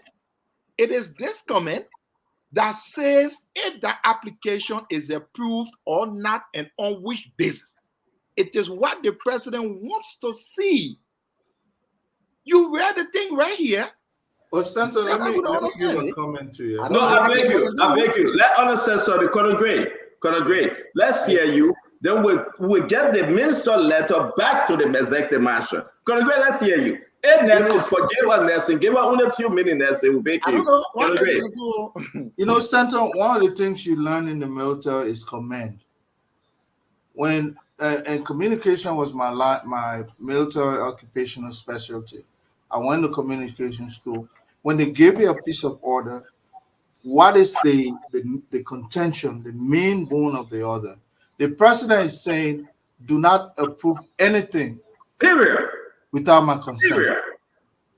Period. That is the bottom line. I don't care. You want twist it, professional comment, put in that. Look, the president is saying, it's like you said you gave a clear analogy just now about your child going to school. In other words, you're telling your child, do not go to school until I tell you to. That's the arrangement. So no matter whether you want to put one before the other, the bone of the contention was the president saying the ability to make decision on who gets license lies with me. You can put your professional, advisor and so on and so forth. But if I've not approved, nobody gets licensed. Let's take it to another level. So we're saying that this idea that the president takes away that right from the minister. Again, we're not going to show, Colonel Gray, we just here as a sidebar here, but let me be very serious. My brother asked it though, adding to the context of the letter, and nobody's stupid yet, like Ketema can say. Nobody's stupid yet. Unfortunately, so those of us, including the president, graduated from Western, we say got common sense. Okay, including President George Manawea, we are graduated from Western. We say got common sense. This is very important. The reply to the executive mansion from Minister Gessler Morris. This is his reply. I wish you acknowledge receipt of your letter, right, May 7, 2018 dated, informing me of the instruction. Now, Colonel Gray, you're a military man, of the instruction.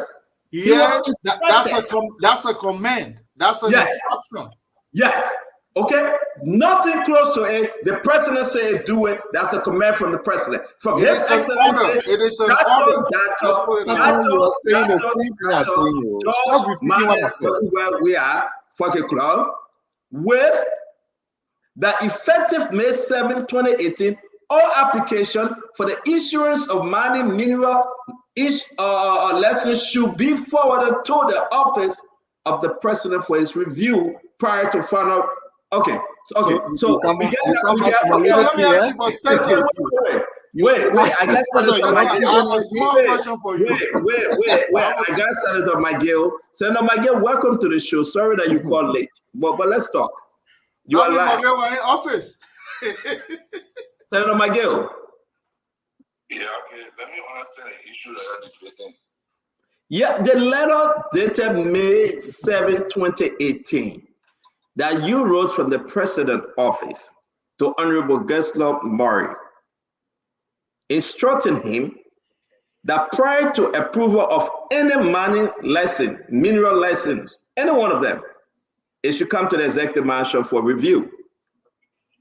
That's correct. Thank you. Let me take the business. You know, I love people when people, you know, when you take responsibility of a country, you are responsible for the entire country. When we took over in 2018 today, you know, one of the reasons why today Liberia and we still have problem between ArcelorMittal and Solway. Do you know the reason? The reason is when we took over, a lesson was issued to Solway. And Mittal contention was the lesson was issued within their concession area. Now, one of the major things the president was confronted with, we have Solway say, oh, the concession area belongs to me. Mittal didn't know it doesn't belong to you. It belongs to us because the government gave us concession and you issue a lesson in our concession area. That situation has never been resolved up to today. Today, the Liberia government is saying in court, on the basis of these different lessons that will be issued to everyone all over the place, the president decided that, look, yeah, you can issue lessons, but before you issue lessons, send all the lessons to the officer who can review so that we don't have the kind of problem we are having today between Mittal, ArcelorMittal, and Solway. You can follow the ArcelorMittal and Solway issue. You need to follow that. Today, the Mittal and ArcelorMittal and Solway plus the government, they in court. Because one party is containing a place for me, the other party is containing another place for me. And because of that, the minister himself came to the president's office, to the cabinet meeting, and said, no, there are people all over the country mining. People get class C lesson. There are people using class C lesson to do class B mining. People using class C lesson to do class A mining. So we said, oh, listen, before you issue lesson, send a lesson to all that reviewer and kind of explain to all why you want to issue lesson and make sure you're not issuing lesson all over the place. So we gave that instruction. That instruction was given. We were not in the business of issuing lessons. Listen, the people go to mines, they will file in their paper, they will get all their certificate, they will not pay money. Mine will send hundreds of lists to the Ministry of State, and they will come and explain why they want to issue lessons to these different companies. On the basis of that, we will clear and say, okay, we agree that you issue lessons to the president, we'll give you a letter. And you go, you give the president. Nobody came to us. We never instructed, say, issue. We will not tell people, come to the Ministry of State and try to get clearance to go issue a lesson. We're not dealing with the minor. We're dealing with the ministry. You can't explain to us why you want to issue lesson to the place. The place you issue lesson, nobody there. There's no confusion there. Because there was confusion all over the place. So what is the order in the mining sector? The mining sector, right now today as we speak, there's no order in the mining sector. Look at what is happening in Bapulu. I'll tell you Bapulu County, for instance. My hometown is being destroyed. I went there 4 years ago. The last time I was in my hometown 4 years ago, I wanted to see people are mining all over. Even in the town, people are mining. People are mining all over. We'll get more than 10,000 illicit miners all over Liberia mining. And one of the major projects, so we issue that letter. After 2 months, in a general cabinet meeting, the mining people say, look, we have control over this, Mr. President. It'll be bucket. It'll be a problem for you to come here every day, and you don't have the time. And we also know all the time. We allow them to take over the mining sector. So you see what happening today? Everywhere there's problem. Everywhere there's problem. So nobody will tell you who come to mine and come to major state to get a lesson and prove. No. Basically, not come to major state. It was between the Ministry of Mine and the President's office. The Minister of Mine explained to the President, all the area want issue lesson. Want to make sure that people get legitimate lesson. They places are free for people to get together. When you play free and you don't get one company getting 10, 20 money, and we're trying to get Liberian opportunity to be in the mining sector because our Chinese all over the place. So you get Chinese all over the place money. You can't get one Chinese company and get 10,000 area. You get money all over the place. We want to stop that. So when I illegal thing was doing, that was the president's decision. But let me ask you a question, Senator McGill. Where is that letter to say you guys have reversed this issue? Where is the letter? I don't remember where the letter is. You wrote that letter? I don't remember. I don't keep president letter in No. my I'm asking. I said, was the letter written by you? Was the instruction given to you to revise this letter? Of course, but I have the Minister of Mine. You don't call it Minister of Mine. You know what I mean? They're not issue. Call the Minister of Mine. They're not debate. The Minister of Mine, or you call it Deputy Minister of Mine, or anybody, or Shemo, or you call to ask them what? To say whether it was ever reversed or whether it will continue up to the 6 years. No. No, the letter was reversed. The question came about when Women Pay took over. Women Pay wrote the Justice Minister Oswald Tway. Small, he doesn't understand what he's doing. He's that kind of government job, you know being minister before you start issuing. He's like, go ask what he's doing right now. The lesson is issuing right now. Asking how many licenses did I approve from the market? No, Senator McGill. I beg you, please, I beg you, Senator. I agree with what you are saying. I just want a little clarity. You said prior to Unity Party taking over, the President Weah government revised this decision. Where is that letter? And he said, I'm going to go ask Gessler Morris. So I said, go to mines and ask the former minister. I'm not talking about Women Pay. First of all, ask the former minister, how long did the Ministry of State control the process?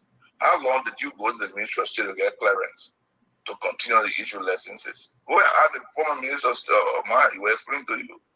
I would not remember, say, I left the government 2022. I would not, and they took over the process in a very 2018. They continued the process in 2018. We're not engaged with them again because at the end of the day, the letter was getting too much. Everybody was applying.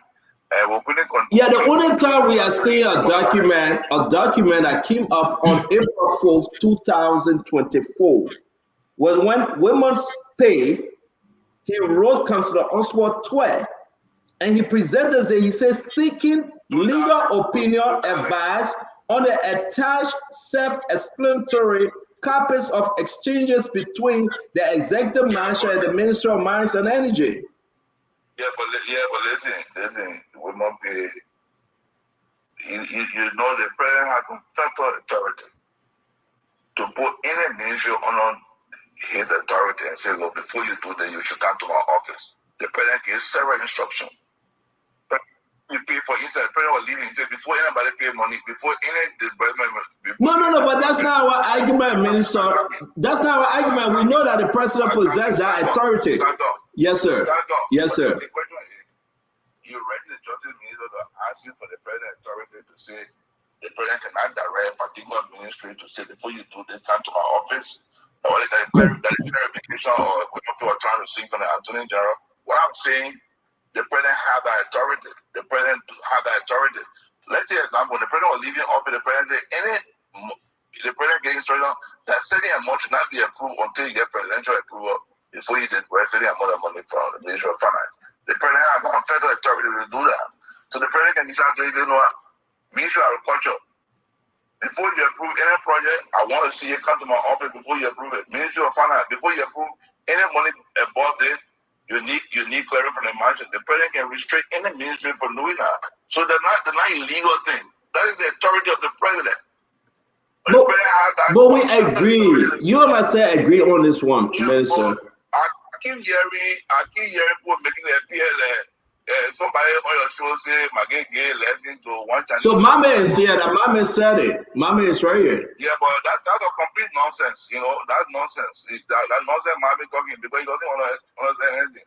You know, Mama own nothing in Babulu Kante. So for you to open a more and be talking, I think you should go somebody pushing. I know the person pushing. I want the question to tell Mama should behave himself. Who Mama speaking for, Senator? Mame know who he's speaking for. The person know who tell Mame to speak. Because they have no contribution in Babulu compared to me. I made sufficient contribution in Babulu Kante. No politician in Babulu Kante can boast of contributing to Babulu more than me. And besides that, I have a link and a bloodline in Babulu Kante. Nobody will go to Babulu and destroy Babulu Kante and try to behave like they're trying to fix it. At the end of the day, the mining thing that happened in Babulu Kante was not sanctioned by me. I don't own a mining company. I don't go to Babulu Kante to do mining there. They know that. So Mohammed sit on radio and write nonsense and make it appear that my game and Joey are doing business. Joey are saying all their business. The president when I in the process of doing business with ministers. So to be accusing the president, accusing me of killing Abache gets convenient and go mine in Grand Crew. Abache want to mine business. When I go to Grand Crew, I gotta go to Babulu Kante. And people to understand that. So you're debate the real issue. You're not debating triviality and you're debating real and not debating issue. If somebody come and open business like bro and want to do business and violate the law, deal with the person. Stop associating the person with former government officials. This is wrong. This is extremely wrong. And you cannot use your radio station to allow people to sit on your station to allow other people carry it up and say the man get business dealing. I don't have any because my people are getting business dealing with anybody. Can you prove that? Mama, the senator is asking you. Because he's sitting in America and he gets shot, but Mama, you don't be Mama, I'm thinking about Koji. You don't be Koji all day. You can't elaborate. You must not get anything to do. You can't elaborate. You want to open your mouth and talk nonsense about people. Complete nonsense, Mama talking. Is that they going on? I want to do America to tell Mama to stop attacking people. Because America who's supporting Mama doing that nonsense. And they gotta stop. Mama. They gotta stop. Mama gotta stop. Yeah. The first thing he accused me of public work or road construction company, which is not lie. He accused me of doing mining business, which is not lie. And you just sit on the radio and open a loud mouth and say you're attacking people. A complete nonsense. And Mama need to stop. That's why I'm not going to tell Mama that his son. They say in Babulu Kante and accuse people. Today, the government after we can't go to court and go with Swaway. Issue lesson to Abraham, that's what issue lesson. Today, after we cannot get a 10 concession power because of Swaway taking over a place in Aswa Mita concession area. Today they came back. Then he said the government, the president was of course say ask question. And because you see later you're asking question. Everything I did, I'm Minister of State. I'm proud of what I did. I did it legally. I know I did it legally. And I challenge anybody. If you think now committed crime, get me the code. Order me. Why forget I get committed crime? And somebody said I get 300,000. Order me and bring an order report and say this is a crime I get committed. Show the facts. And don't speculate. I'm not afraid to take any government or audit. You guys know what I did? You can't get one person begin saying out here in America they're opening more and accusing people. I think that because it's not radio free radio. No, Senator, let me go, man. Let me leave. Maggie has. Go ahead, Mohammed. Maggie has his own situation. No, that this is not the place. Go ahead, Mohammed. Yeah, so I will not go down the route of insult. You know, I respect this. You insulting people. You say that go right insult. You don't have damage to the poor character. You say that you put people all around the place and accuse people of corruption, and you have no fact. If I decide to go to court and sue you, what you say? You say, oh, they better. That's why you give me chance to talk. Yeah, but when I'm talking now, you shouldn't interrupt me because I mean you were talking about all the things. I will take you to court. All the things. Senator, if you're any make sense. Let mom I just speak listen to to hear them what because you of the said. respect I have for the platform. The things he's saying here, they don't make sense. But just listening to him and giving the time, so he should listen to me too.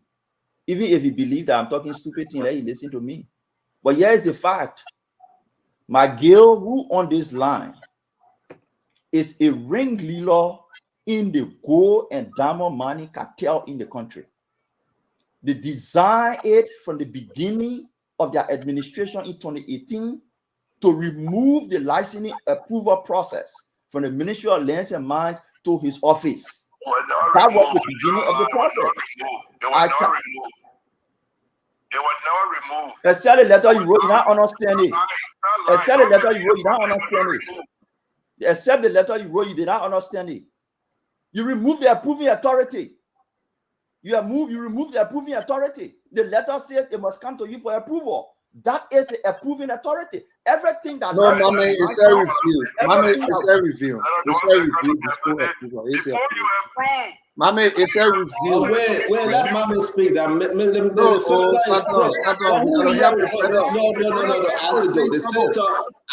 senator is speaking. No. The person that wrote the letter, Senator McGill wrote the letter. No. But I give Mame the chance to speak. I said, we'll give Mame the chance to speak. Please. Yes, sir. Yes, sir. But can we put the letter up?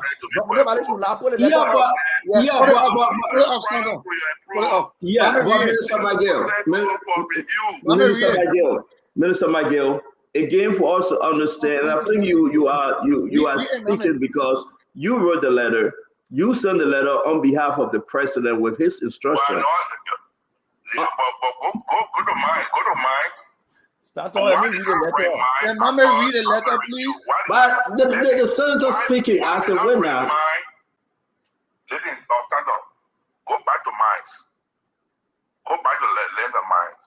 If the approval was to why did I write mine? The first thing what mine wrote me is every time mine writes the president and say, Mr. President, we have qualified all these companies for approval for all the getting lesson. We want you to review and advise us. After the review process, along with Ministry of Mines, why did I write to say you can go ahead and grant the people the lesson? If I was saying go ahead and grant the people the lesson, because you have requested that you want to grant a lesson to these people. You have requested, mine will always request that we want to grant lesson to these people. You send a list, and mines come to the ministry. They sit down with us. We review the process. Then we'll say, go ahead and grant the lesson. If I was saying, yeah, okay, if people are coming to me, I was granting the lesson, then I was signing the lesson. Then I may as well be signing the lesson. You come to me and sign the lesson. But let me read the letter, Senator, but the letter says something different. And that's why I was asking you, Senator McGill, where is that letter to revise this letter? Exactly. Because what we are saying here is different. I don't take government letter. I don't take government letter and bring it and bring government letter. Forget about letter, Stanton. Let's forget about letter. Let's forget about letter. No, let's read this letter. Let me read the letter. Stanton, let me read the letter. So you can be very, I don't understand. Stanton. Yeah, go ahead, read the letter, Ambula. The letter says, I'm going way to the beginning. The short part that has to do with approval and review. Can read the whole thing. It's short. Read the whole thing. To the office of the president for review prior to approval. Yeah, Mame, I understand. Give Mame a chance. Give Mame a chance. Mame, please. If the president wanted to review and for the Minister of Lands and Mines to approve, you will say for a review prior to your approval. You will say for a review prior to your approval. That's why you said, you would have said for review prior to your. You think that you know English. I was saying something to the Yes, the letter. You will have said for a review prior to your approval. You said, yeah, but Senator McGill, Senator McGill. Senator McGill, we got thousands of Liberians hearing us, and let's do them justice. This is very clear. You forward all applicants for the issuance of money, mineral licenses to the office of the president for his review before you approve this thing. Send it to us. That's what it's saying. That's what I always say. I said, wait. That's not you can be telling me wait, like I'm not on the show. You want to talk, you say you want to talk, but I get the city I'm saying that's what you say. I don't want your second motion. The senator here, you want to talk, we pause. I say you go ahead and talk. I You finish. I was talking. The same thing you say that's what I'm saying. I was talking. The letter here is saying for review. So who talking now? You talking or the senator talking? Say you want to interrupt. I say. One person engaged me. It can be two of y'all. So Mama wait. I say the senator say he wrote the letter. Let him talk. So when I say. I wrote a letter. The letter is very clear. Maybe I need to put it in simple English and sometimes you just explain it quite correctly. Mr. Minister, before you approve any mining lesson, send it to the president office for review. Yes, for review. Send it to the president office for review. After the review, you can approve. Consistent with the communication between the marshal and the Ministry of Mines. That decision consistent with the Ministry of Mines. The Minister writes the president office. And maybe because only Wayman Page side you saw, you didn't see the marshal. You should have said, what is the letter the minister wrote? Wayman Page should have brought a letter. Every communication that went to the marshal for approval, you have seen that communication. And then you see the response to the communication. They will send a communication and asking for the review for them to approve. It comes to the marshal, they come along with it and explain to us which area they want to get a mine to the people, which area they want to get a lesson. After that review is done, we sit down together, we select the companies that we believe that qualify for approval. Then the ministry, I the minister said, I wrote back to them and say, you can go ahead and approve these people. These people are being cleared. You can go ahead because they come and explain. Who clearing the people? Who clearing the people? The minister of mine come to the marshal. Who clearing the people? Who clearing the people? All the people are applied. All the areas want to get in, the areas are clear. Want to get in there, nobody there. People get legitimate business. They want to clear, they pay their taxes, they pay their money, and there's no conflict in the area, so we can go ahead and give money lesson to them. You go ahead and get a money lesson. They go ahead and get a money lesson. They go to finance ministry, pay their taxes, pay everything, they get a fair receipt, and they get a lesson. So it was the executive marshal clearing them. Yes. Correct? Of course. Because when the king, they will come to us, let me get the basis. I just gave the basis. I said that decision came out of the conflict between ArcelorMittal and Solway Mining. ArcelorMittal was giving a concession area in the whole Nima area. When the ArcelorMittal and Solway thing started, when did you get a letter? It started before 2018. It started before we came. Well, as the former minister, Sandolo, it started before we came. The ArcelorMittal started before we came. Stand on. And so we started before our government came. Please give me chance. Let me correct some of the contradiction. They put one on ECOWAS code and said they have a concession area. Our was one of the first things that happened. They just call it my better resources. My better resource. Before it turned to Solway, it was my better. In the ArcelorMittal concession area. It was one of the first. You are not reviewing concession in your office. You are reviewing the issuance of ordinary mining license. Concessions are taken to the legislature for review. Concessions are taken to the legislature for review. Concessions are taken to the legislature for review. Your letter was not about concessions. Your letter was about mining license. I'm not issuing concession, man. I'm telling you somebody. Exactly. Somebody concession area. But you can't be making argument that you bastard down the mining process because you were trying to prepare Solway. The bastard that has a money problem because you're trying to protect Subway. You are doing it because you are finding a way to save your money in gold and diamond. That's why you did it. You did it because you were finding a way to save your money in gold and diamond. Senator, thank you. Senator, thank you. Senator, thank you. Senator, thank you. Thank you. We will not allow you to insult one of our panelists. I mean, man, you know, that's okay. That's okay. Asking. Go ahead. We're talking about the issues of license and concession. Let give answer though, guys. Listen, let end the show. Guys, listen. I beg you. Let all just hang on. Answer though, you got 3 minutes. Say what you want to say. I'll be Let everybody say their piece. Go ahead. Like I've always said, talking in 10 minutes, 20 minutes does not mean making any sense. Again, there are bigger things you may not understand because of the nature of it. You want to bring it down to the smaller one, similar to compare. Stanton, if you are going to school in college and the finance department gives you your clearance, does it mean you are a student for the next semester? It only means you are clear to proceed to the next. So the mansion giving clearance does not mean this is approved, go ahead additional. It means you can go to the next process. The very same way, if you go into college, like in Liberia, UL, and the finance department gives you a clearance, it means you are clear, you can go to the next level. Either go and register now, go and play your courses, or go and do something else.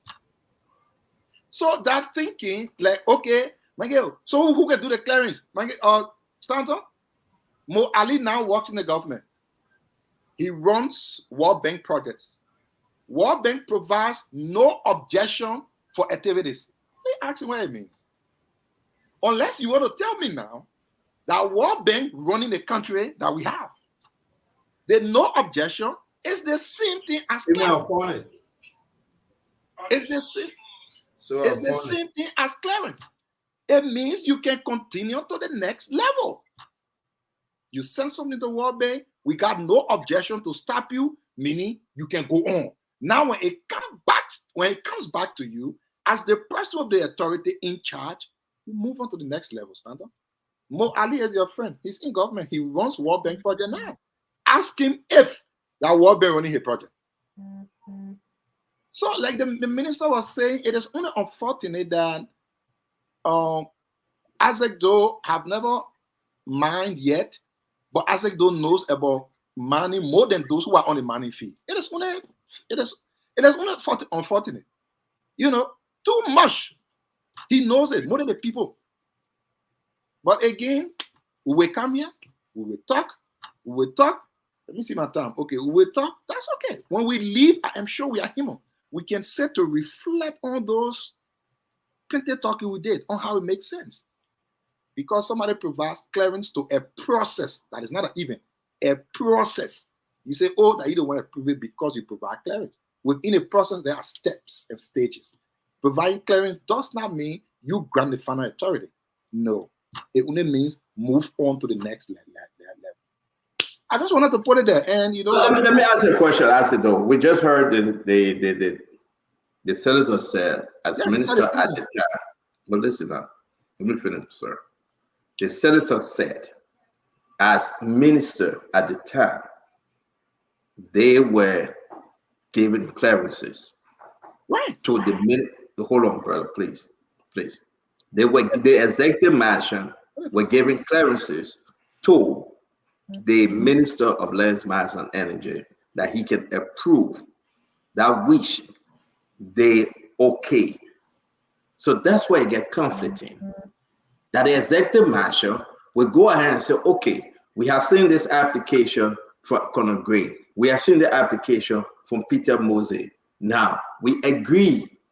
Go ahead and give Conor Gray, approve Conor Gray, but do not approve Peter Mosey. It's very clear. That's what he just said. So stand on. So we are no. Let me finish. You already done with your time. I beg you. Let me use my time too. I beg you. I said, please. I beg you, brother. It's everybody listen to us. Minister Nathan Maggie said we were giving clearances to get submerged. We're doing take the one you win, take the one you lost. And that was it. So my only question remains, at what time, prior to you leaving, or to this government leaving, were these letters revised? Abdullah Mohammed. Stanton, this man just came here and disrupted everything Maggie said. Maggie said the process. It's recorded, by the way. Maggie said the process started from the Ministry of Lands, Mines, and Energy. They did everything, and then they came to their office and said, "This is the person we want to give license to." And then the office of the president can say, "Go ahead." He come here and say they gave you clearance to go through a process that have different stages. You contradicting the man. The man said you completed the process and brought the document to the Ministry of Lands and to the Ministry of State for the president to review and approve and give clearance to. You come back after the man put up a fine argument for himself. You come back here and disrupted it, saying the president will give clearance for the people to go and start the process that have different stages. What kind of human being is this? But here is the real issue. There is the real issue, Stanton. Every document that McGill sent, if he said do not give license, that institution will not get license. If he said give license, that institution will give license. That is the approving authority. That is the approving authority. If he said give license, the person will give license. If he said do not give license, they will not give license. That is the approving authority. Prior to him writing that letter, that authority was in the Ministry of Lands, Mines, and Energy. Prior to him writing that letter, that authority was in the Ministry of Lands, Mines, and Energy. And what we are saying is they instituted their process because they wanted to guide their people to get license and such that they can control them. They use those people to extract gold and diamond, and they save their wealth in gold and diamond. You go in Maggie today, you see gold and diamond all there. That's where he's saving his wealth. That's why they did it. They didn't do it because they wanted to protect any mining place in the country. It was for their personal benefit. And he come here and argue that he reversed the process. When they issue the letter, go online. You will see several newspaper stories. It's online. They are online now, reporting that the government have withdrawn the licensing process to the president's office. When they return it, where is the news story? Where is the letter? You can't find it. You're running 419 government. But Senator, let me end there and go. I can show you that process as because that sounded like an executive order. That whole thing there, we've seen that when the new president came into being. As you can see right now, Wilmer Pay has more teeth to bite. But what I can tell you, whether or not mining license were issued through the Ministry of Mines or whatever, they have the authority to say, here, approve Mami. You understand? Whether or not they went through the Ministry of Land and Mines, the executive mansion has the authority to say, even though this guy have not gone through you, approve him. Because I was saying, any approval that is made should be in consonant with what the president wants. Or what the anyway, you look at that communication, that what they're trying to tell you, you, Minister of Energy and Mines, you don't have any authority to issue license. Only the President of the Republic of Liberia through the Ministry of State. That's what they're saying. Period. So even though they're trying to confuse things, I heard Maggie were talking about concession. We're not talking about concession. We're talking about a mining authority to mine in Liberia. But the confusion, that's how they get by with too many things. To continue to confuse you, they say, oh, concession. We're not talking about concession. No. We're talking about permit to mine, not concession. Then you bring it Absalom Mittal. This is how they confuse people pretty much. And that's the criminality in this whole thing. People who have that kind of mindset will try to confuse you, to double you so that you can't see the bigger picture. The bigger picture is before anybody receives a permit, it should come from the president, period. That's the English there. I don't care how you want to put it, double it so that other people can get confused. That's it. But I know the president Guys, it was a great show. Nelson, come on. Sorry that we used your time, Nelson. Forgive us. Bami, again, sorry for the insult. I know we are men. We take it strong. This is what we do for our everyday living. You making an impact. Yeah. I can't worry about that thing. The people instructed the children to call me all sort of names. I said, do they say you did that? Why they instructed them? My guess is supposed to say, I don't know why. Every day you can insult me, you can see me talk to you. Every day, my guess is supposed to talk to you. Oh, mommy, that's the insult people. That's the MO. Me every day, mommy. That's the MO. I don't care about you. That's the MO. And you listen to Maggie, he said he telling you the code. You saw what the EPS said after spending over 60 million, no receipt, nothing. Or came to code. Now what a bad thing, mommy. You are afraid of code. I mean, why you afraid of code? Okay, why you afraid of code? Guys, have a good night. It's good. Mommy, why you afraid of code? Come back tomorrow. Thank you, Connor Gray. Good night. We want to say thank you, Asado. Asado, good night. Mommy, as always, man. We appreciate you. They make always deny me a shoe. They may I get asked man to send me a oh, but I know you get some getting there. You want me to see your wife? No, I go. Not really. What happened that night is that my WhatsApp, I got your number on that phone went off and I didn't come with a charger. Yeah, so. But anytime. In fact, the many people are asking in the comment section for you because I will set up time for you. I mean, for the next 2 weeks, I'm not even count on the show, but I will have time to join you in the night. Oh, okay. Yeah, I think that's what I will do for the next 2 weeks. I got a lot of things doing, so maybe after 8 o'clock, then I will join you. I will not be on the me show. Oh, okay. Yeah, we look forward to seeing you. Okay, brother. All the best. Okay. Well, folks, that's how I would like to end up tonight. I want to say thanks to all of you for being here. Thanks to our folks in Radio Land for joining us tonight. We appreciate you. As you know, we are always across the country on several frequencies for the Spoon Network, Spoon FM 107.5, Fabric 101.1, Super 95.5 FM. And we are always here on other frequencies, like you have Trust FM in Bomi County, Premier FM in Bon County, and a host of other radio stations across the country. Trend Radio in Grand Crew as well, and other frequencies. So thanks to all the folks in Radio Land, and I want to say thanks to our online audience as well. Those of you always making time to be here, joining us from across Facebook, Spoon TV, Fabric TV, and Super TV. We appreciate you for being here.